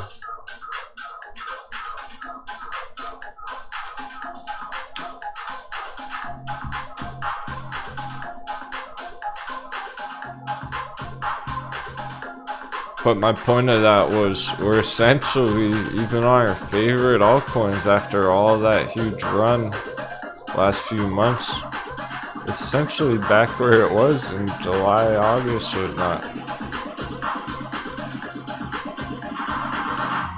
We're lucky we even got a second chance to double down on stuff like this. I'm glad it didn't just go straight to the moon yet. I got to double down. I literally, throughout that time, so I made my first entry on these things back here. Well, I'm thinking on VThor specifically, but it follows the same trend. This is how I'm playing this chart. Only ever making entries in the accumulation zone, so I made my first entry on it back in August, so whatnot. Wrote it up, came back down, I made a second entry. Wrote it up, came back down, I made a third entry. So throughout those 3 dips, I've effectively doubled down my position from when I started in August. So I'm glad I was able to do that. I would have had half as much if it just kept going up from August straight up. And now I got to a couple more nice times to accumulate. I'm glad. Wish me luck, Lolazo. Fair. Pirate flag. 7. Fire. That can only be one person. That's evil, Toro. Good luck. Best of luck. May the 7s be on your favor. I don't think you'll need it. Nice unknown pirate play.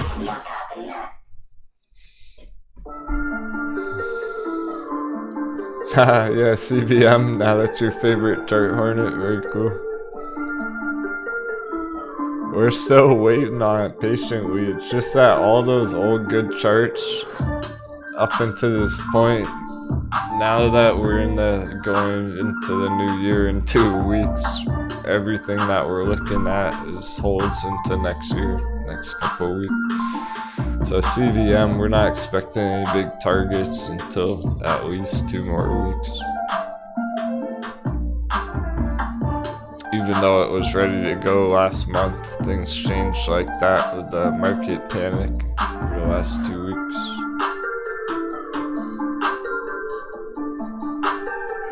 Yeah, I understand, Hornet. I gotcha. See, Hornet's red on his portfolio for the month right now, but I do remember you were all proud about beating the markets like 2 months ago. I remember we were all giving you a shout out for outperforming the rest of the markets a couple months ago. So it's not about if you're making profits this month, if you made some entries or you learned a lot or you made some planning, you got some planning done for the future. That's all great progress.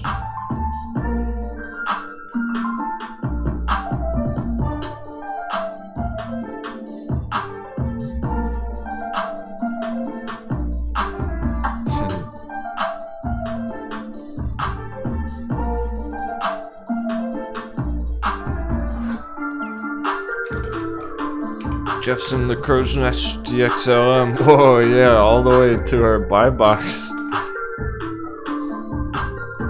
Right on the dot. Look how perfectly it hit the bottom for our buy box.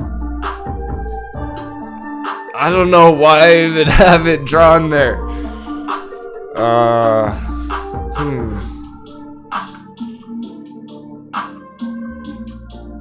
The hedges watching our show.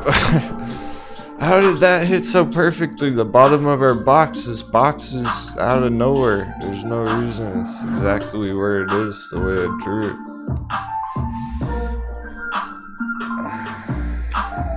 That's not really based off any line on the chart. That's not a Fibonacci level. I don't know why I put it there. At 28. Hey, that's where it hit that.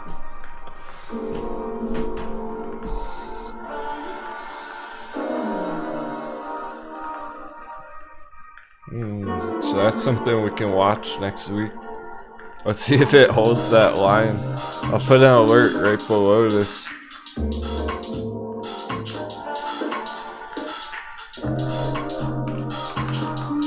About 27 support on GXLM. I didn't do anything technical to find the bottom of that bull box. That was just a rough estimate or whatnot. Trading is an art, not a science.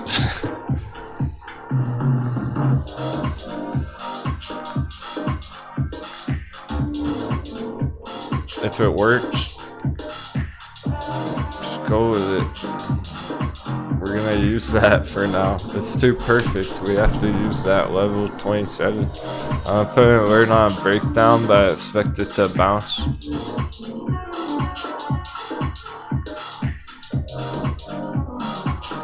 Matches up from back there on the left as well.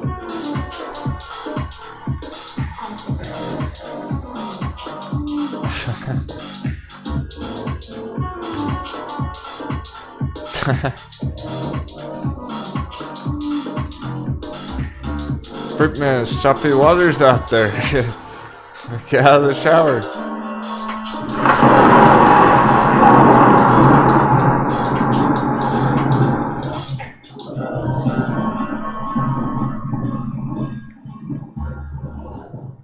It's not that good if it's 15% green in one day, but down 30% in the month.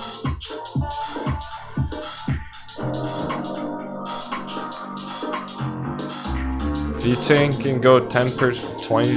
Vechain can go a lot right now. Vechain can go 100% green right now, and it doesn't really matter.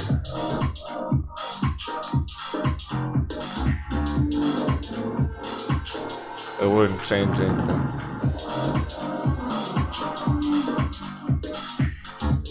It could still crash right after.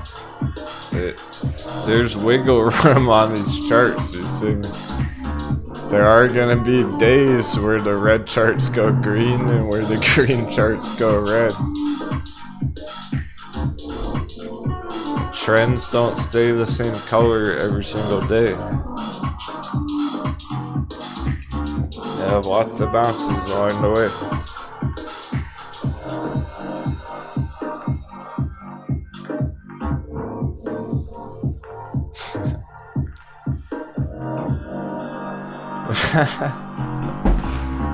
I can't even help it, but wow, everyone's so stoked and excited, bullish on AMC. That's great if you're diamond hands holding from our $5 buy box. What are you gonna do? FOMO in, all in at $30 today? Like, what has changed from last month? From 6 months ago, even.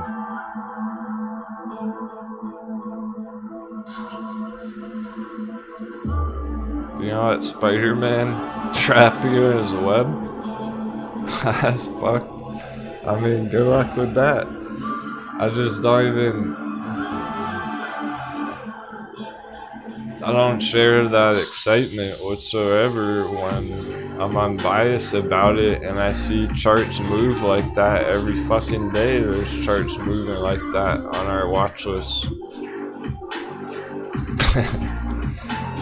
So it's about as exciting to me as any one of these other charts.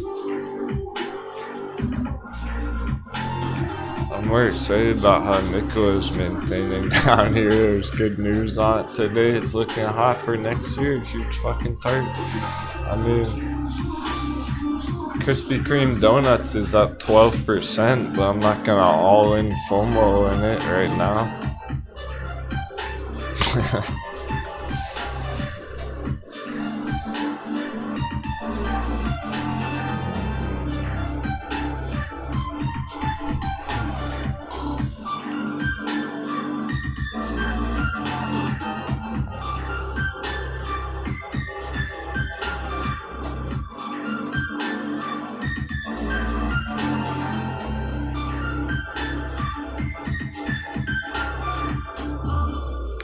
See, here's the thing is, people are all excited about it, except everyone who's tried to trade it said they lost money on it in the chat. So what the fuck? You guys keep trading it and losing money on it. Stop doing that. That's the whole point. That's what we're trying to avoid. The storm, the choppy waters. You're trying to swing trade AMC. Exactly. I wonder you're losing trades on it. It's not that kind of a trade. These other ones are.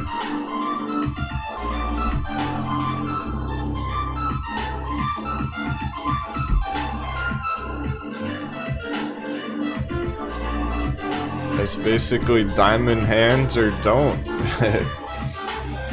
You don't want to day trade the long-term chart.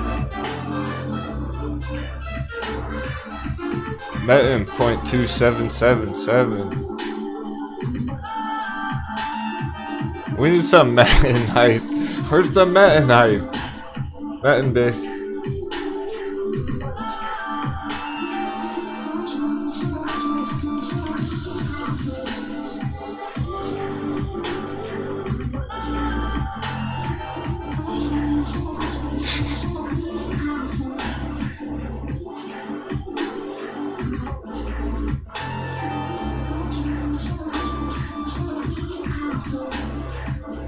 AGM Group announces strategic partnership with Metin for blockchain and cryptocurrency mining business.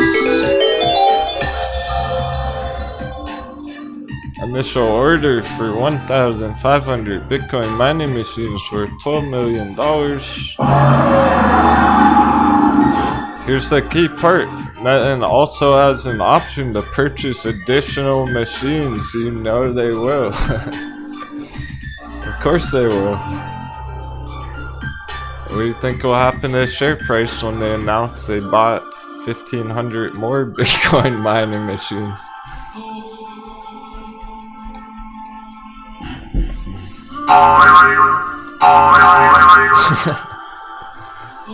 Hell yeah. There's a good one to be hyped about it.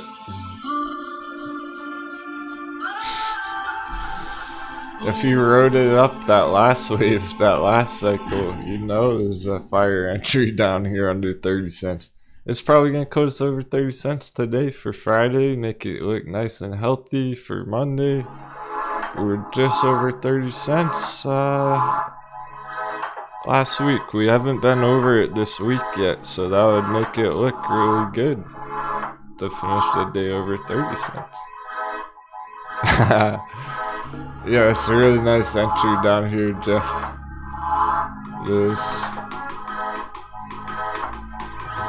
It's the all-time low, quite literally, and bounces essentially from 25 and it's at 28, so very close to the all-time low. Anything under 30 is the hot bevy on it for reals, because look at the last times it was under 30 when we got it in the last round on it. Here's one of those under 30 cents, that blue trend line. It bounced there, all these bounces. Boom. 150%.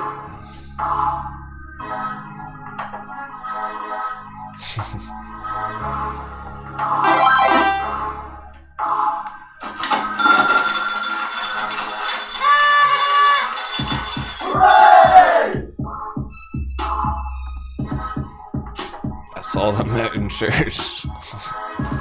Load the boat. Put all the cargo on the deck.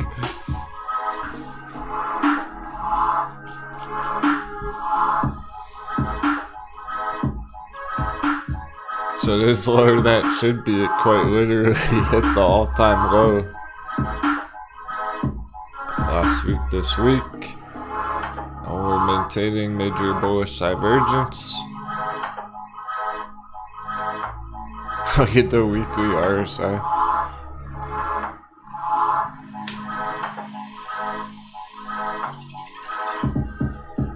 Definitely gotta give that one some more time. It'll work its way up.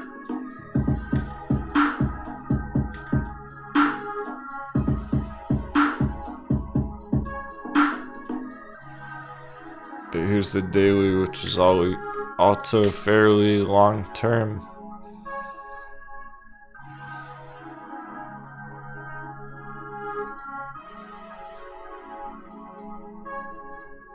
So long-term RSI on Metin.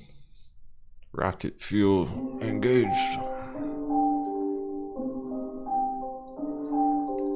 We're waiting on all these bullish crossovers on a bunch of charts right now. That's still pending. Look how close it is though. It's on the line about to turn bullish, finish that day strong there. So I do think that closing over 30 cents, that's part of why it would look really strong at the end of the day there. It's because that could paint the bullish crossover here on the MACD if it closes the day up there.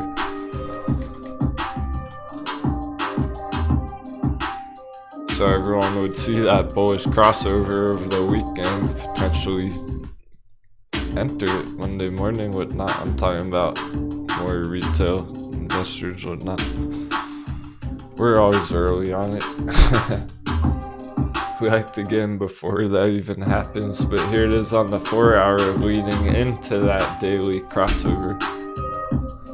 So I'm trying to give you all the puzzle pieces you need to stay confident about that. And the 4 hour is always important for swing trading. So at the moment that is important. Getting continuation here on the 4 hour momentum.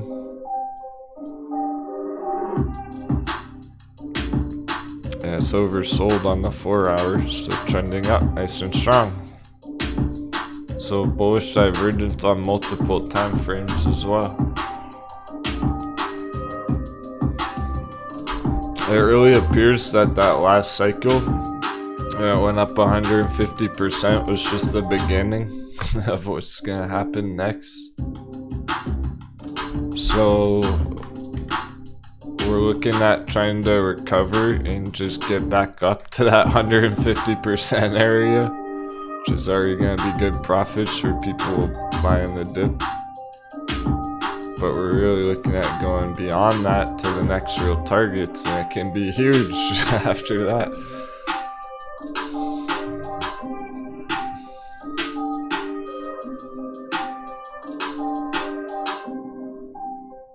With all those indicators coinciding, a major bullish divergence in the hard bottom.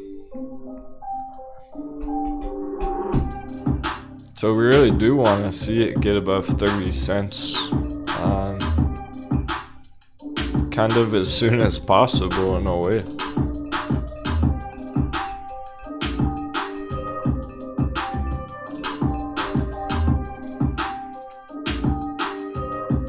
So we'll check it out on the close. We'll check it out at the bell, see if we get over 30 cents.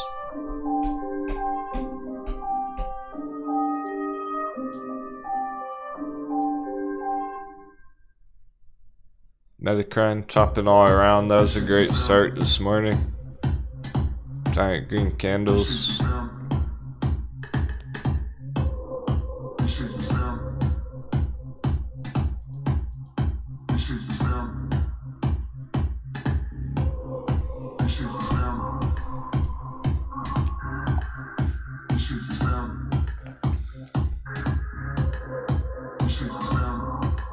Yeah, so Metin 30 cents and Nikola at $10.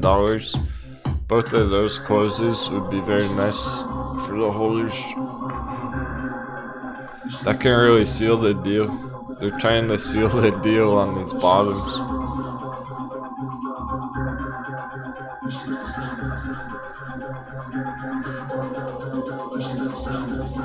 I'm glad there's a lot of Metin hype. People are listening.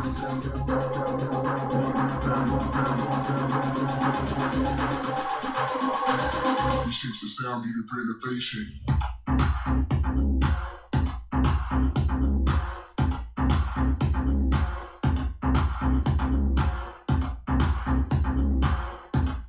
Man, it's got the most votes out of all our long-term hot baddies.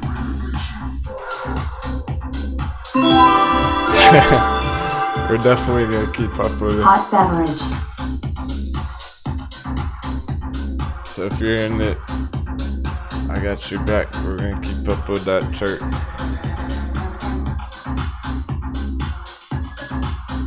Let you know whenever anything major happens. But I'm truly not concerned about it. I'm not worried about our bullish charts right now. I'm really not. And I'm not that worried about our bearish charts. So it's looking pretty fucking good. Although Evil Toro, his AZO, his auto zone's still chopping around. That just happened this morning, breaking below 2,000, so it's still battling it out at 2,000 today. So that would be an important close for the bears, at least one of them. Let's see if AutoZone closes at 2,000. Okay, there's so many good ones. There's a lot of battles going on right now, so I'm gonna make note of this. We need to see if we get Metin 30 cent close. We need to see if we get AutoZone 2000 close. a nickel, a $10 close. These are all the battles. And the day candles.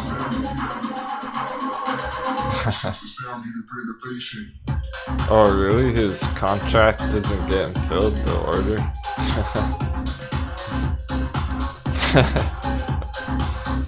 Well, who's really even trading AutoZone besides you?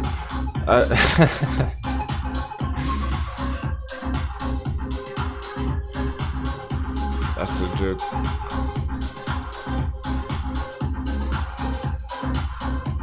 It's just more of a mainstream company. Soon there's whales playing around with it and stuff.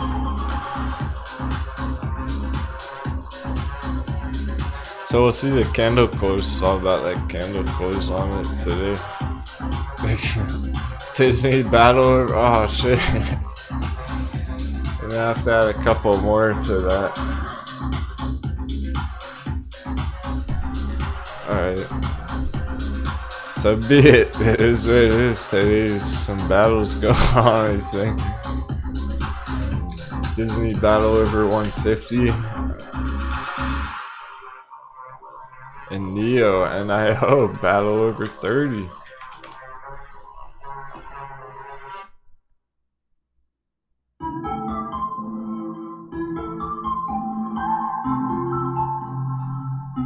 Robo's putting in a major bounce, but that's really not a surprise since it's at our hot bevy.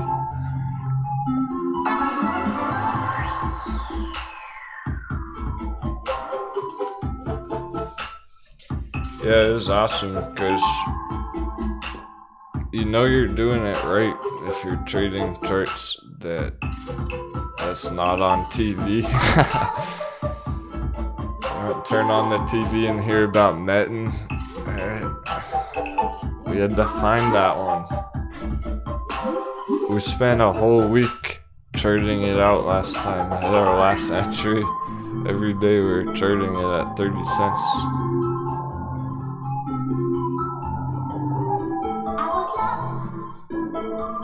We really had to scout that one out. Yeah, good question, Jeff. I'm curious about that myself. The premium's really out of whack on Grayscale right now. Even on XLM. When it's in our gold buy box, there should be a negative premium or no premium. I think it came all the way back down to no premium there. And it bounced to the top of our gold box. Wow. Let's check.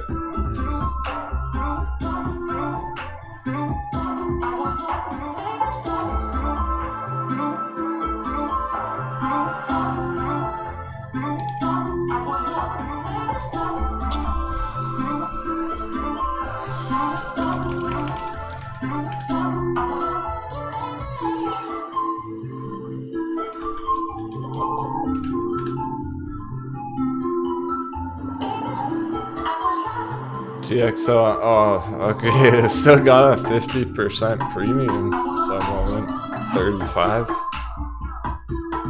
So that means Stellar Lumens must be dropping a lot as well alongside it. The price is going down and it's losing premium value. That was up to 100% last month, now it's 50%. So yeah, people are taking profits on that.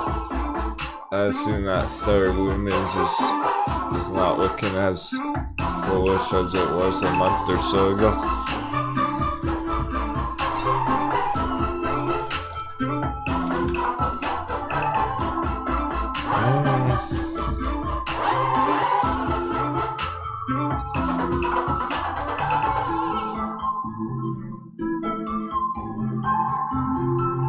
It's holding up on the long term actually for now.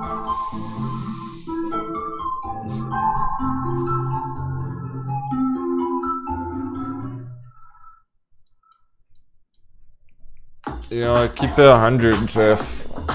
It really feels like there's just a ton of crypto panic right now. alongside the stock market shit going on.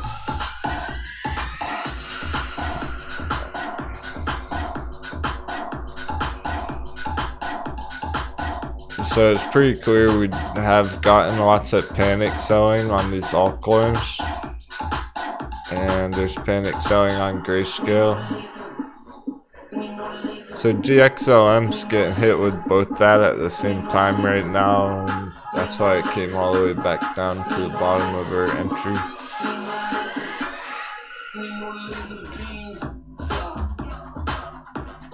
So at the end of the day, it's looking good to still be holding GXLM, if that's what you're thinking, Jeff.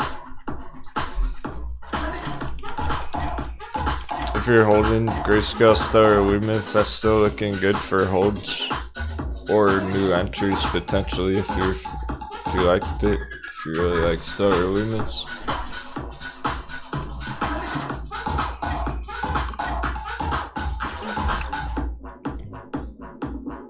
I don't expect it to go lower than this right now. These really, they've all hit these nice strong bottom areas at the moment, and it appears they're waiting for Bitcoin and they're waiting for the S&P. So it really looks like the rest of the markets, the way that people are perceiving the markets, having a major effect on all this right now.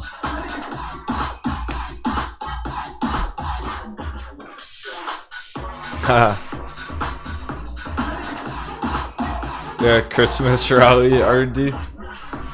In a way, yeah, it can be, because well, since we're talking about crypto,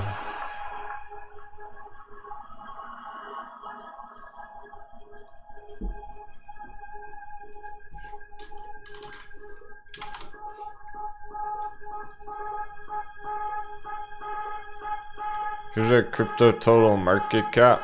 We could get a push from here. That's what's been happening so far. You gotta realize is we've already bounced from the support. And we're currently trending up off this bounce on Bitcoin and altcoins. It's not actually in a downtrend right now.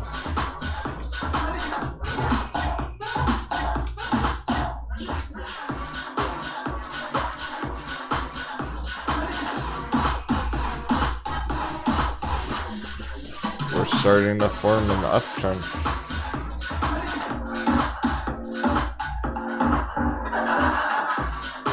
On crypto.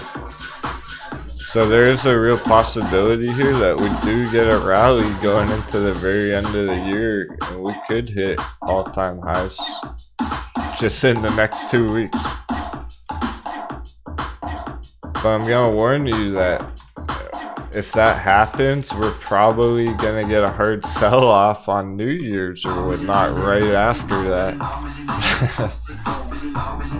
There's gonna be some mind games here where it could rally hard for a couple weeks and then everyone FOMOs in on Christmas and then they all get wrecked. Comes back down right after.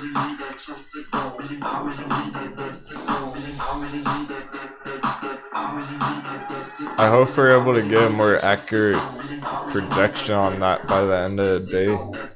Just a couple hours here. We would know a lot better what's looking to happen if we hit $50,000. That's what would tell us. Astronautical. Nice word. Oh, okay, cool. JBIC, I gotcha. Awesome. That's either somebody in the chat or one of JBIC's friends, so heck yeah. Astronautica, welcome aboard. Glad to have you on our crew. Just send me an email and I'll invite you. JBIC's got your back. Or JBIC, you can send me their email. Either way. Awesome. That's why it's a cool word, it's a cool name. Pirate.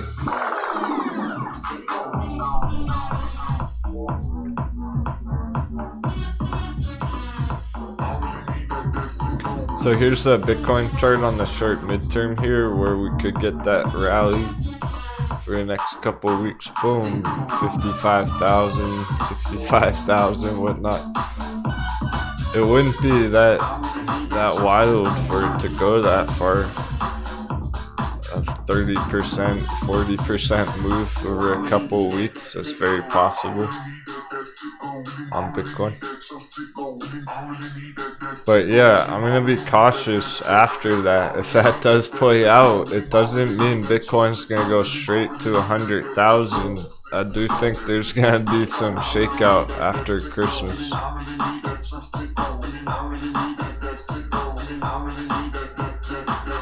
Even if we go big right now.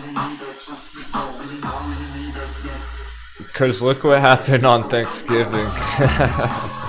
We got the holiday hammer on Thanksgiving. Our dollars fucking kept going up all afternoon. So it's coming down to power hour now. It's going all the way for our next resistance on the dollar. Wow. But good news, our stocks are still going green.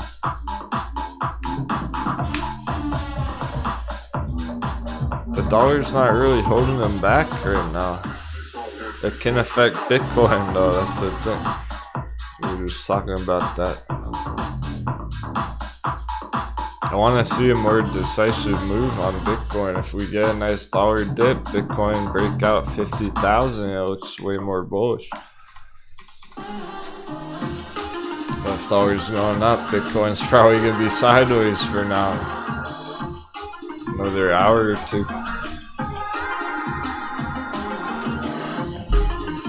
But it's such a long-term thing that's playing out there. To make any kind of decision in an hour or two, it's kind of asking a lot. It's more likely over the weekend at some point we'll get a bigger move, but we'll talk about it all after about too. All the possibilities. I'm hoping we see a bigger push on it after hours or power hour. And then that would help us make our predictions, our analysis on it. But for right now, we gotta give it some more time.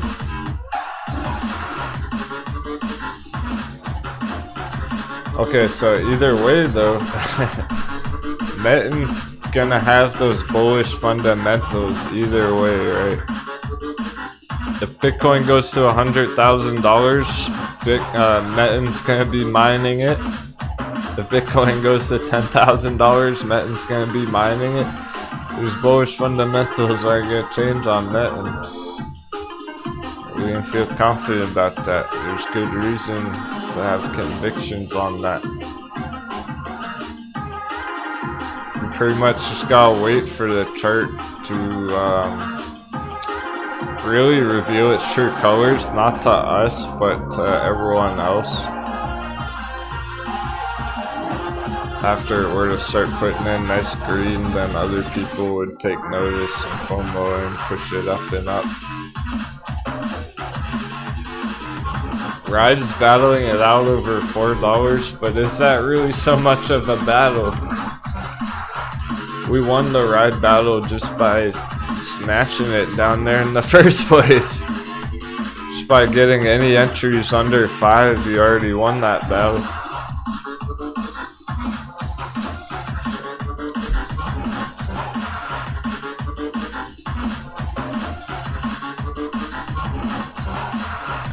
This is part of the tough challenge in the market climate right now, is that everyone's kind of wondering what's going to happen for the next 2 weeks going into the holidays.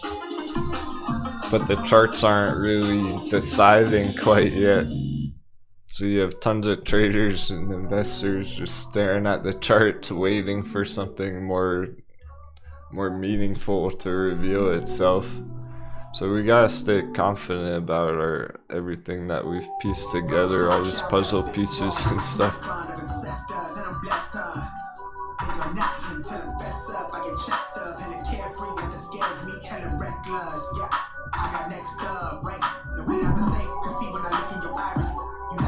ton of them are green. That's the big picture here. The important part is their favorites are still maintaining strength. Even from the all-time low. If one of these is at the all-time low last week and it's been going green lately, that's a big sign. That's a major development. If it's at the all-time low and it's not taking damage, like HC was over 10 this morning. Yeah, 10-12 on HC. As long as it's holding that 10 round number, it's looking to pop.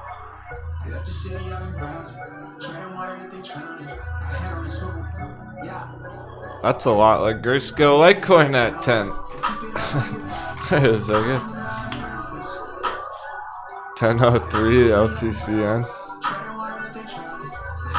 Or see, this is tricky on Grayscale Litecoin right now because no hesitation on accumulation, but it always comes down to what's gonna happen with crypto over the weekend. Is it gonna stay here Monday or not? We'll see what crypto does over the weekend.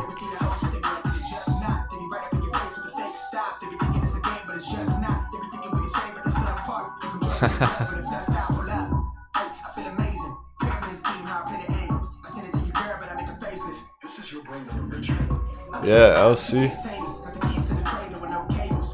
If you do it right, you only need one big win every year like that.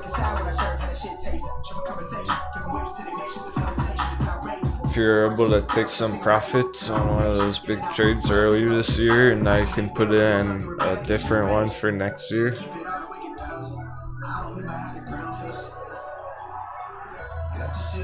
Oh, Lucid's battling it out $40 as well, but it's not so much a battle. I mean, we gotta stick to our prediction on Lucid. So regardless of the battle over 40, we were short-term bearish on Lucid there.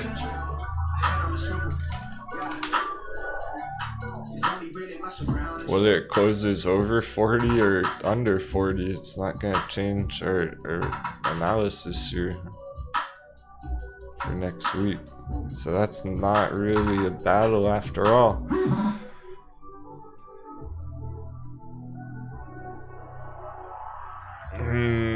Material $3 battle, that's important. Okay, we're gonna check this on metamaterial. Let's see if we can get a $3 close. It doesn't need it so much, but I hope it gets it. I'll just say that for now.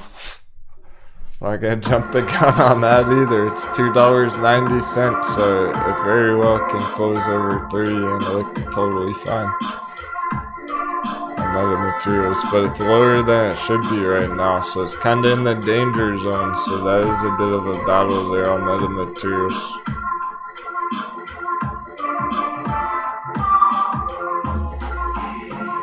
Green Pro's going green again.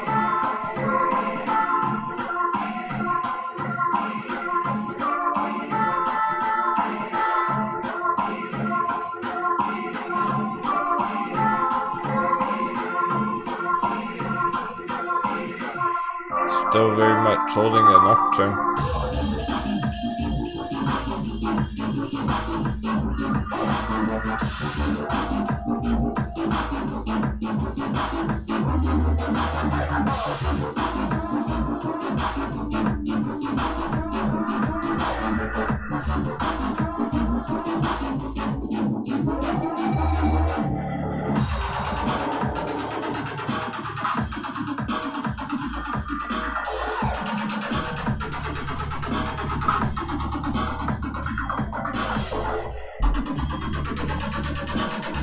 There's a few charts that have similar patterns as this, with important critical trend lines coming all the way back from the previous history on the left that meet up right here. That's why the markets are wild right now. That's what's so important right now. So everything's coming down to this at the end of the year. Yeah, huge fucking move on Green Pro. crashes here. It's looking good. We're gonna have our last mission going into the end of the day, going into power hour. Happy trading, y'all. Thanks so much for joining me today. It's been so much fun already this week. All together, I'm loving what I'm seeing in the chat. You got the right idea.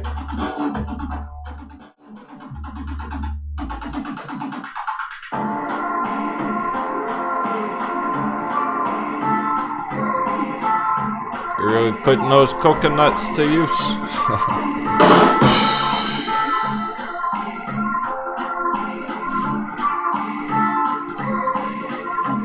Interestingly enough, the XX red on the day, barely, just flashing red. That's how choppy everything is.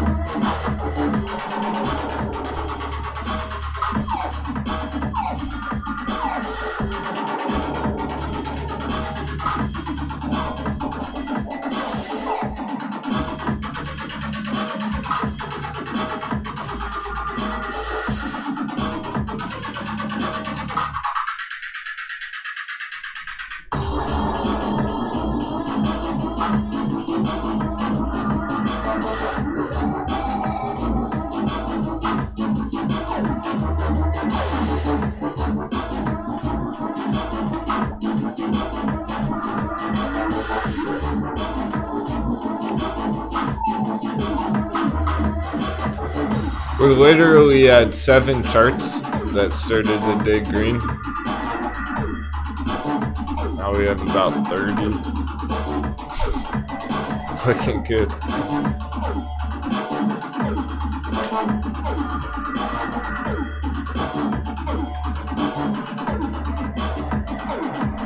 On track's been crushing it today.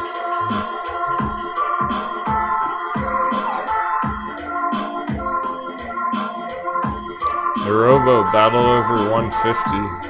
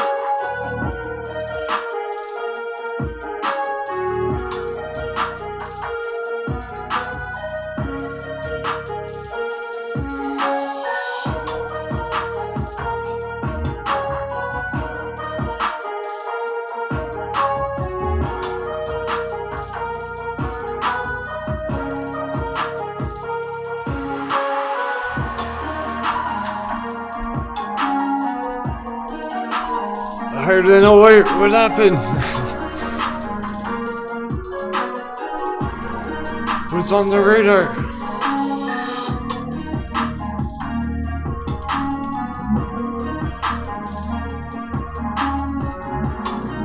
Okay.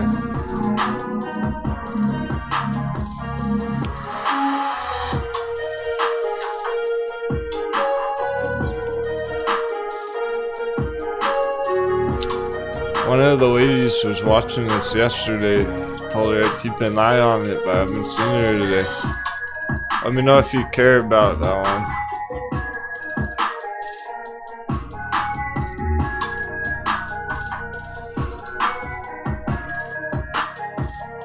Couple more minutes on the break. I had to come back. I heard the alert.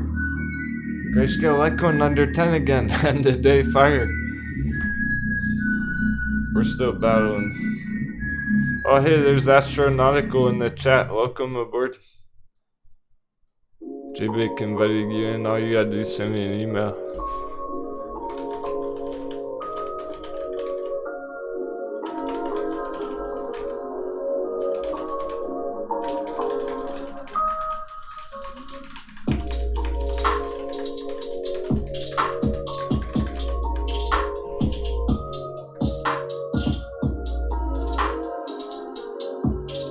Nice, Naked Swabby, you're already green on Met and Ride and Virgin Galactic. You've done a good job swapping the deck.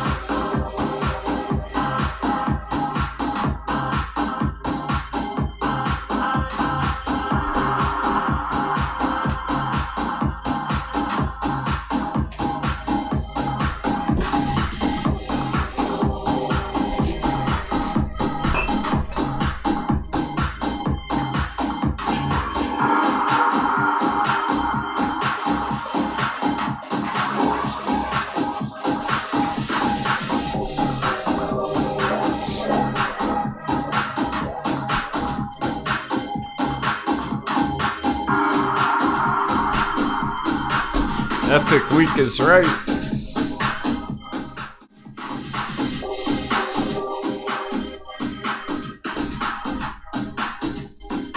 Jumping back in the church. Our Friday in 20 minutes. Those afternoon bulls always wait till the last minute. That's right.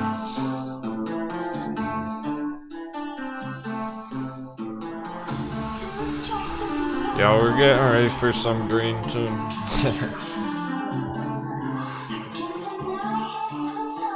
So earlier this year, we were trading similar stocks, just different timings in the cycles. It was quite different because we had a lot of opportunity to take profits. We were hitting targets frequently, a lot of them. Even on nickel, right? Nickel hit 15 a month or two ago. Actually, Nico's had a few good runs.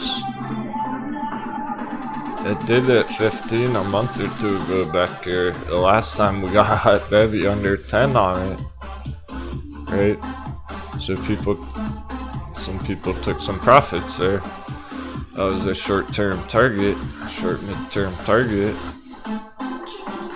But remember the first time we got in Nikola, the first hot baby, it went to 20. I pretty much forgot all about it. Back in May. Nickel already hit 20 and that hit 15 and now it's just ready to go around 3. So earlier in the year we were hitting targets pretty frequently and you had the ability to take profits. It's like cool because you got your profits and you could enter your other trades, but right now there's not much profit taking going on these things, so you don't have the option to take the profits to enter your other trades.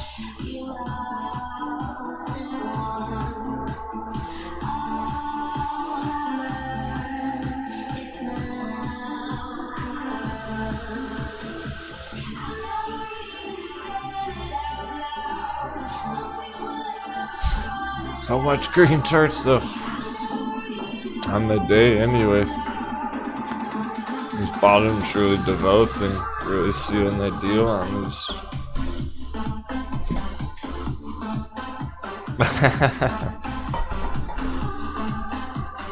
On what charts, village idiot? Are you in danger? Are you a life vest? Trying to help you out. He's gotten some liquidation warnings. He told them he is a pirate, he's pillaging.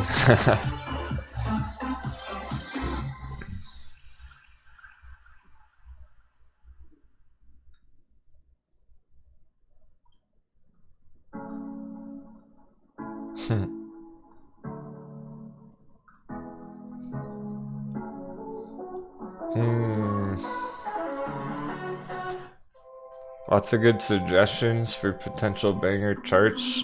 Put them on the crow's nest on Discord. We're not gonna be able to chart 20 brand new things in an hour.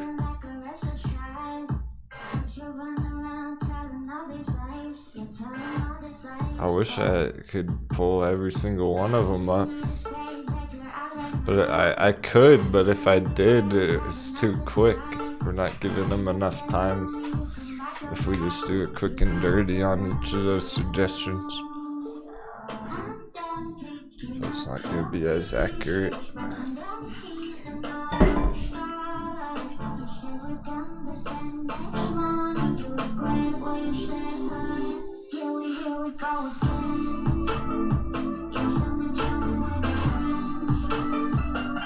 You know, I think the ladies are feeling so confident that they took the day off. They took the weekend off already. Not seeing many in the chat this afternoon.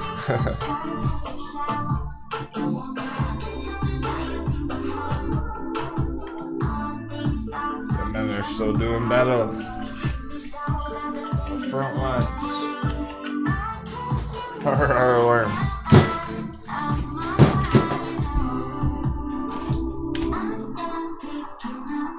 Let's go.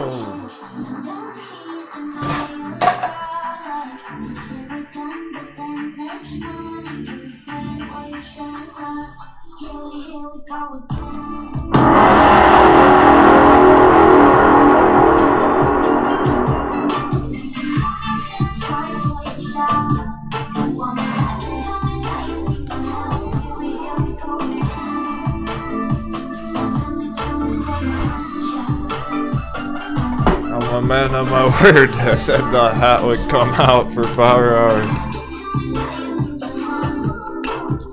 After this week, my goodness. We gotta finish them off. We need more dots. I'm going in. Throw up the buffs.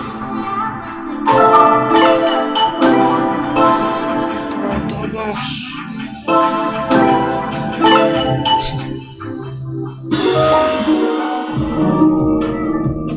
Turn on the healing totems.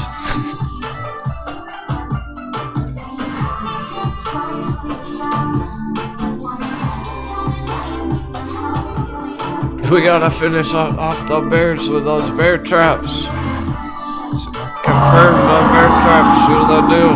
The nail in the coffin.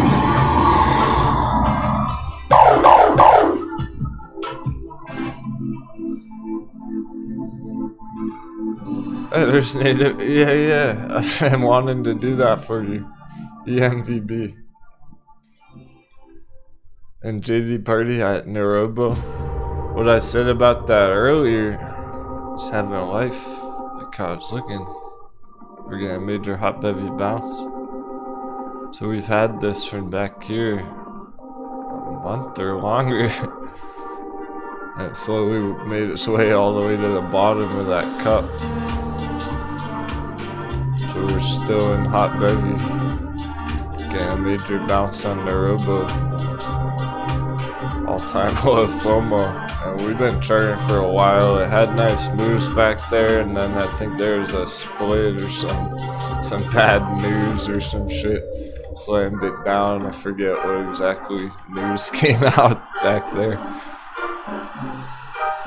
And put us in the hot bevy. So I like it more now than ever. That is exactly the all-time low, yeah. So it's on the top of our list. It's having that 10% green day outperforming the rest of the markets in that bounce section.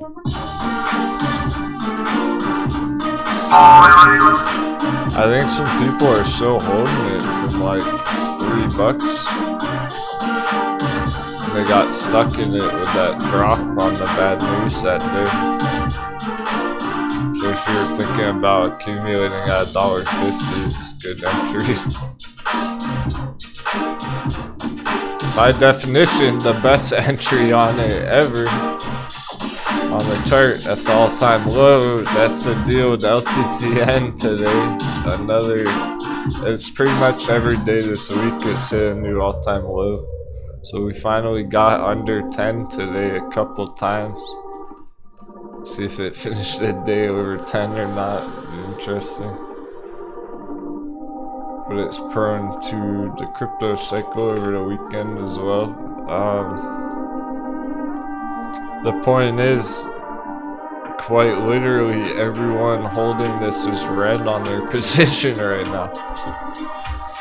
Because it's at the all-time low, so by definition, it's never been this low of a share price before.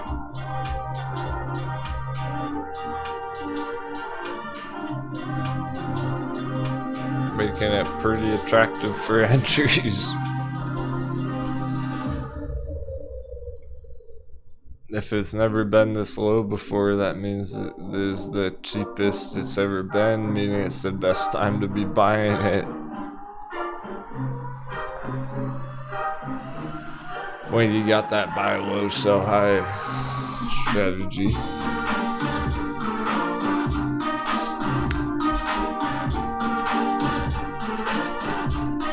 They just been shouting this out and scouting it out all week, and look at that, it's a beautiful bounce going on, native.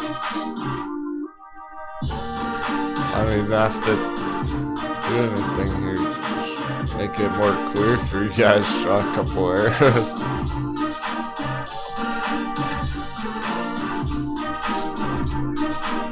Veric Biosciences. All-time low. Yeah, see, he got the hot bevy on it months ago. And they've just been keeping up with this one ever since on the radar.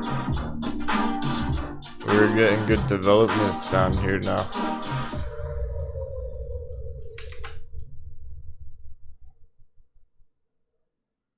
It bounced from 101.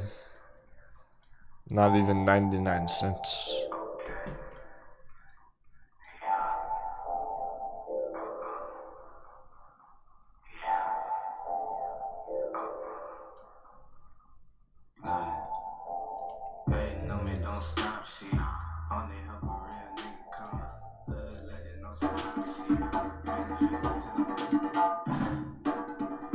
There's some pirate music on, we got the head on.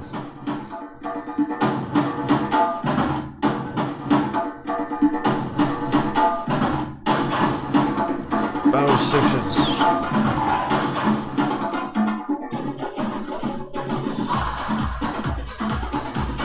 I was surprised people even had dry powder left today to fire off at Chris. Yeah. Awesome.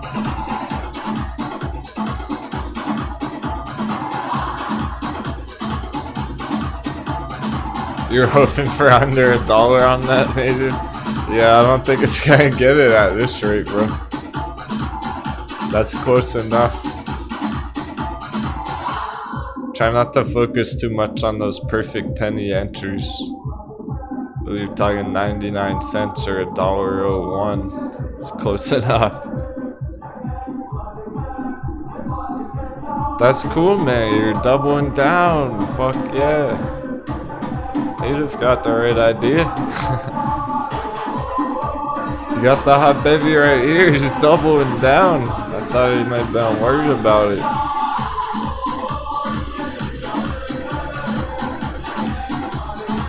Double dip. Hot beverage.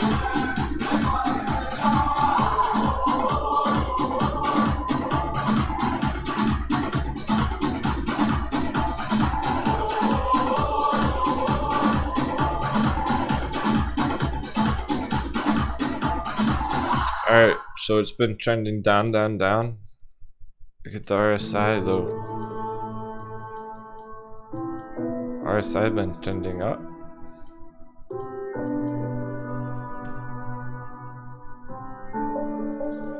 That's bullish divergence at its nature, at the very core of it. My 4-year-old daughter Helena is watching and is loving the pirate hat. Can you say hi? Oh, arrgh! Stick on old strong, maybe. That's awesome. Who's that? Oh, not bored enough. Shout out to Minnie, not bored enough. That's cute. I'll try not to drop too much fire. 777. Training up to be a real pirate like our father. I think he needs a hat.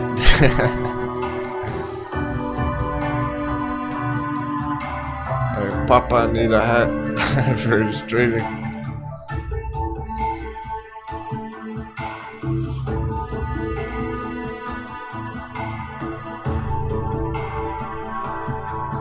I'm just imagining everyone at home tuning in wearing a pirate hat right now.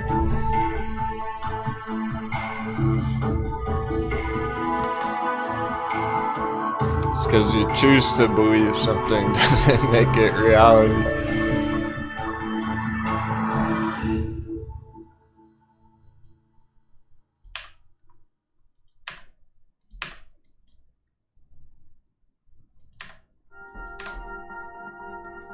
What is a chart after all but a mathematical representation of humanity?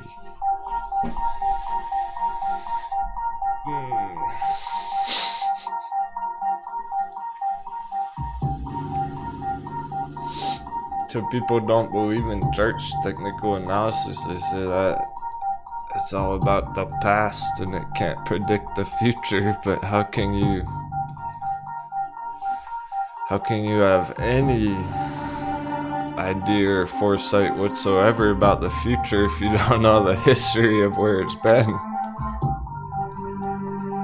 The future don't work like that. It's the trifecta between the past, the present, and the future. You can't just predict the future without taking account for the present and the past. That's what the chart showed you. You got the past with your candle bar history, price action. You got the current with your live movements, your short-term intraday movements. And the present and your news cycles. You got the future, so your projections and your predictions on the chart.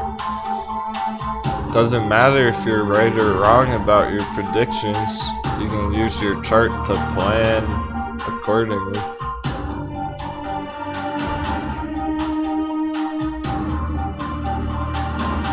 Native's trying to wait for 99 cents, but whether he's right or wrong about that, however he feels about it, the chart's bouncing from 101. So the chart says you're not going to get that entry no matter what you think or feel about it. So you can reasonably predict that it's going to stay above $1, all based on that chart. Without looking at that, I would have no idea where it was going on Monday. I wouldn't even know what to tell you about it.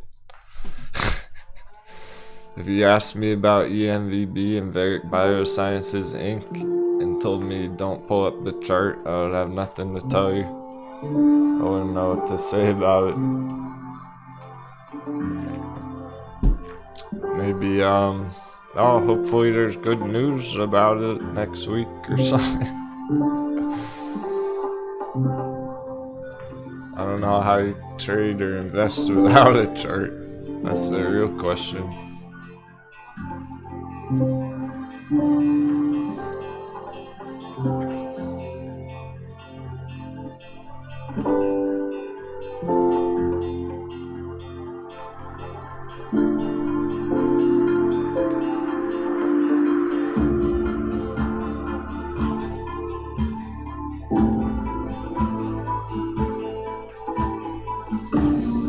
This one's quite similar. SGTX. One of the crew threw this out on the practice charts. It's got potential there, like how it's been developing.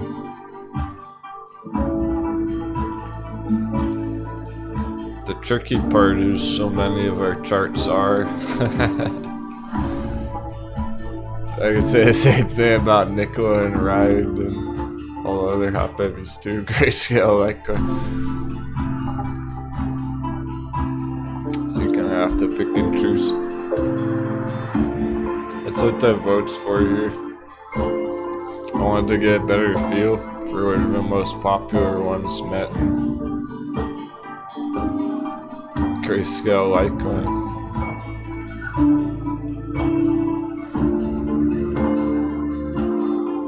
Penny stocks. Sundial's been looking good today.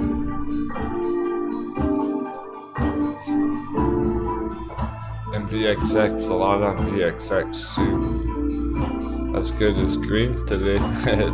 It's looking to finish green, it flashed red a little while ago.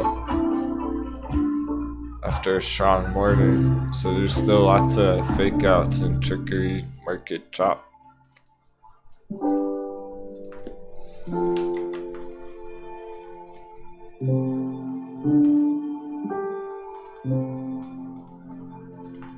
And S&P and Bitcoin are flat.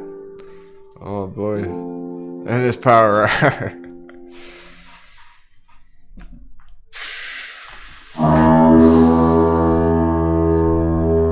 What about a horn? Anything could happen now.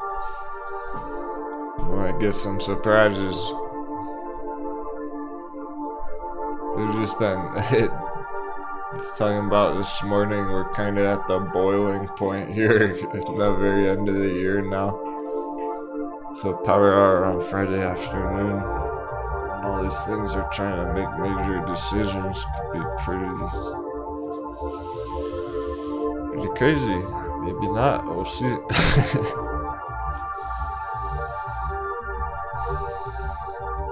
Based on everything else we saw this week. This is the concluding point. Major conclusions right now. Afternoon, end of week. So I have a whole list of battles going on as well. These are all battling it out at important levels right now. Metin, AutoZone, Nikola, Disney, Neo, Ride, Metamaterials, Grayscale, Litecoin. Usually we only have one, maybe two charts that are battling it out critical levels. There's a whole bunch.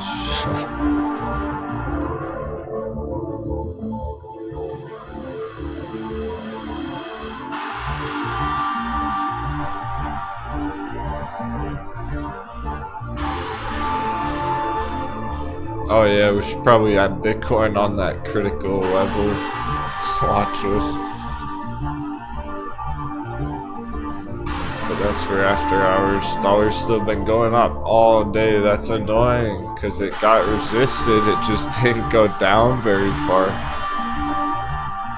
Later on, it ended up going right through it anyway.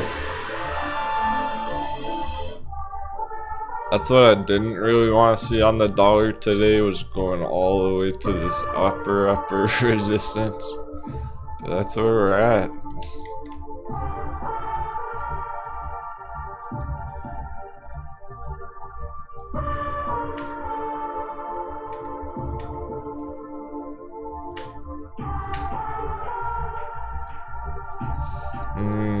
Which is even more crucial. Yeah. It's exciting, but pretty wild too. How much big things are going on with the S&P. So the dollar going up at the end of the day here means there's gonna be still lots of crazy chop, good, bad, and ugly for power hour here. So the bearish ones are still very much in trouble right now. Probably now more than ever. I could seal the deal on our bearish charts, but what's really wild about this, what I'm thinking is going up right now, and it might hit this resistance in the next hour. That's right when the day ends.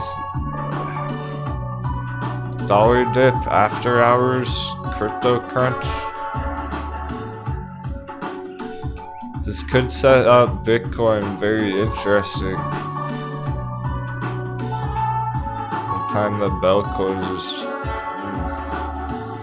So let's say Bitcoin holds this level right where it is right now, which is holding the nice support line in blue right there, somehow, some way. Let's say it just holds up while the dollar's going up for an hour. That comes down after hours. Bitcoin can pop after hours tonight, this afternoon, because it's holding up while the dollar's trending up. So when the dollar does dip, maybe in an hour or two, Bitcoin can have lots more green. So it's still on the table to hit a 50,000 breakout on Bitcoin tonight.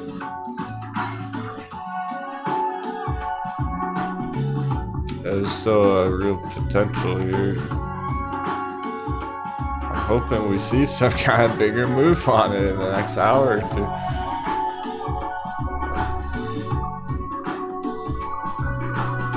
Hopefully it doesn't happen overnight in the middle of the night. Catch people by surprise, but it tends to do that.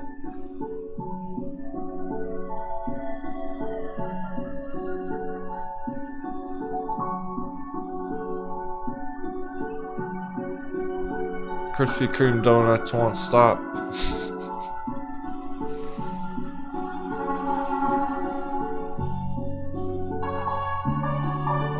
Some of these we just gotta give more time. Sensei Onyx, it's just been stagnant for a long time.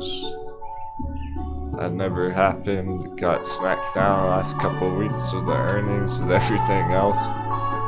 Now we're just waiting on it.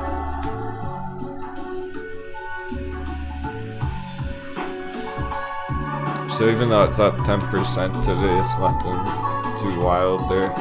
Nothing new.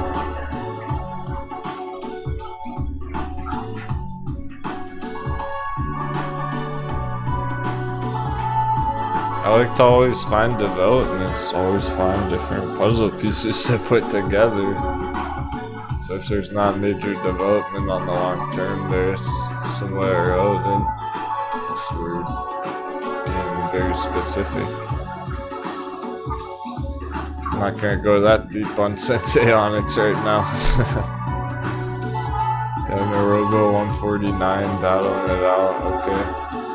Yeah, I like how Kupang's been developing as well for quite some time though, so again, it's having a nice strong finish on the day here. It's had a healthy week, but nothing near there. I'm expecting Coupang to crush this target up here in the future.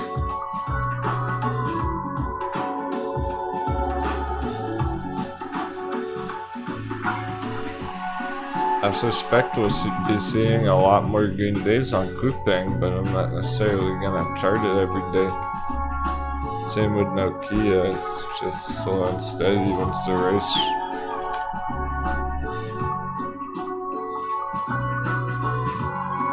Still holding over 6 on Nokia. Going for bigger targets in the next year. I just know that I know that Nokia is heading that direction. That's all that matters right now.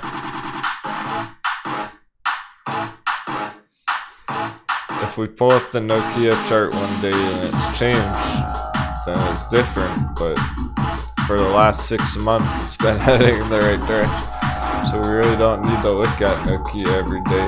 And that's the deal with TCAT. I'm glad people realize that now. There's way too much questions about TCAT every day. A couple of months ago, it's like, guys, please don't watch the TCAT chart that closely. It's a long-term trade.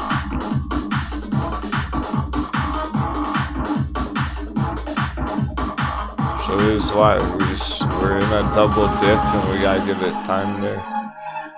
It looks as good as it could for now. Hey, Angel.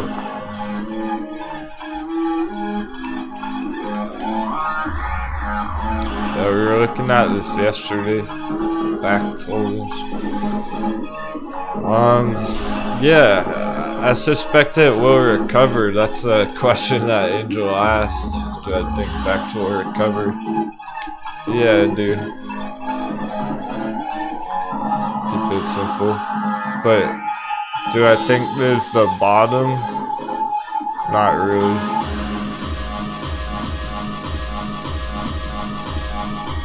I don't think that's the bottom right now.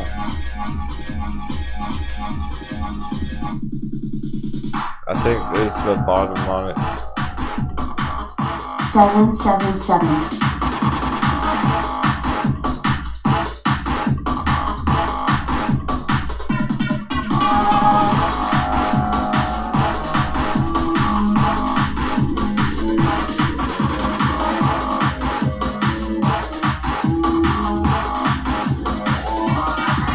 Not 9.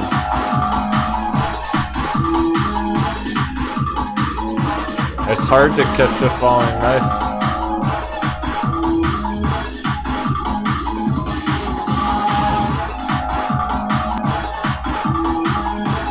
Go 15%, 20% lower from here. We're looking for an all-time low. You can feel a lot more confident entering it at an all-time low, knowing you're getting good value on it.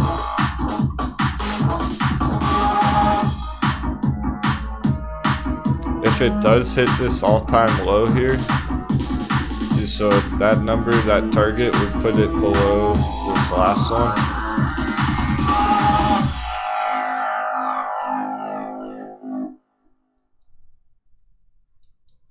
So that'd be lower lows on the candles, and we got higher highs on the RSI, so that's bullish divergence if we get that. At the moment, it's not got that bullish divergence. That's what I don't like about $9 area. Work these out of dry powder, no. Maybe one of your trades will pop and you can take profits.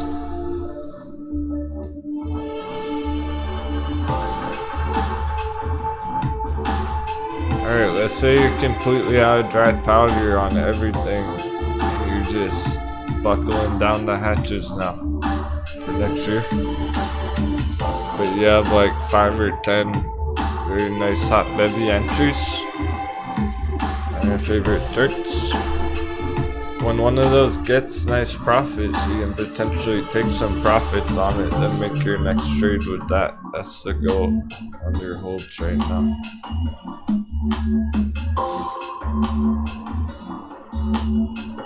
You're trying to avoid stuff with risk like this, how there's still a large risk of that going down 20%.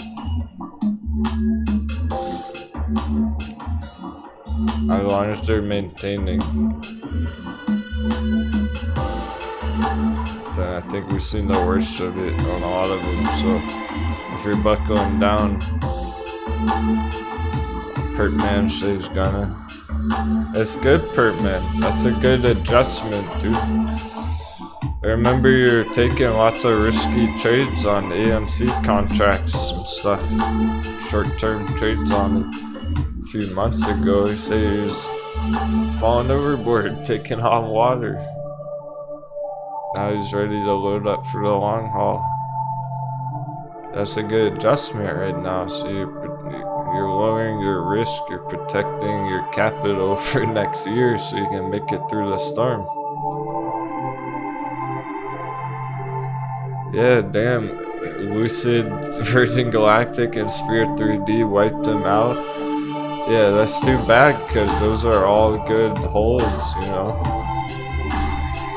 You took damage on some short-term risky trades, whereas Lucid hit big targets. Virgin Galactic is good entry right now. That's the trade on its entries right now, not any risky scalps back here or whatever. On the way. And then Sphere 3D, yeah.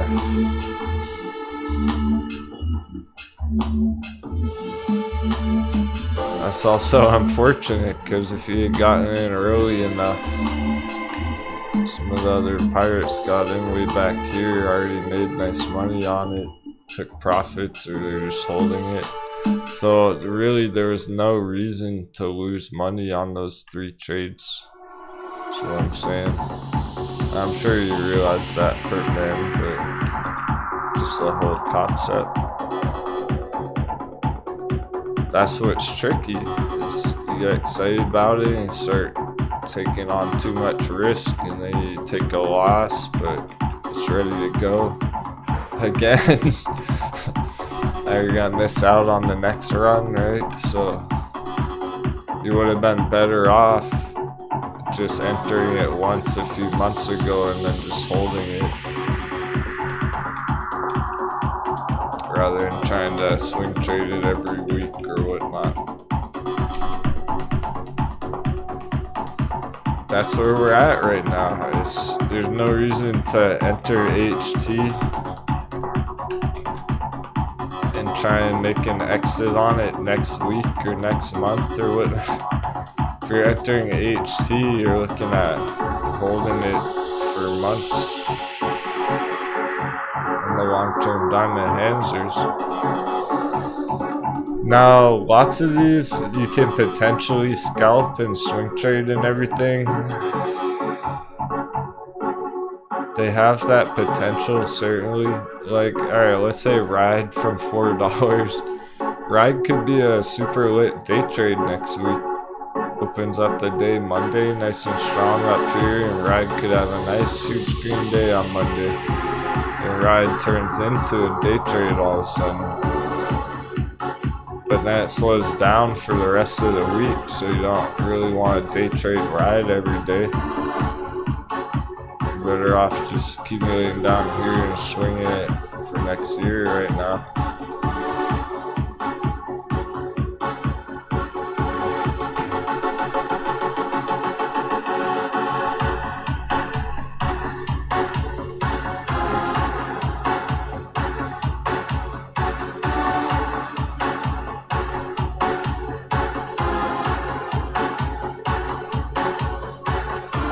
I want to check a couple of things real quick.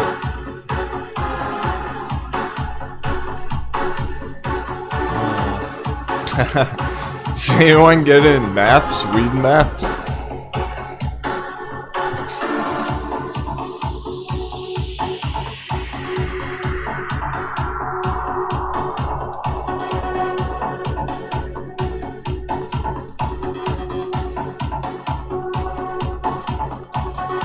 profiting in bottom signals.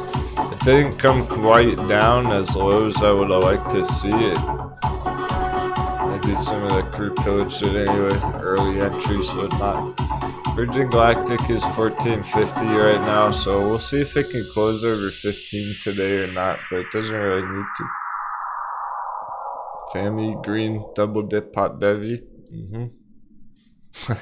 That's a standard trading pattern nowadays. That classic textbook double dip hot bevy.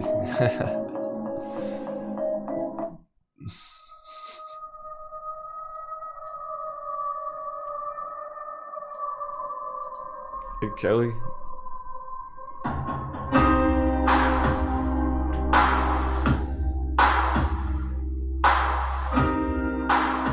Yeah, those scout mistakes in the chat, that just shows you that you can make mistakes on any chart at any time. So you really gotta control yourself.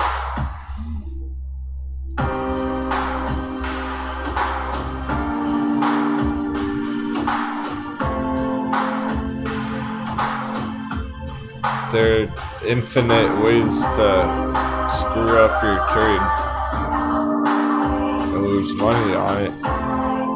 There's only a few good strategies to do it successfully to make profits.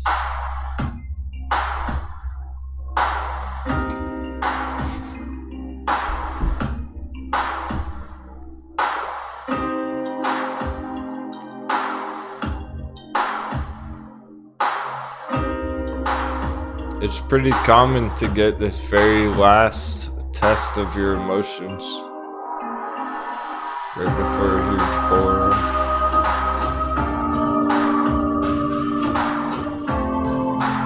Is XL fleet.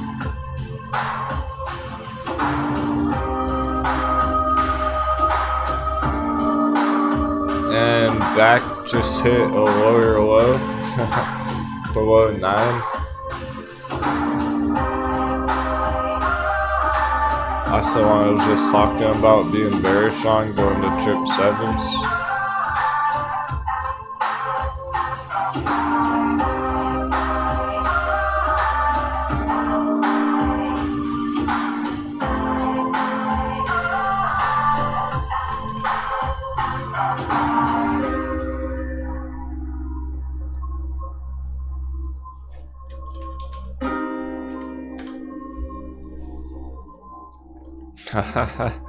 I didn't know we had a riot blockchain chart.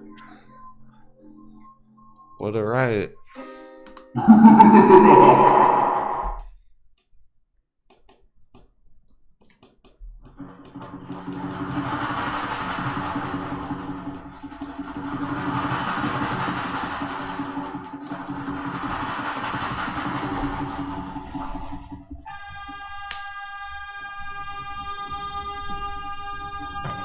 Alright.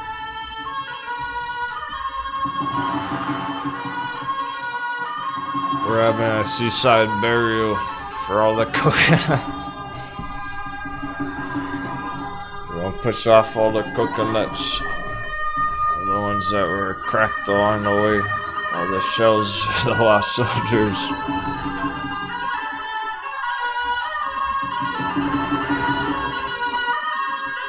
All the moon boys that got wrecked this year. We're sending them off to sea a farewell salute. Out of the markets they go, never to return. Said give up. We're still here crushing it cause you don't give up. What's life without a bit of a challenge here and there?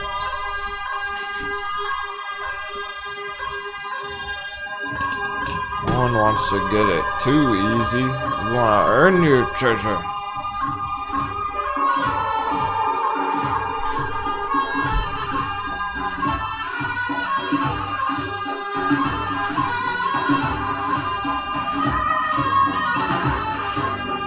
Do people deserve to make money FOMOing into AMC today because a Spider-Man movie came out yesterday? Probably not. Okay.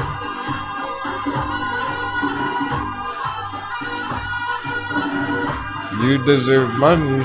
Saying calm, holding strong. Charging Nikola for 6 months. Recognizing that was a good value level under 10 bucks.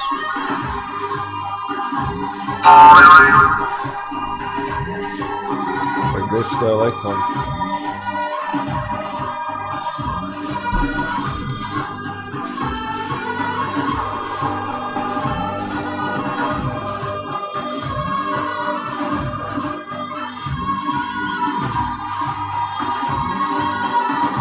It's not that easy, it never is. You can't just trade based off the news. That's how mistakes are made. Following the crowd. Who's the last one? Who's gonna be the last one in the pack, in the crowd? The last one in line to FOMO in. The one who takes the most damage.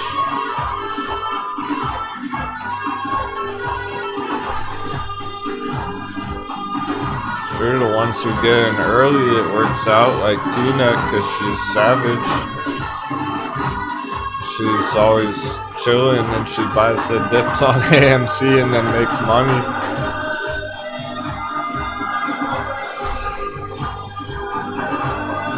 But the last one to the party don't get no drink. Not enough drink to go around. It's not that much juice.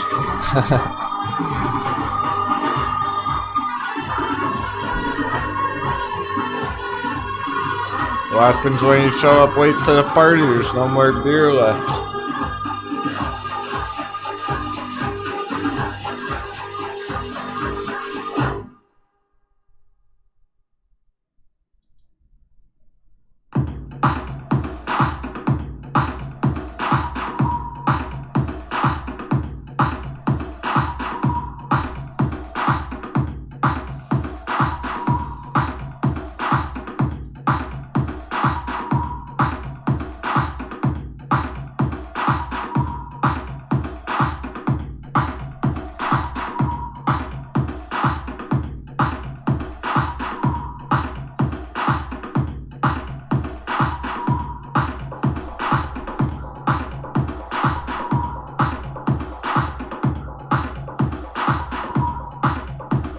Native Sharp been crushing it in biosciences.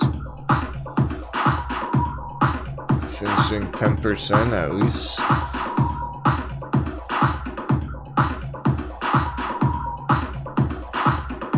$35 mils.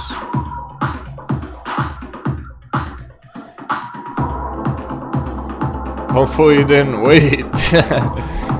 Native was asking about waiting for 99 cents. I don't think it's gonna hit 99 cents. Might finish the day with a huge candle here.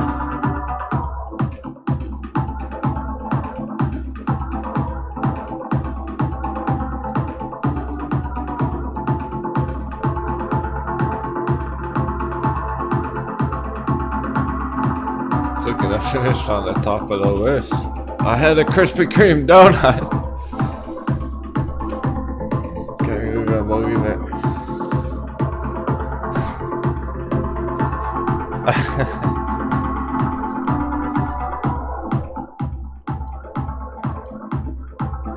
Pretty much how static paper hands, yep. Essentially so. He goes, so I suppose the hot bevy list of puts of bearish trades isn't always on the menu. I just happened to join the crew during a bearish month. Yep. That's one way to put it.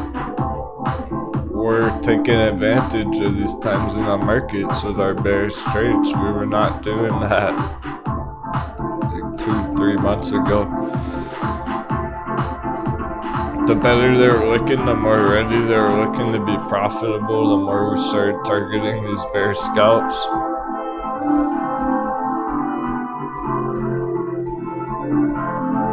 When we were seeing major warning zodiac signs.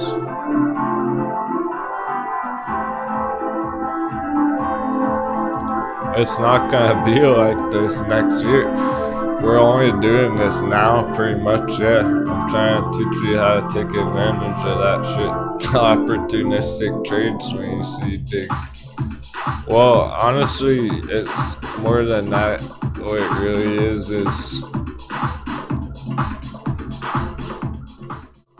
people are struggling to make profitable trades on bullish charts right now. They're having trouble making money on breakout charts or bounce charts, making those scalps and those swings and whatnot right now.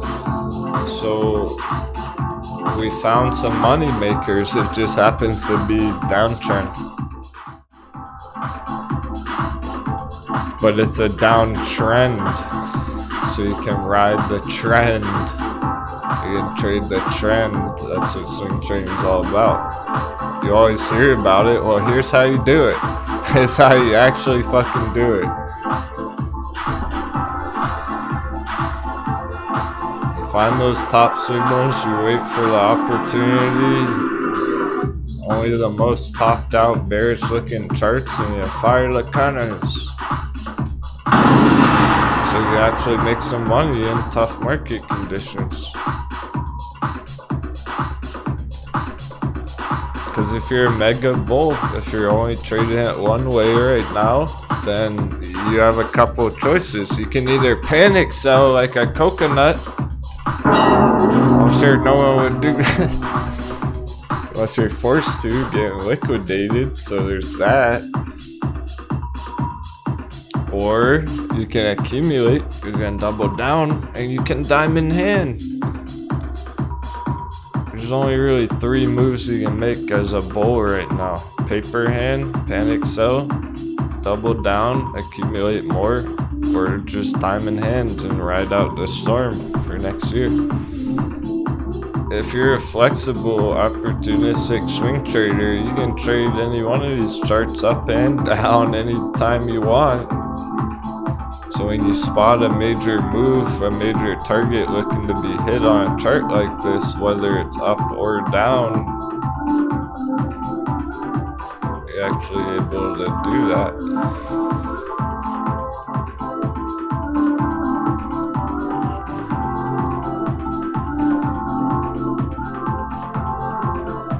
So even though it might be different and you've never thought about trading a chart downside before, you've never considered, it sounds kind of dangerous or evil or something. The dark side. On over to the dark side trading. The profitable side.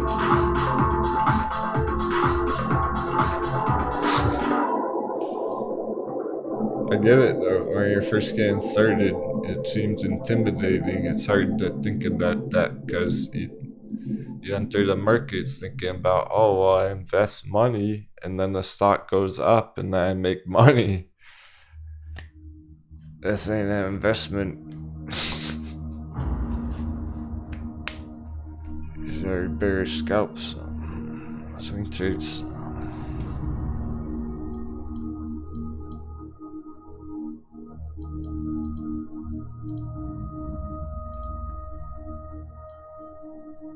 The key is to catch the right trend. As long as you predict the correct movement, whether it's up or down,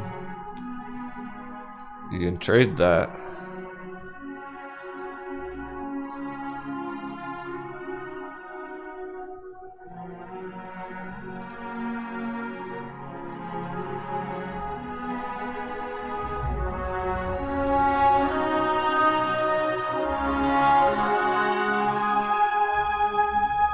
So the fact of the matter is, these bearish ones, now I'm on the weekly chart. Have you made any profits on your bullish charts last month, this month? Probably not.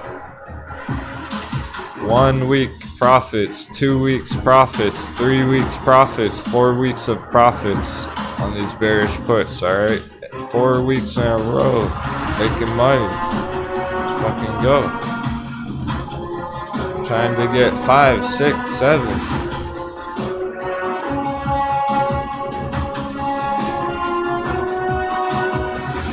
That's the trend. You don't care what it's doing every day on the 1 minute chart. Because every week it's paying out.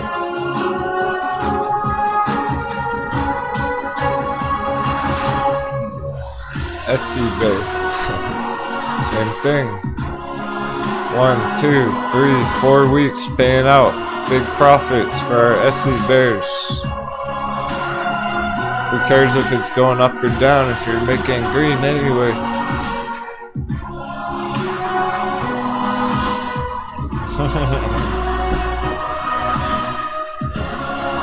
Yeah, careful how say paper hands, bro. You're scalping it too. That's like the AMC trades this morning. So you realize he sold his Lulu puts the first week, re-entered, then sold it again. Now he's out. Now he's done with it. Just fed up with it. It's a longer term chart, man. So I'm trying to show you is Etsy's looking to be profitable again next week, and then the week after, and then another profitable week. Alright? It's not about what it does right this fucking minute. What it did this morning. Who cares what it did this morning when it's down here next week? It's about the trend. We're establishing this trend. It looks ugly. It's looking to continue down.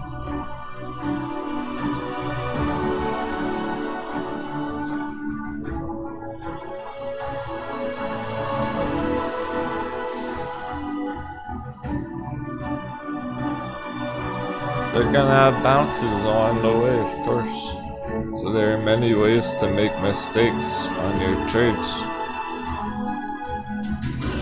These are swings. The key is every week you're getting red on it, getting green on it.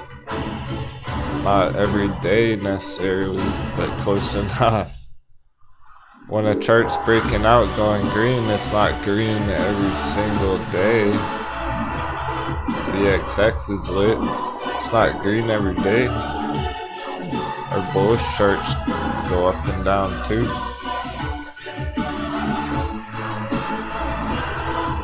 But generally speaking, every week, especially during these tough markets, that's the key, alright? This might not be worth it. Even if we spot the same trade like this next year, it might not even be worth it, depending on what else is going on. People are having trouble making profits on bullish charts right now. You can make profits on this downtrend.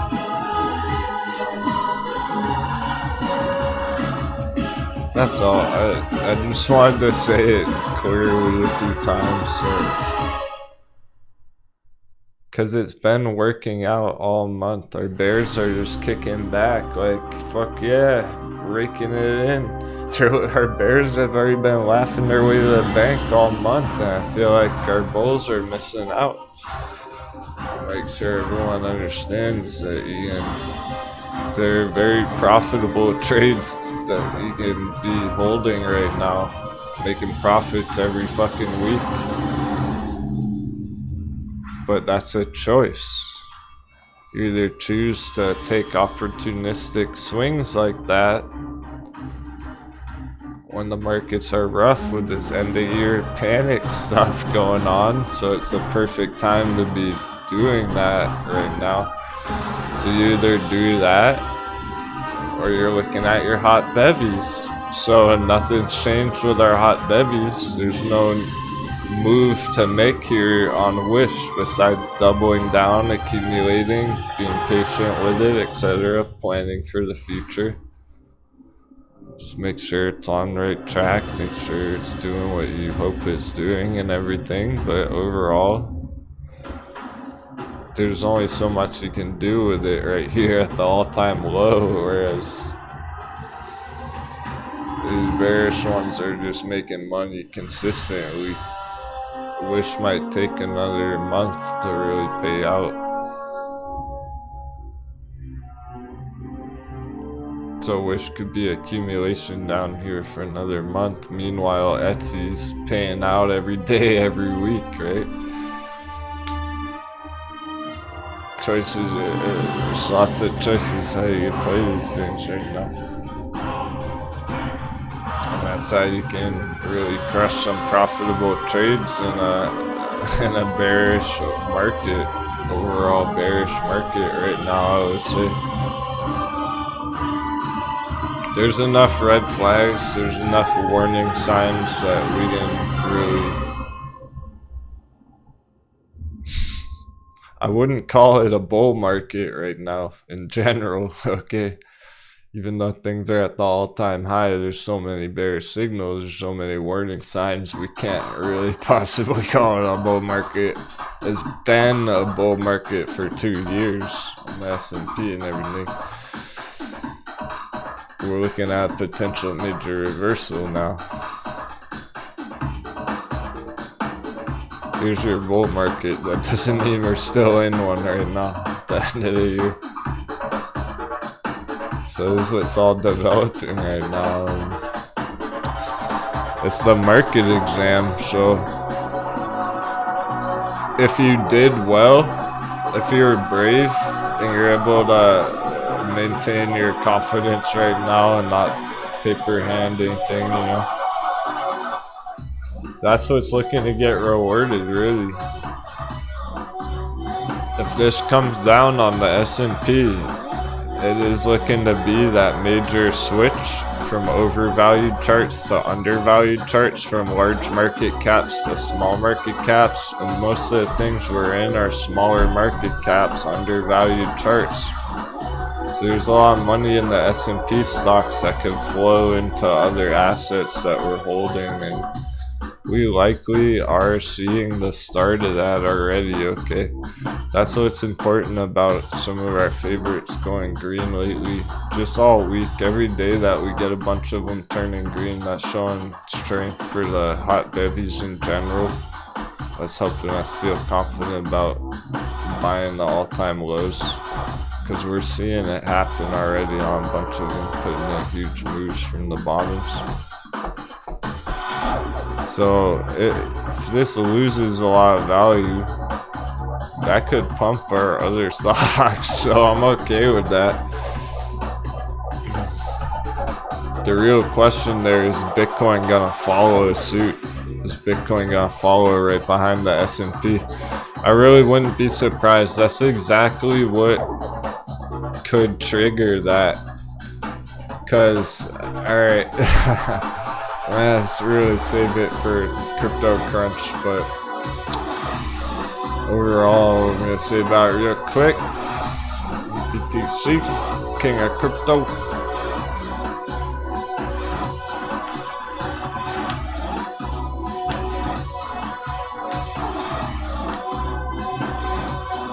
Our bearish scenario on this thing, if we get lucky that it, let's get some sevens in the chat. Only if we get fucking lucky. Are we gonna get lucky enough to see Bitcoin hot bevy down there?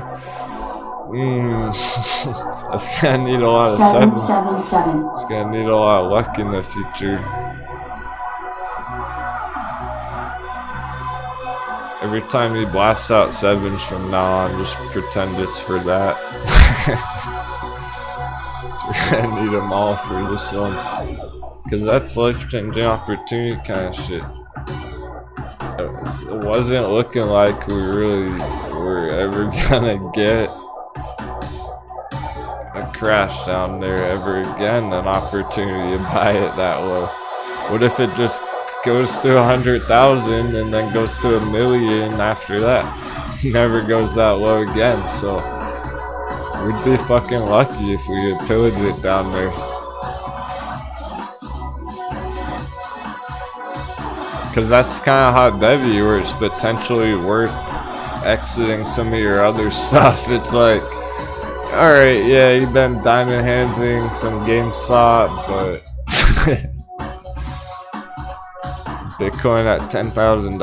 I would liquidate like any other position to enter that hot baby. The only thing I wouldn't sell to buy that dip on Bitcoin would be altcoins. I wouldn't sell any of my altcoins to enter Bitcoin, but I would probably sell stocks to enter that dip on Bitcoin. Not up here at the moment, so who's willing to pay that much for it right now? The whole point here, the reason why I mentioned all this in the first place, because it was seeming really kind of unimaginable. It's hard to even fathom that. We knew it's a possibility, but it's still hard to even imagine, right? S&P tanking, that could be exactly what it needs for that to happen. That could be what we need. Maybe it really does follow the S&P because all the coconuts are freaking out. And they paper hand all their Bitcoin. That would be so insane though. I'm gonna lose it. I'm gonna lose it and smash a bottle of rum if we get that hot bevy, because goddamn, that would be super hot. You might want to get some dry powder ready for that, just in case. Have a little bit. I'm thinking about all that as well. Nice, Johnny Ringo, Lucid Lulu puts. Even better. Yeah, not Lucid puts, Lulu. We still got pirates firing cannons. Alright, so simply put with Lulu, the fact that it's well under 400 at the end of the day, that's not good for it, which means it's good for your puts, good for the bears. It's weird saying it. See, it's weird for the captain to even say it on the chart, because when the chart looks ugly, that's good. So I'm like, oh, the chart looks like shit. Hooray! It's counterintuitive. Because I could say, oh, the chart looks awesome. It's right on track and it's going straight down and people are confused. Like, what the fuck? It's a bit, throw your common sense out the window. And there's the earnings triggering an even further push down. I didn't even realize that. We were bearish on it before that earnings. Just sending it even lower there. It would need a miracle bounce right now on the Lulu, and I don't expect it to happen.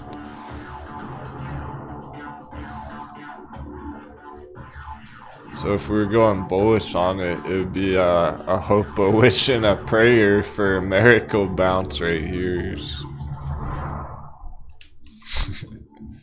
It's completely in bearish control under 400.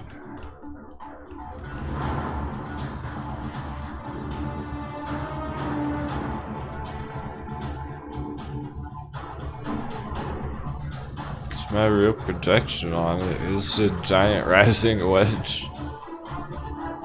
Just a textbook bearish pattern. Just like a giant falling wedge. If we were bullish on it,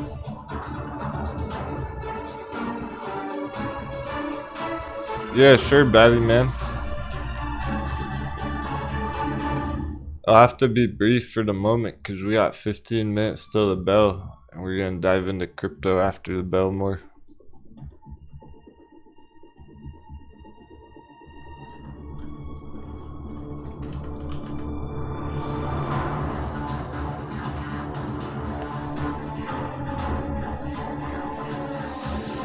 We may have a chart started for Matic, but it's not one of our main entries right now. Let's see. Yeah, okay. We kept it simple on this one for now. So Matic's gone on a huge run already this year. That's important to realize. Maybe you've been holding it the whole time, so I have no idea where you entered, but before anyone were to enter Matic, the reason why it's not one of our main accumulations right now is because of this. Here's what it's done this year. Boom. It's gone up a ton.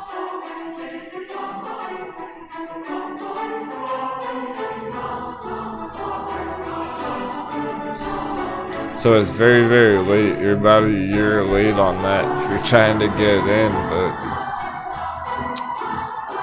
here's the deal with these popular altcoins. They're gonna trend up following Bitcoin right now. So even though Ethereum's quite high as well at $4,000, it's gone on a huge run all year. It can still keep trending up pending what Bitcoin does here. If Bitcoin crushes 50,000, Ethereum will pop back over 4. So those top 10 or so, 10 or 15 market cap altcoins are going to be looking at Bitcoin for their next move. We're going to dive more into that after the bell. Crypto crunch. Still not getting that decisive move on Bitcoin, so it's coming down to the end of the day or over the weekend. It does look like the dollar's having an effect on it still.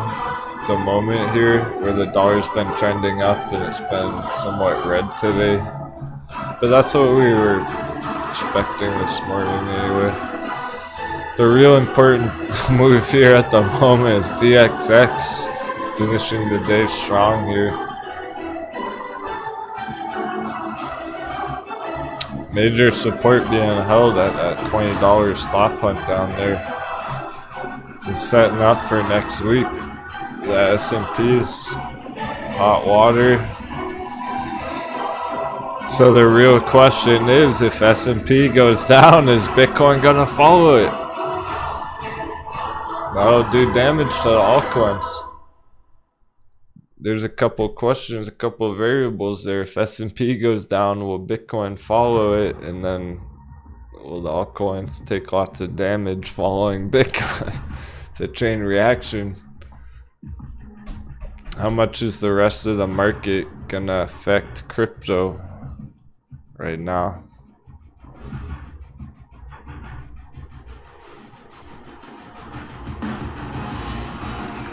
So if it's anything like our favorite Wall Street bet stocks, the ones that have been performing, the ones that have been the healthiest in these choppy waters are the ones that are undervalued. So as long as we're targeting undervalued altcoins, it's looking good. I'm not worried about the undervalued altcoins. It's the ones that have already gone up hundreds of percents that could take a lot of damage.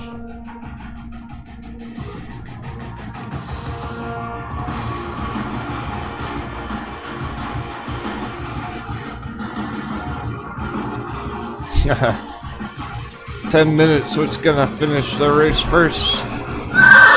Top of the list. Cassie's been up there all day, but it keeps switching around. It was great to see. We have a bunch of things that are pushing that 10% green. And there's a major difference here from, let's say, Cassie or EMVB and Varick down here. Going 10% green compared to Tesla or whatnot. Other things can go 10% green. It's not a big deal. This is a big deal because this is literally a huge bounce from the all-time low.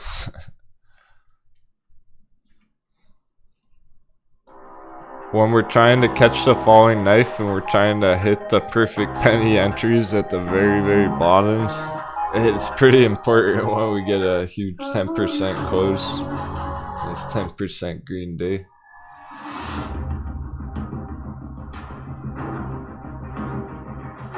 Yeah, there you go, Grizzly Giant. I recommend you cool down with that. All those risky margin trades you've been taking lately. It's simply not worth it right now when you can swing things like this. I mean, It's a very nice swing trade on VXX there, 50% 2 weeks ago. Last week even. We're trying to get the same exact kind of move out of VXX nice week. So you can get big percents on some of these things still, but you gotta know where to look for them. I'm not expecting a 50% target on Ride next week. You can actually anticipate that pretty reasonably with VXX here. These huge targets are valid on this, the S&P movements, but is TCAT, this good old TCAT gonna have a 50% move next week? It's probably not ready yet, until next year I'd say. I think early next year, then yeah, TCAT can have that 50%, 100% pop right there, short term. It's just that is short term. That 2 week next year projection is short term at this point. That's as short term as you should be thinking. You really shouldn't be trying to make a quick scalp on a trade for Monday right now. Unless you're a pro trader. Unless you're a real day trader. Some of you are.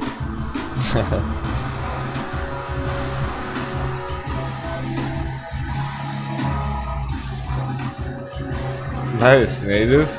Alright, that's perfect. I'm glad you mentioned that. Native's almost green on this already, even though it's at the all-time low. And he got in the dip earlier. Native got in months ago back here at like 150. And he diamond hands that fucking thing through all this. If he could hold it through all that shit. And then he doubled down. Now he's almost green. That's how it's done. Even better if you took profits up there on that first pop, but the point is he stuck to the plan. He's doubling down. We lowered his cost average significantly. Now he's already starting to get it. He's already starting to win it again, even though it's barely moved.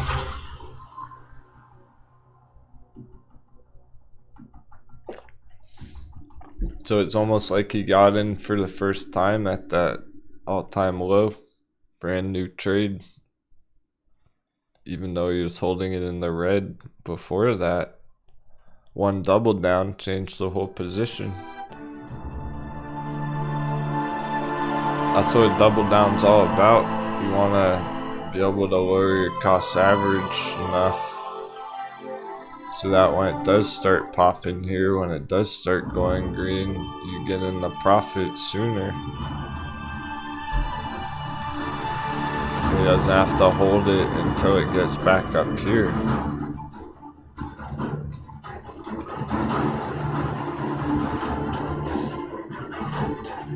That's on the top of the list, 11%. I think all the effort you put into scouting that out on the radar, native, it's paying off, man. You've been the only one who's been watching that chart for 6 months. That's what it takes.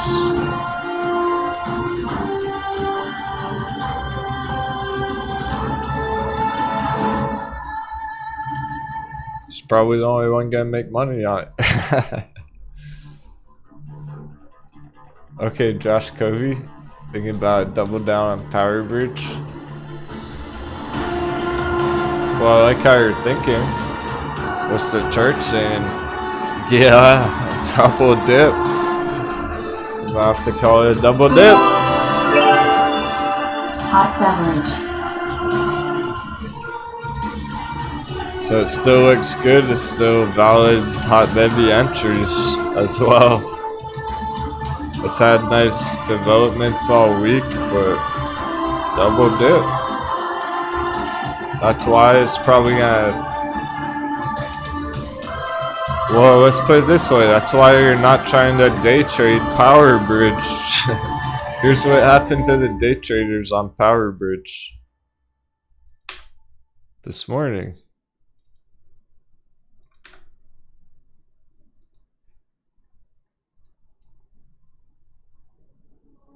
Day traders FOMO Power Bridge this morning. They lost 25%. What the fuck? It went down that far today? From the top. That's a huge scale from the top to the bottom all in one day. That's what happens to day traders right now. If you don't be careful, if you don't know what you're doing. So don't even fuck around with that. How about this one yesterday? And they FOMO'd in there and then it dropped 33% right after. And now it's down 40%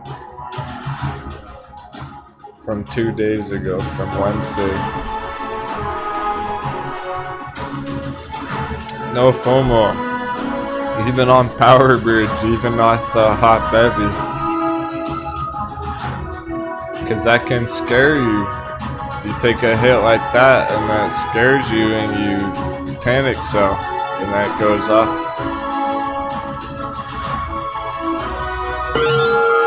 God bless Captain exclamation mark 777. Have a great weekend. Oh, Jeff, you're awesome, man. Thanks so much. Wow, y'all blowing me away today. It was incredible. What an epic week. We got 1 minute to go. I appreciate you, Jeff.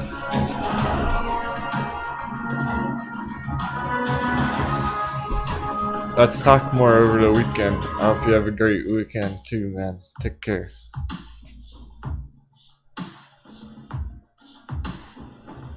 He made it through the day. I think he's gonna call it. He's gonna retire to the cabin. Sounds good, man. Great job toughing it out today.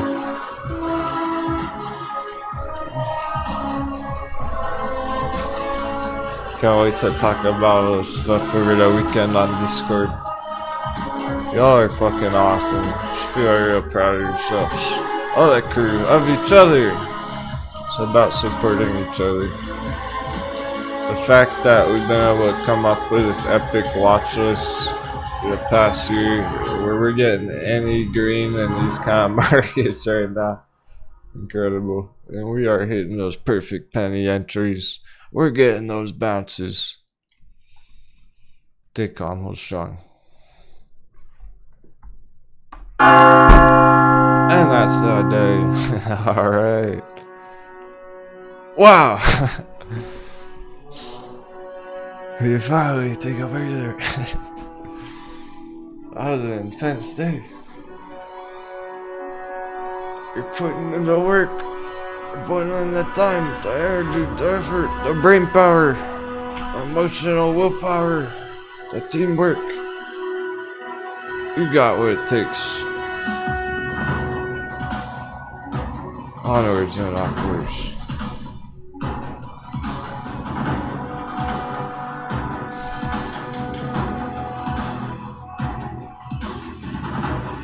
We're getting through the worst of it. Or the best. Is it the worst of it or the best of it? It's all perspective.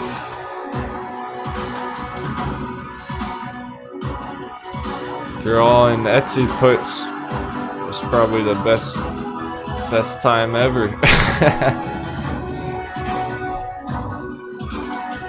If you're all in Tesla long, it's probably the worst day ever. It's all what you make of it. If you've been getting in on that all-time low FOMO, you're doing it right. You can be sure about that. This is how I do it. This is how I've always done it. And yes, it does take time.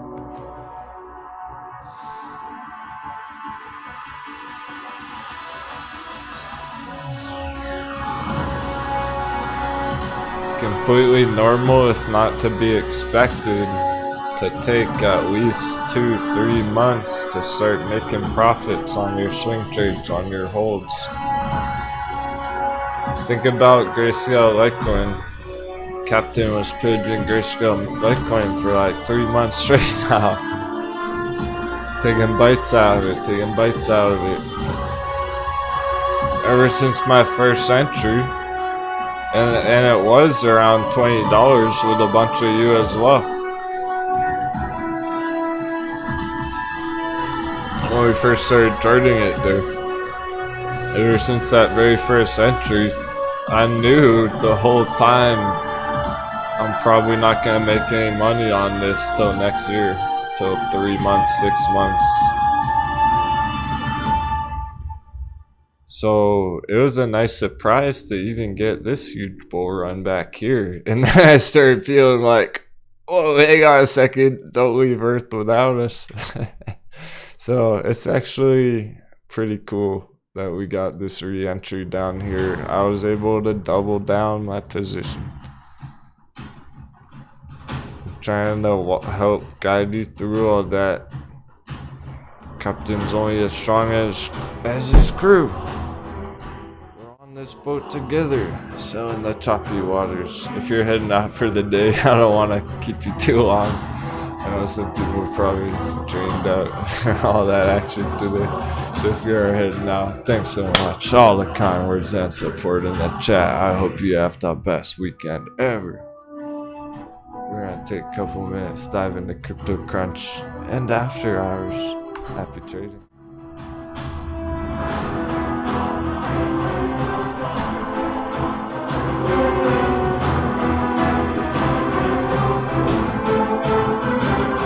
I feel bad holding the stock pirates hostage if they're burned out.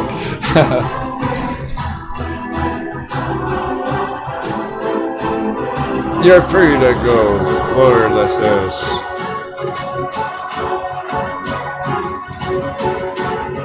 Crypto crew's taking over now.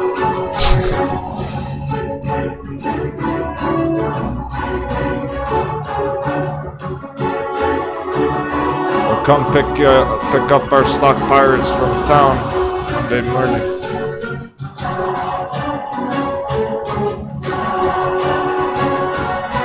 But the Bitcoin battle wages on.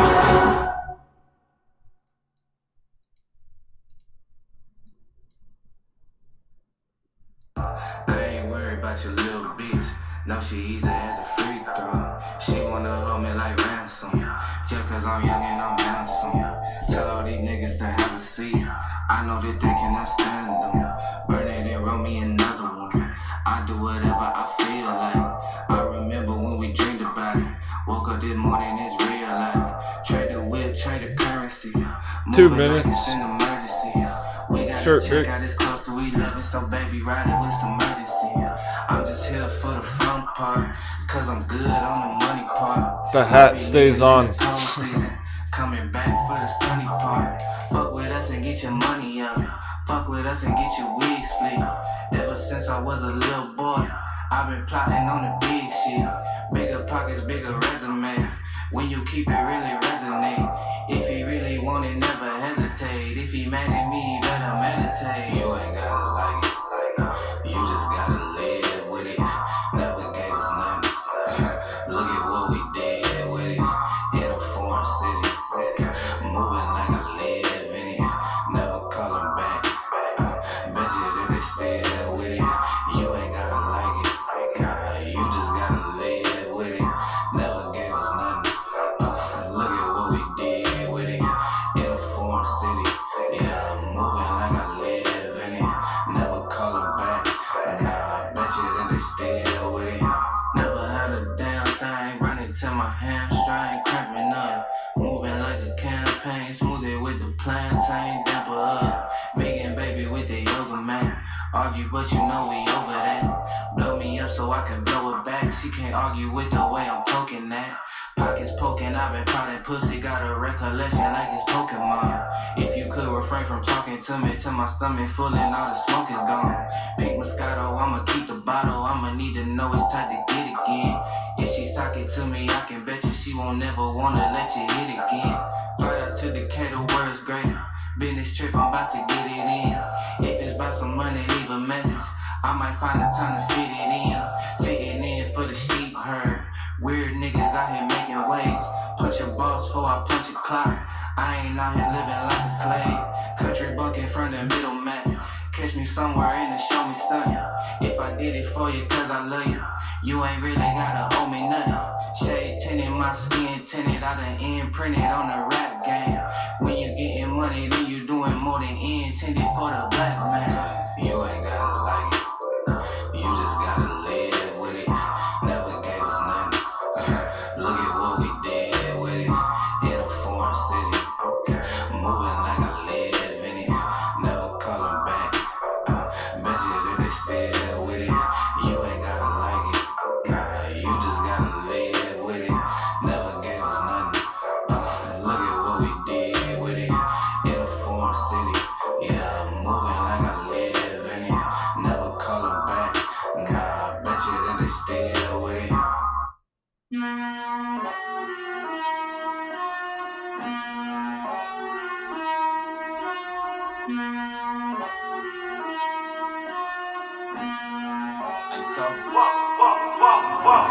Clap the boom, I'm coming through, they wanna see what I'm about.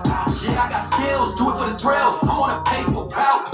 Extra, read about it, I'm today's trying to top it. I put commas over bullshit, yeah, I put that on mamas. They tryna block on my blessings, they thought I lost the snapping. I bet on me and my team, ISO is what I'm rapping. Put on for the whole city, yeah, I got 'em rocking with me. I bet on me and my team, ISO is what I'm rapping. Fucking emojis, I'm blowing a pack of that OG.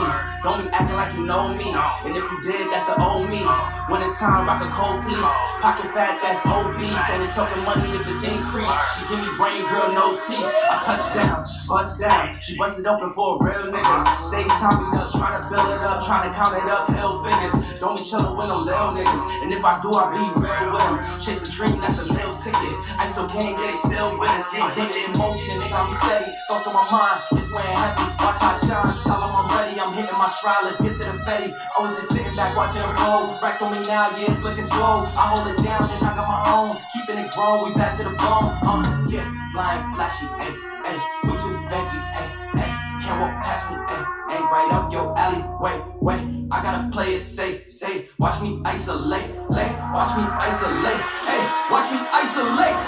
Clear out the room, I'm coming through. They wanna see what I'm about. Yeah, I got skills, do it for the thrill. I'm on a paper route. Extra, read about it. I'm today's trying to top it. I put commas over bullshit. Yeah, I put that on mamas. They tryna block all my blessings. They thought I lost the snapping. I bet on me and my team. ISO is what I'm rapping. Put on for the whole city. Yeah, I got 'em rocking with me. I bet on me and my team. ISO is what I'm rapping.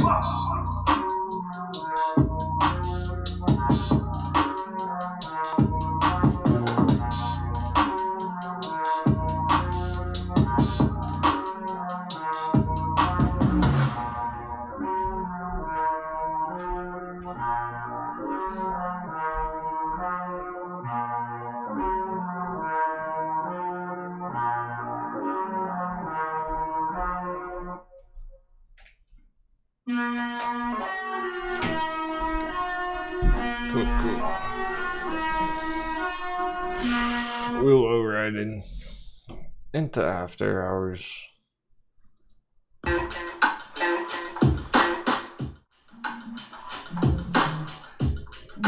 Keep the rap going for our OGs. I feel pretty gangsta right now. I'm so proud. This PvP play versus player. Smart money versus dumb money get right.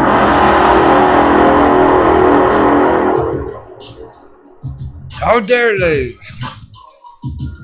How dare they paper hand all their shit? What are they thinking? With the flow, and I've been giving niggas refills. Come and ask us how we feel. Feeling very blessed. You see how it played out with AMC, right? All the dumbasses paper handed it. Their diamond hand. Alright, no offense if anyone made a mistake. I'm overemphasizing it on purpose, intentionally. But you make a mistake and you paper hand it, and then when it gets to a better value level and everyone's bullish on it and they want to buy it for 20 bucks, it bounces.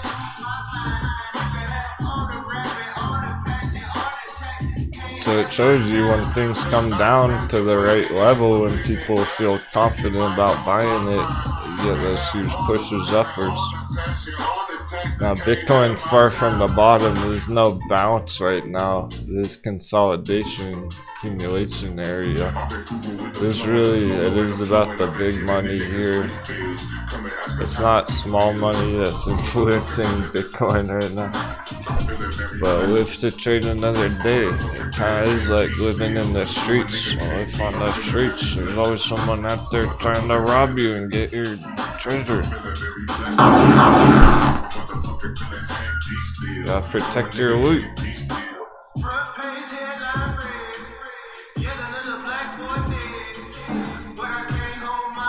It's pretty treacherous out there, even just in the cities nowadays. Once you live in a big city in America, pretty dangerous just to leave your front door nowadays. It's dangerous to enter the markets nowadays. Because there's a lot of sharks out there, and this is how they do it. I'm showing you how it's really done. The dumb money just FOMOs in stupid news events, like Spider-Man movie. Because let's be honest, it's kind of a silly thing to go all in based on. I would never go all in on some stupid news like that. Real traders don't do that, you see. The real traders go all in on AMC at $5 buy box in February. I got daily correspondence, we tapping in with the goomies. Tagging my body, they tagging me like they movie. They actually living goofy, I'm plenty tagging the coochie. Flicking flexing the muscle like penitentiary Gucci. So it just kind of makes me laugh when you see all the hype about it over every new movie that comes out. There's all the hype over The Matrix too. I'm really excited for the fucking Pokemon movie coming out too. Like Pokemon to the moon. Yeah, it really was a catalyst shady party hat. I know, it's wild, right? That's how crazy the markets have gotten. Elon Musk tweets out some shit and stuff pops. I have a couple things. I wasn't planning on showing this, but this is what it's all about. This is what the show's all about. Never know what we might get into. Let me see if I can pull it.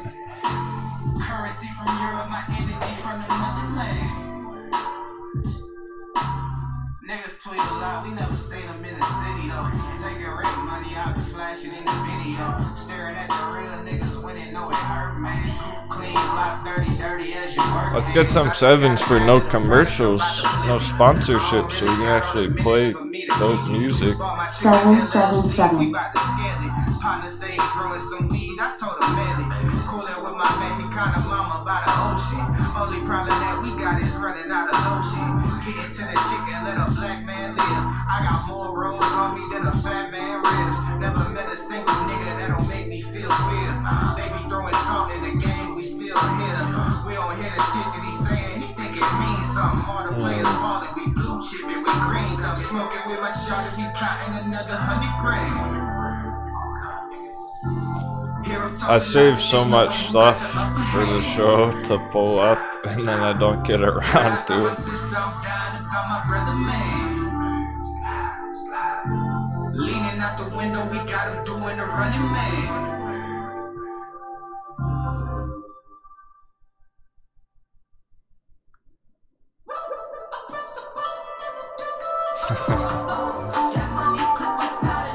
extra. We got a bonus meme.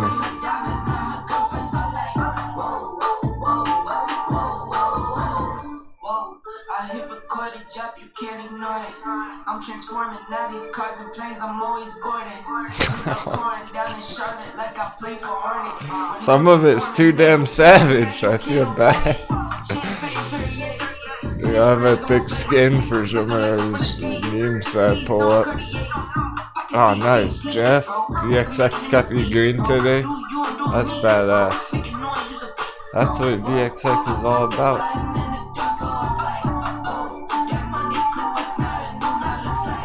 Yeah, apologies, JD Party. This music's not your cup of tea. We're just chilling out after a tough week of battle at this point. There's our come down music.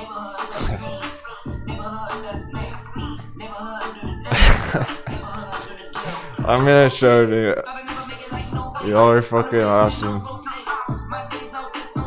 Yeah, I know it. It's nothing worse than anything I've showed before. I was looking for something specific about Elon Musk and not finding at the moment. That's okay. I'll look for it longer.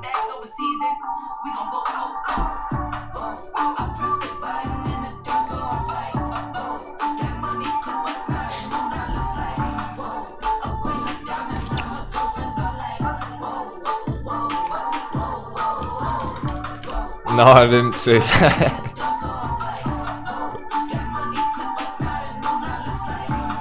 Yeah, it's all good, JD. This is what it's all about. Friday afternoon. You know, let loose a bit in the chat, have some fun.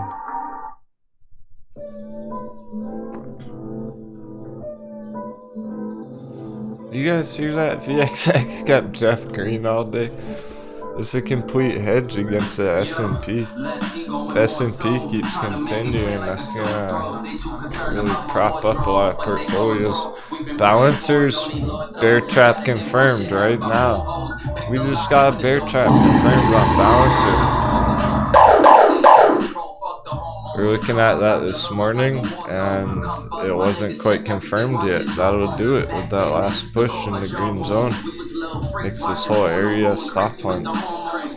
That's our buy box, so that's what we were thinking about. Is hey, this is lower than it should be under our buy box. It's a good area on Balancer. That could be showing us a big clue. We might just got a big puzzle piece here, a big hint what Balancer's doing right now. It's officially confirming that bear trap. Always think before you start speaking. With yourself, you be still beefing. Cause they ain't real, they just real misleading. Trying to read me, but you misreading. Yeah, we in the bunker, rolling up some skunk up. Not only that, but honestly, with the VXX and everything, a lot of these traders in our crew, they did take profits on AMC a long time ago. Alright, hang on.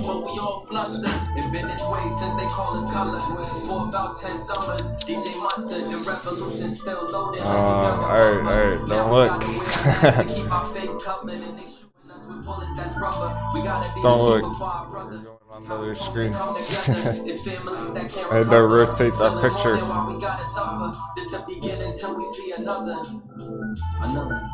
Okay.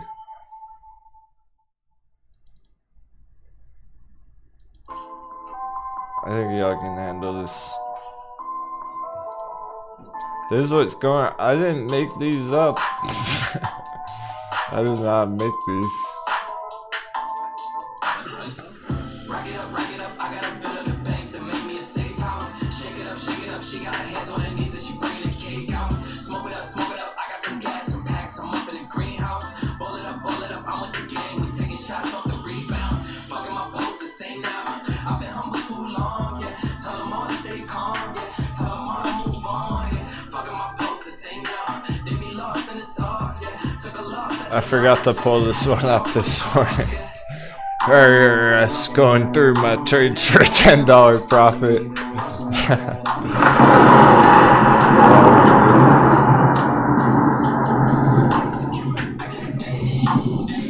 The joke is that they'll just let the billionaires do whatever, right? Get all their tax loopholes overseas and shit. Whole Panama Papers and everything. But then they really need to know all your little trades every day.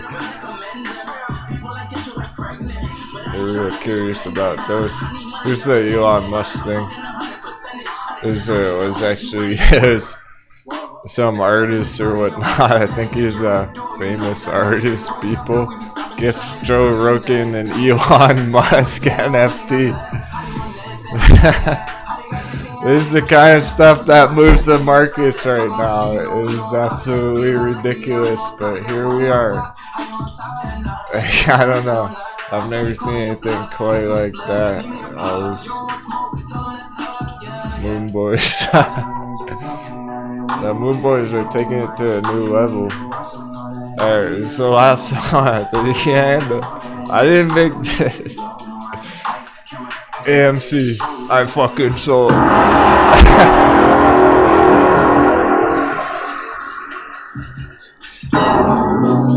Alright, guys. Is that too brutal? Or is it funny because it's reality? Is it striking? Does it hit a nerve because it's real? Thanks for all the support. That's the only reason I do it. So you can crack the coconut. You don't want to think like everyone else and just be Elon Musk clever.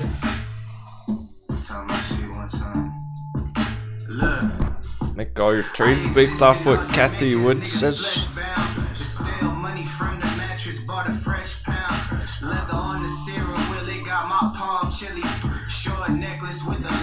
Hey William.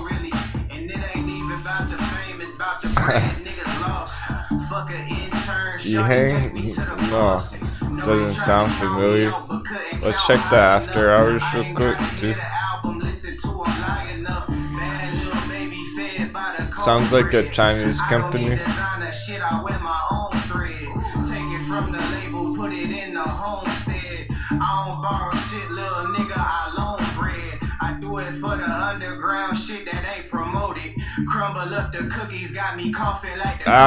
Brick L 11%, but it had a rough day, so they're balancing out. Interesting. So SLGG negative 7% on the day, but now 9% green after. So it balanced out the whole move on the day.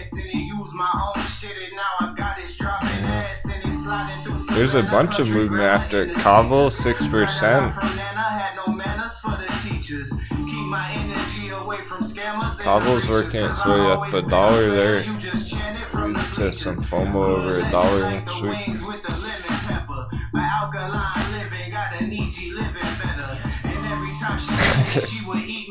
Yeah, Bet Hornet.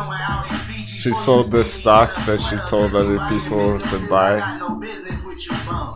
Isn't that what all the TV personalities are doing? That's how the game's played. We all know it's manipulated. That's how. Okay, William, some Chinese drones. Interesting. Yeah. That's cool, man. I'm open-minded right now. Pretty much anything's possible the next couple of weeks here. There's a reason it's holding here. I want to measure it. Let's see how hot that bevy is.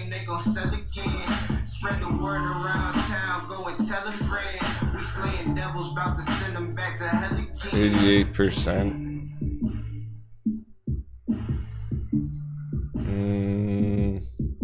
I'm gonna be very accurate on that.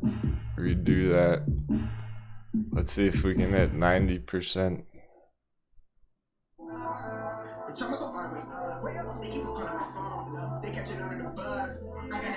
89%. This is the area we like it, 85 to 95%. I was hoping to see a perfect 90%, meaning that other traders are buying at that 90% dip level. Close enough.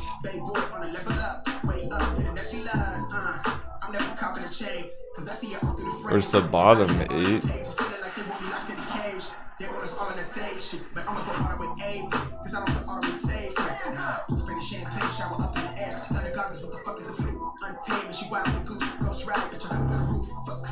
Okay.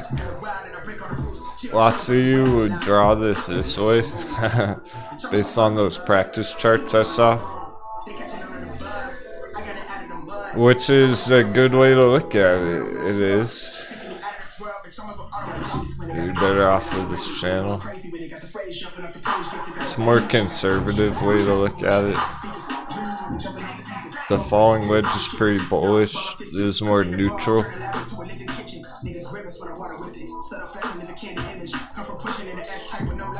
That's a better resistance to watch on it. Consolidate this whole time, then boom, right there. We're just breaking through that.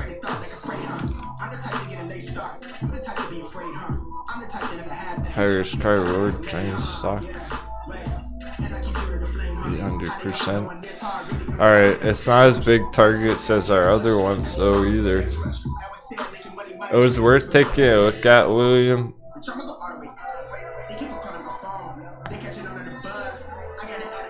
Yeah, it looks like it could put in a huge bounce from there potentially. It's down 90%, but I'm not. The problem with this target here, so it's high risk, high reward, Chinese company. The problem with the target, even though that's a nice target, 750%, that's to the all-time high, so that's extremely bullish projection on it, extremely bullish target for it. Our other Chinese stocks, they're more down here, so we're getting huge targets, only halfway up. When we're getting them way down here, we're getting 700% targets, only halfway up, not even to the all-time high.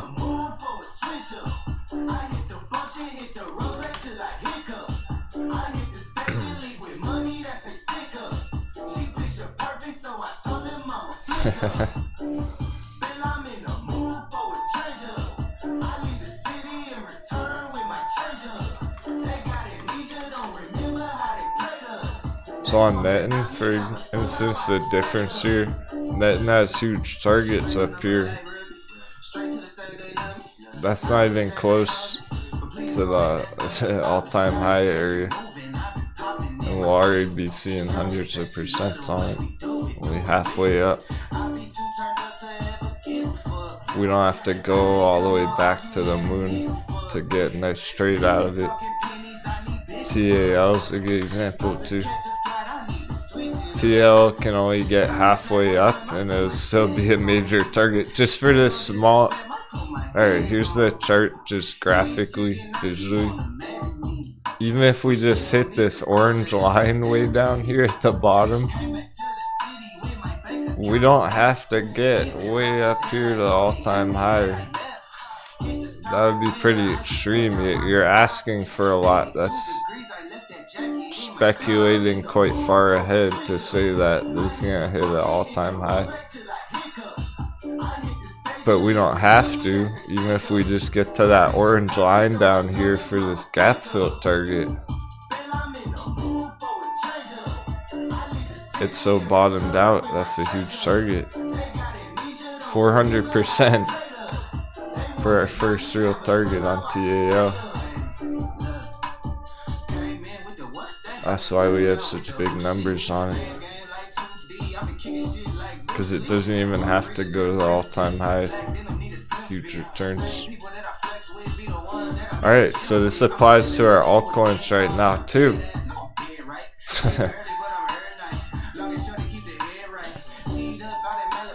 Be careful what you're accumulating on altcoins. Hey, Batty Man, were you the one asking about Matic earlier?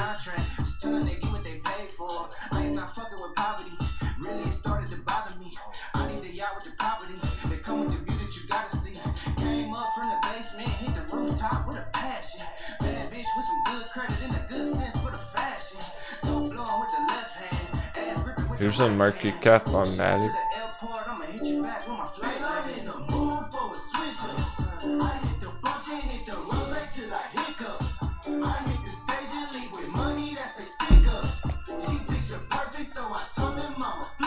And here's the August dip, the epic crypto bounce in August, where we started accumulating our altcoins. If you had gotten a Matic in August, that would have been a nice move. Couple 100%. Okay, cool. Thanks, Batty Man.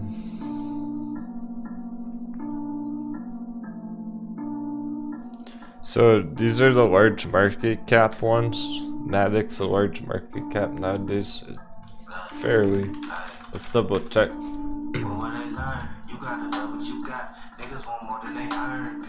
So we're gonna coin market cap. We'll laugh about what's trending first. Clifford Inu.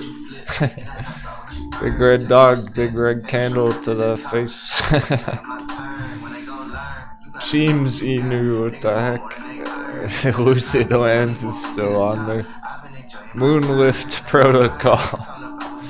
Facebook Metaverse is probably not even related to the Facebook company.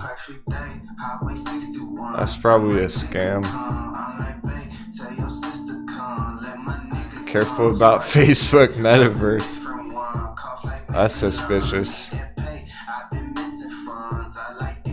It sounds professional because it has Facebook in the name and Metaverse in the name, but it's probably nothing related to the actual company. Why do these coins go crazy? Because there's not much money in them. See how it says it's rank 3000 here? That's in terms of the size of the money in these coins. So the bigger rank it is, the further down the list, the smaller amount of money is in the coin. So that means it takes less money to pump it up. So a few whales FOMO in and the price goes up hundreds of percents.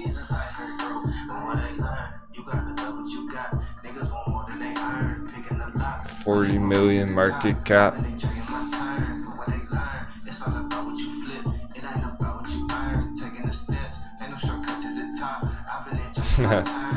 So the biggest gainers rank 4000. There's even smaller Moonlift Protocol, so this probably just came out and there's probably only a few people trading it. There's $3 million in this market cap on this coin. That's up whatever it was, hundreds of percent. 87% on the day.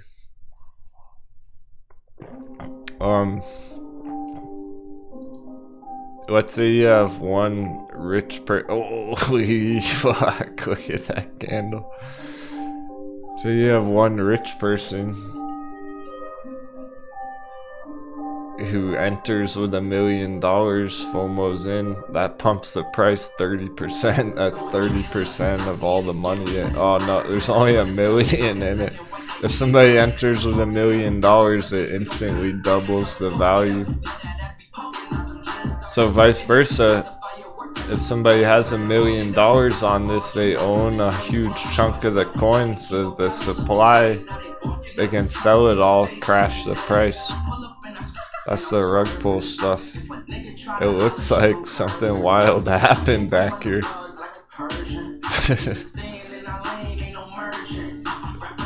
It looks like somebody might have got wrecked on that. Their order filled at $7,000.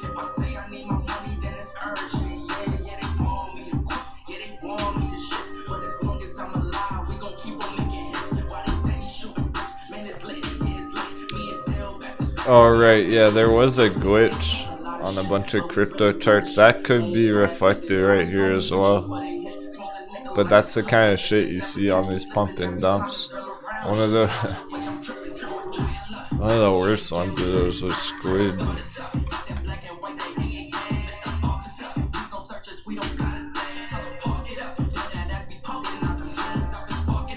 This thing just completely crashed. Squid game.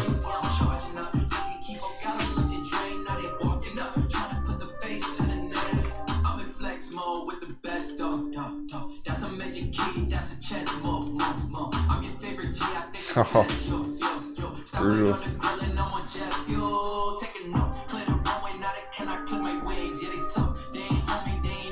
So you want to avoid stuff like that. The same concepts apply here, so I got a bit distracted there. We're gonna check the Matic market cap.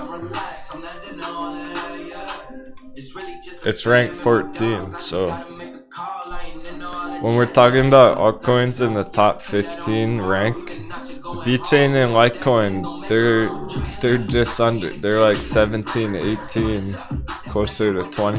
When we're talking top 15 coins, whoa, they're gonna trend similarly to Bitcoin, the total market caps.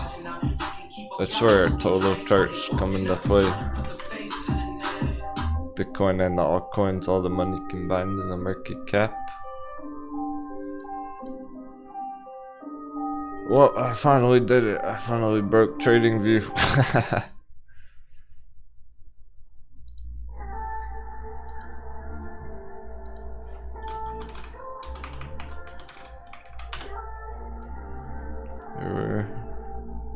Except I wanted my clean chart. You can do it, TradingView.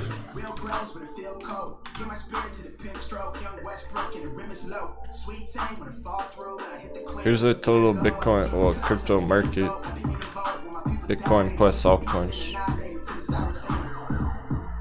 Nice and simple. I don't doubt the bullishness of that chart. Batty Man's looking for a scalp on crypto swing trade. It's tough right now. We had a nice one on basic attention token. That was our latest scalp. It's tough right now. I'll show you a couple of our recent ones.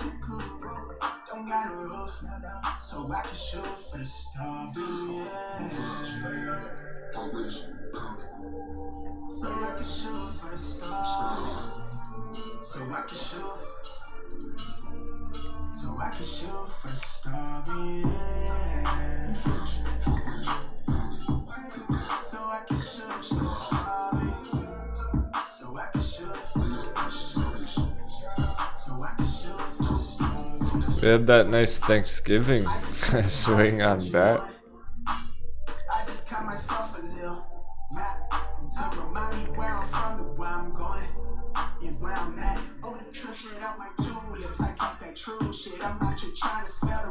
I haven't really looked at it since.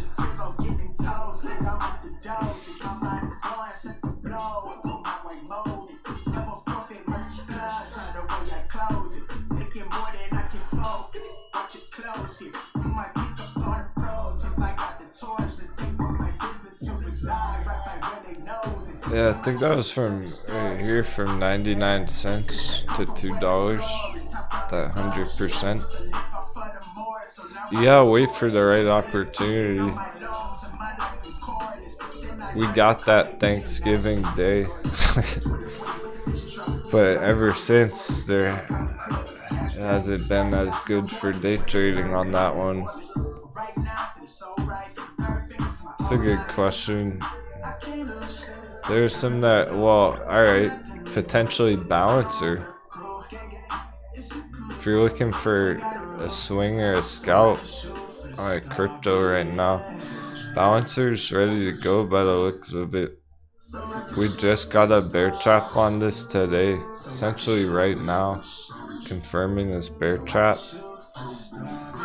So you'd be looking for it to hold over 16 area, just generally speaking. It doesn't have to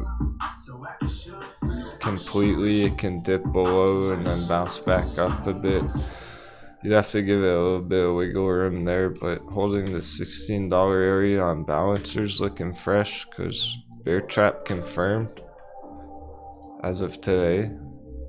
And it was undervalued, it was lower than where it should be. So this green area is our buy box, our accumulation zone.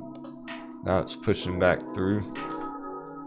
So it's ready to potentially go higher through our bull box here.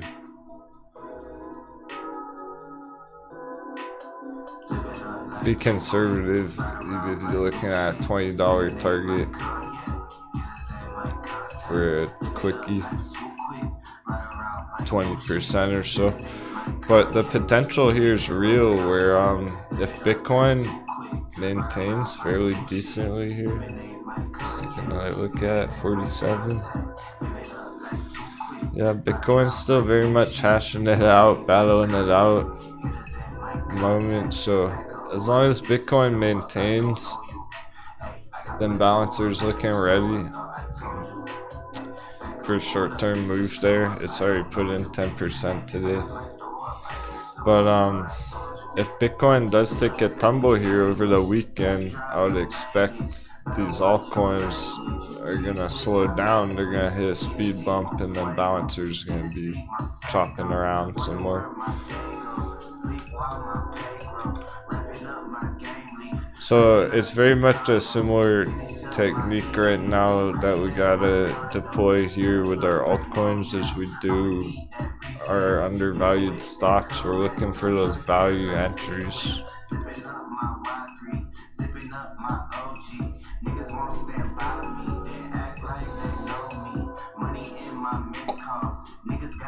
Those are ones that shouldn't take as much of much damage. If Bitcoin does go down, Balancer's looking to maintain. I don't think Balancer would take too much damage there. It looks like the worst of it already happened. In other words, throughout the whole last month or two. That was likely the worst of it in terms of Balancer here.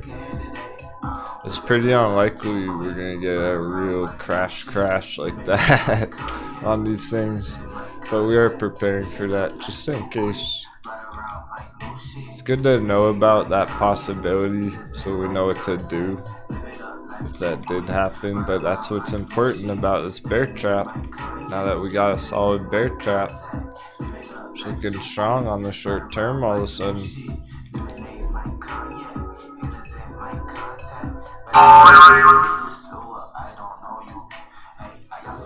Yeah, Battyman.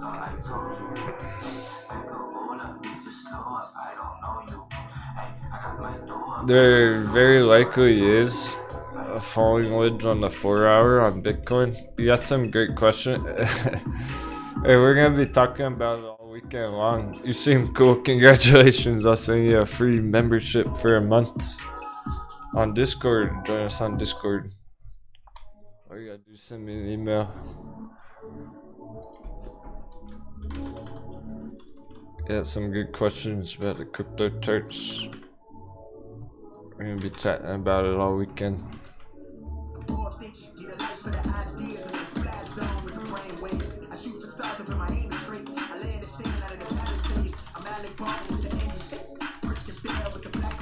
I'll show you my most simplistic projection on Bitcoin just overall. This is what I'm watching on it.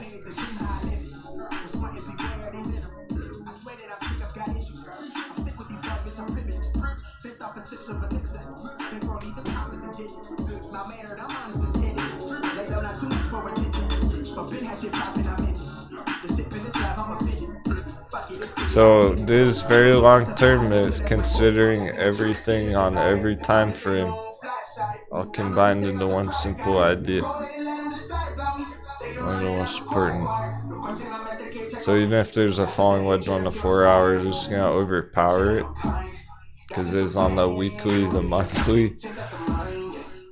We're just gonna overpower the 4 hour. So We have a breakout from this huge resistance. We have a retest, making it support. We have a bounce. We're successfully holding. This is where we can get continuation. It can go from here to an all-time high. And fairly quickly, surprise people. That's very real potential here. That's why I have a 50,000 alert on it. Can trigger some FOMO, send it flying upwards. Yeah, you're welcome. We do voice chat parties Saturday night as well. We all talk together.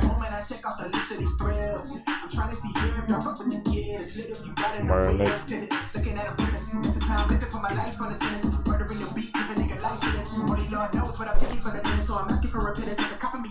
I'm happy giving away some memberships this week because I know it's been tough for mentality. It's good to trade as a team and really keep each other in check.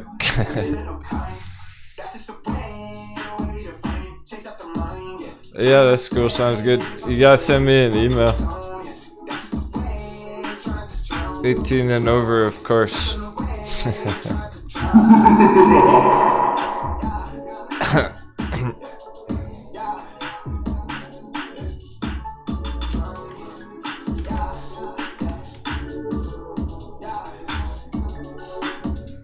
We got all experience levels.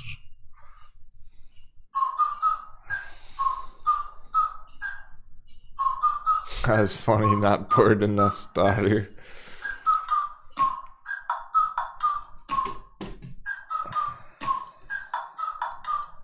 Like, ride with me if you ride with me, you can slide with me if you feel like 550 on the 5 stick, we can get high with me, that's a deal, right? Ride with me if you ride with me, you can slide with me if you feel like. So overall, it's a critical area on Bitcoin, an inflection point. And it kind of feels that it's waiting for the S&P to develop and the dollar action. It really is kind of a waiting game on the thing at the moment.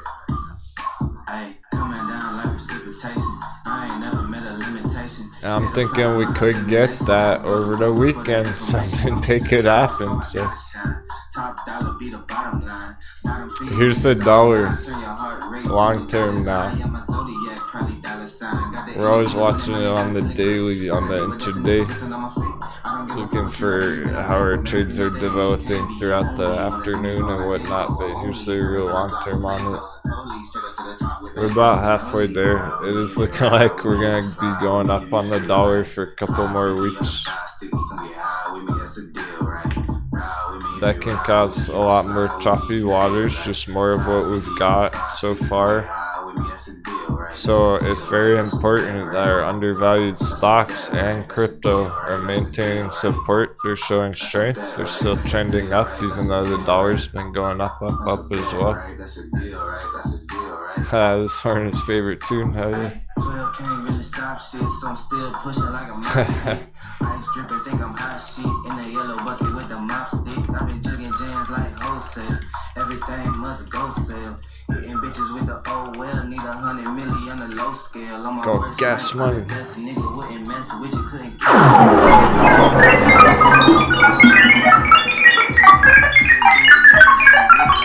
Dollars, I don't make deals. I've been going hard in the paint, still blowing tush clouds till I can't feel like ride with me if you ride with me. So the fact that Bitcoin's maintaining whatsoever when the dollar's doing this is relevant. Eventually when we get that dollar dip, that'll be our crypto boom.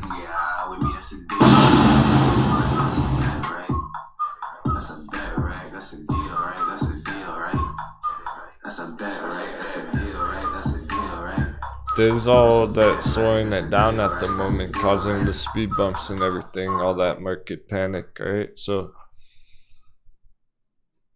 we are gonna continue to play it both ways when it comes to crypto charts. Is it a good time to buy Bitcoin right now? Not exactly. So back to the Bitcoin chart. Now that I've showed you the dollar, with the dollar going up, with the S&P coming down, that's exactly the perfect storm that can cause a hot bevy here. So we are gonna play it both ways. We know that is a real possibility. So just in case, we'll be ready for that. But we're gonna remain bullish on it while it's up here holding the breakout. It's all about this breakout right now. No long-term resistance, turn support. So this is my current projection on it. It's gonna be upwards from here.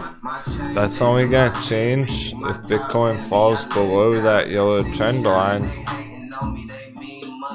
That's around the 40,000 mark. Rough estimate, just over 40. So call it 40, I suppose.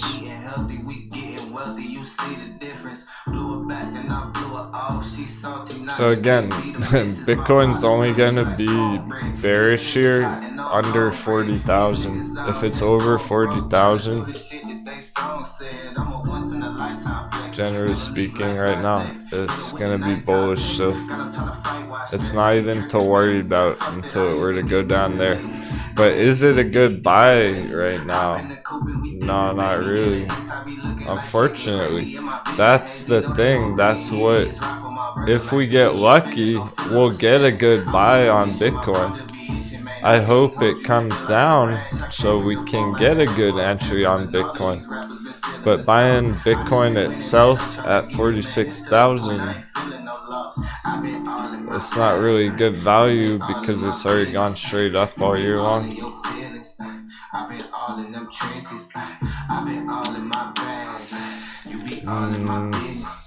Going back to this one. This is the cleanest chart we have on it.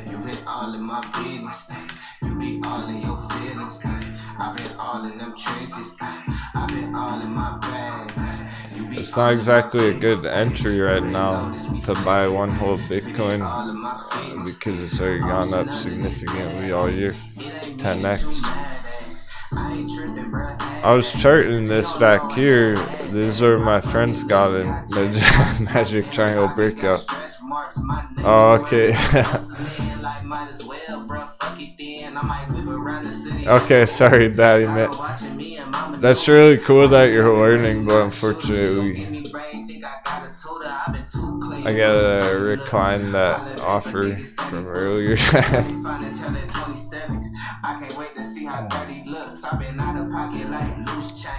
Ride around like Bruce Wayne, still hot as that blue flame. I might buy the block with my boot thing. Yeah, I'm squares in your circle, you out of shape. My city think that I gotta. But that's all good, dude.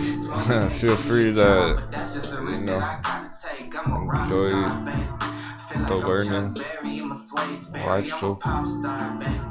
Feel like I'm Steve Perry hitting Holly Berries, and it's kinda scary all the power you got when you really be knowing yourself. Know that they cannot control me or hold me, cause lately I barely got hold of myself. Shit, I've been all in my bag. Alright. You been all in my business.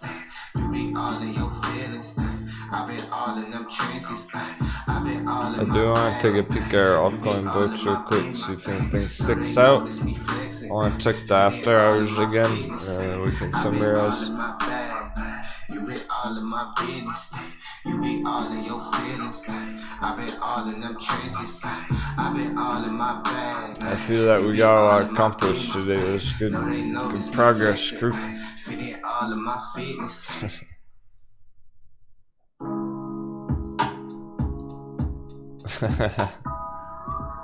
Yeah, that's why I asked the hey paper. The Saturday night voice chat parties are a party after all.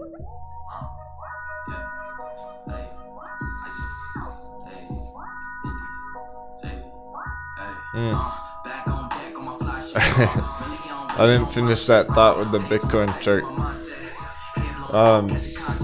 So it's not exactly a good entry right now, but it's still bullish here. This is what I'm watching develop on it going forward, everyone. This is my real prediction on it for the moment. That's what I expect to happen for now. Until otherwise. Until it doesn't.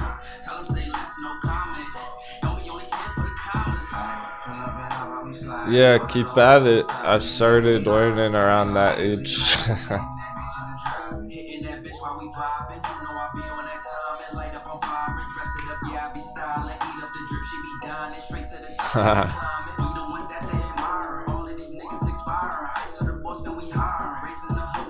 Yeah, the RSI's cooled off a lot there, Poopy. At least on the daily. So this is what's all developing right now. We have similarities on Litecoins, the altcoins too. We're waiting, just like on our hot bevy stock charts, for this bullish crossover here. We saw that a lot this morning. Things are about to have a bullish crossover, but have not quite put it in yet. That is on Bitcoin as well, so we're kind of waiting on that. And then the weeklies still bearish, so you got a bit of both. So I'm remaining bullish on it at this area in general. I'm remaining bullish on the altcoins here. That means that it's still, you have the AOK for accumulation on the altcoins. I'm getting hit with the hiccups. Drank so much coffee today.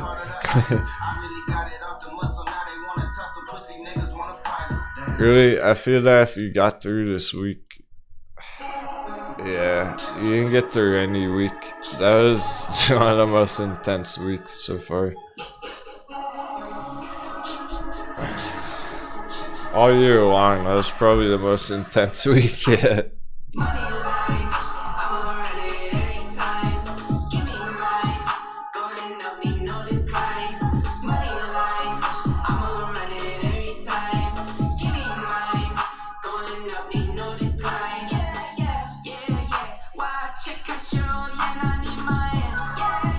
Alright, so if we're still on for our accumulation, I'm just gonna zap through some of the good entries.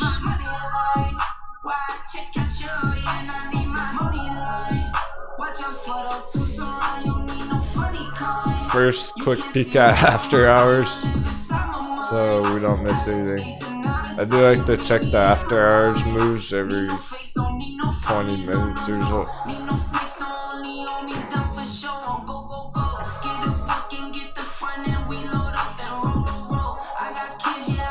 Yeah, Bricko. It did the ones that had a red day, they bounce right back. That's what's happening on those. They're big percents after hours though. Compared to all week, we're only seeing like 1% moves after hours all week. So that end of day buying pressure is still there. That's basically what that means. TAL cobbled. Cool.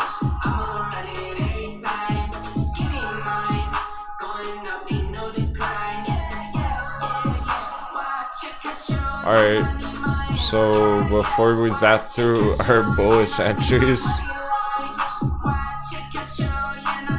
careful ones have gone up a ton already. Here's just a glimpse at some of the bearish ones that could go a lot lower.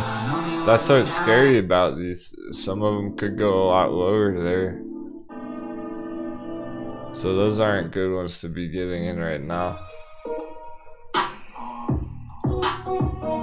Unless they come down further, if they get to the real nice value entries, then we're talking. That's what we're looking at on Dogecoin too. Dogecoin's still popular and everything, but is it worth entering right now? Not to my liking. So careful ones that are trending down pretty hard over the last 6 months. You can kind of tell just by the way they look when you go to the long term. Look at the weekly, it's a giant mountain. If the altcoin chart looks like a giant mountain, be careful of that. Or no. It's a volcano. It's gonna rain fire on all the coconuts. I mean, it looks bad, but let's measure it. 75%. It's pretty bad. These are big losses on those charts that we're looking at. Here's Doge. What the fuck? First time I saw him, he told me to stay fresh. Second time I saw him, he told me I stay blessed. I'm sure if you've been watching today, we've been going through all this stuff on our stock. This looks like Tesla right now. There's Etsy all over again on Dogecoin. I expected it, what did you expect? I'm connecting the dots, dog, and my plug is the www.com. Show me love, I'ma reciprocate it, it's not hard. If it's yours, you can keep it, whatever, there's no charge. Ain't nothing free, ma, as you can see, especially not me, ma. The world yours, though, but it ain't delivery or the jaw, no. I was thinking long term. Catch you with the show now. What if trips get on the road? Wow. Chapter 7, book 3. Now I wrote down problems. See, there's gonna be a whole generation that grows up in 5 years, in 10 years, who just start getting into crypto, you see. I guess I'ma have to solve. They're gonna be buying Dogecoin in 5 years. FOMOing in at $1 or whatever. We already saw that earlier this year. It's that cycle. After all the moon boys get toasted this year, they get out of the markets, and then new traders enter the markets next year.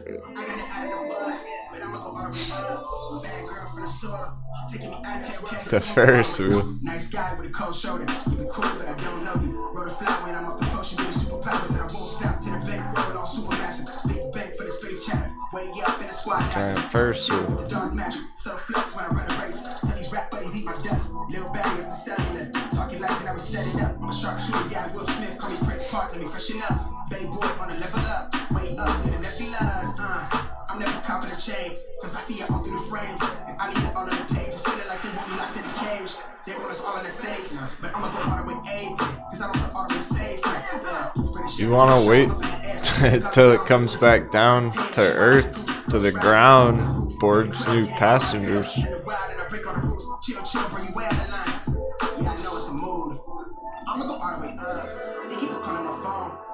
You don't climb up the Ferris wheel, try and hop on at the top, and then fall off. Alright, I'm gonna zap through some of the good looking ones right now, since we are excited about accumulations on the good value altcoin. If they're at a good value and they're solid fundamentals, they can have a long healthy future ahead. So Balancer, boom. Balancer bounce off our buy box, perfect. That's our hot heavy on it. It's already putting a green candle bounce right off the top of her buy box. So it's developing real good. We'll have to give that more time.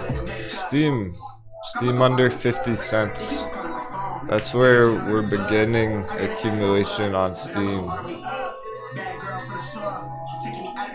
I would be lucky. I hope we can get a hot bevy on it. If we do, I'll enter it. I might start accumulating some. I think we'd be lucky to get it down there at 20-cent area again. It's not looking very likely. This could be it. Bullish breakout, maintaining. Just like Bitcoin, in a way.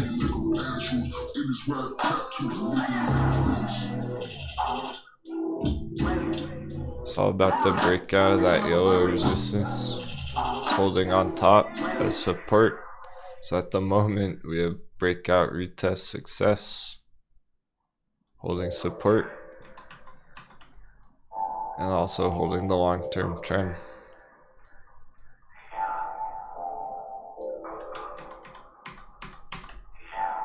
So it looks very good. It looks lit. But is it the perfect bottom right now? That's yet to be found out. That's yet to be discovered, because Bitcoin's hashing all that shit out right now as well. Either way, it's looking like under 50 cents. Gonna be good accumulation. Why does this look good? Because look at our targets. It's gonna be our old all-time high area up here. Compare that to the Dogecoin chart we were just looking at.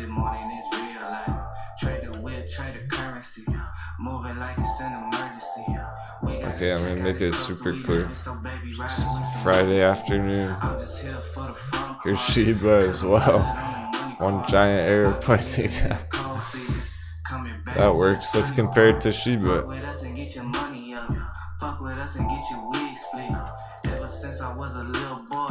I've been plotting on the big shit. Bigger pockets, bigger resume. When you keep it really resonate. If he really want it, never hesitate. If he mad at me, better meditate. You ain't gotta like it. You just gotta live. I'm sure you can see the difference. One's at the bottom, one's falling down. Steam's at the bottom on the left there. Hey, cheers, Batty Man. We're live every day for the markets, Monday through Friday. We start 30 minutes before the bell for pre-market technical analysis. See you there.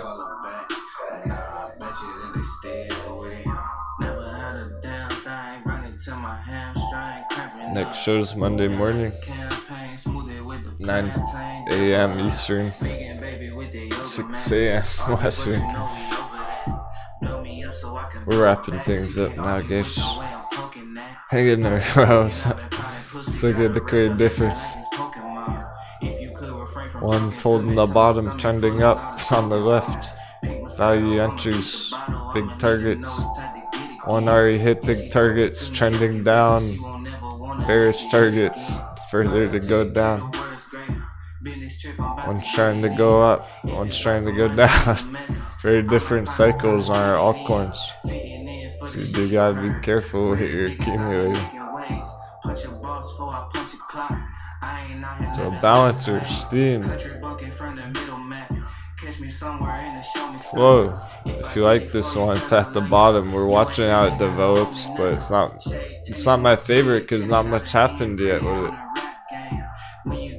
It's too new, so maybe not so much that one. Only if you like it. Dash. This is one of my favorites. These are the real lit ones. Dash. This target. And it's holding the bottom of our buy box. That's an altcoin target. The old all-time high. It's hard to find real technical targets on a bullish altcoin project that big, 10x on it. Yeah, so Jasmine, similar to Flow there, JD, Party Hat Man. Jasmine, if you like Jasmine, yes. But you have to like Jasmine to feel confident about that. Otherwise, if you're just going off the charts alone, we have ones that are potentially better entries right now. But if you're long-term bullish on Jasmine, there's good accumulation under 10 cents. It's only gonna take lots of damage here. I only see Jasmine going lower if Bitcoin goes lower. So that's part of it, because it's been cycle on Jasmine here. Some of the pirates already crushed a big run on this. So we've been trying to catch good accumulation down here on the way back down now. So we're looking at this whole bottom chunk down here. This whole zone in blue under 10 cents to be our accumulation on it for long term there. Because it can't really chop all around that area and then explode next year. So you do gotta give them some wiggle room, but you can feel good about those accumulations on Jasmine if you like the project, because you know it's close to the bottom support area. It had fresh life, it had some action recently, so it's pretty explosive. And you're not FOMOing in at the all-time high or anything like that. You know, you're getting in closer to the bottom than the top. Nano under 5. Yeah, it's maintaining bullishly right there as well in that parallel channel. These are my clean long-term simple charts, so we might get an epic bounce just right here on Nano. That's where we're at on these things. They did come down last week, 2 weeks, but they're holding and they might bounce real huge from here next year. But again, on this one as well, since it's still going through this huge cycle all year long here, if Bitcoin takes more damage over the weekend, then yeah, Nano's also looking to break lower. So they are kind of pending that next Bitcoin move.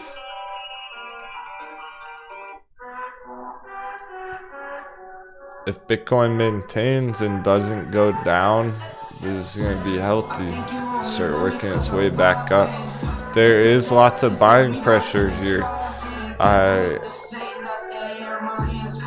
I hope you realize that. Just like we're charting it and we're finding these value entries, there are tons of other people out there who've been keeping up with Nano for 5 years and they're trying to get the dip.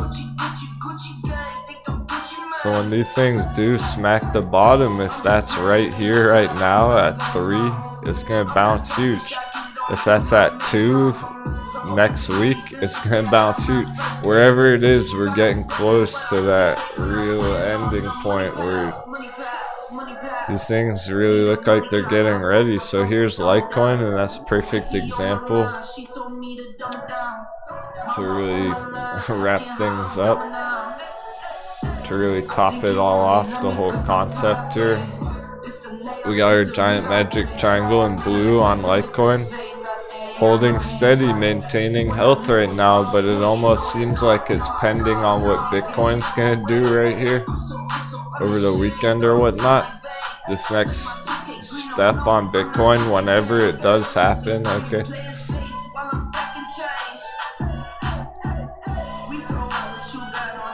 We might just consolidate in this pattern until we get that Bitcoin move, that Bitcoin decision. If Bitcoin gets the smackdown from here, yeah, Litecoin might have that last dip down there. That would be totally fine, because we could pillage it and then go for an epic bounce right after. A big liquidation event, a flash crash, or we could pillage all our favorite altcoin. There is that possibility here on these things, so. But if Bitcoin goes up, boom, Litecoin's gonna break out and go huge. So we'll take it one step at a time. I'm showing you both real possibilities there. Those are my real projections on it. If it breaks down, it'll have about a 50% retracement and we can double down. If it breaks upside, it's going to be a huge bull run. So high risk, relatively lower reward. When it comes to crypto, it's a lower reward. Wait, I'm clicking through the playlist. Take that back. I think I said that backwards. Word jumble. You get the point. Clicking buttons. We're gonna end the show. Call it a day. Thanks so much. All the kind words and support again today of all days. I needed that. I needed all the hype in the chat. All the 7s in the chat. You're all doing great. I'm so proud. Happy trading. Have an awesome day. And take care.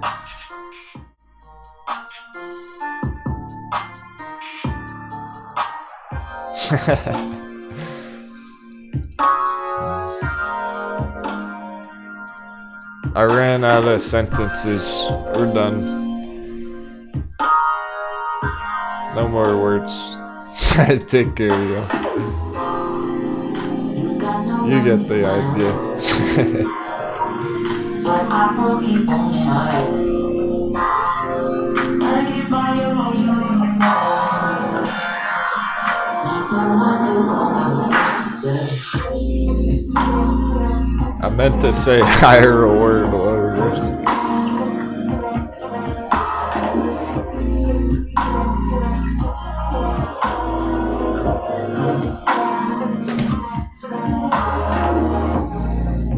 I'm fun up, oh yeah, I know it.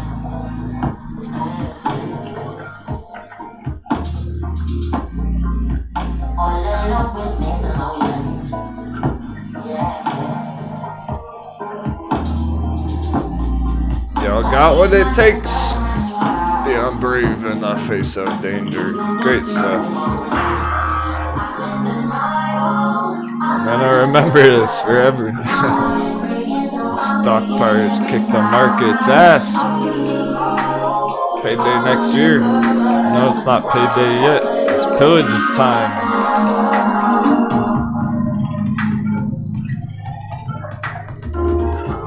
We gotta fight that Kraken first, make it to the promised land.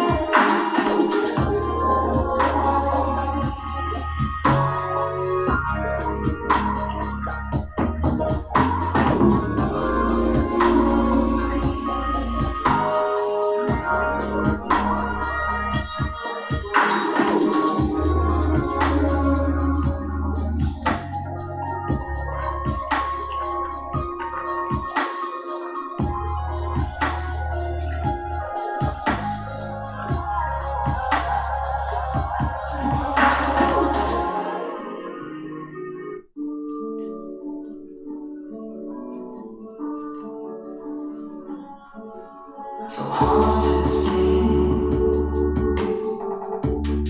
from the moment we arrive.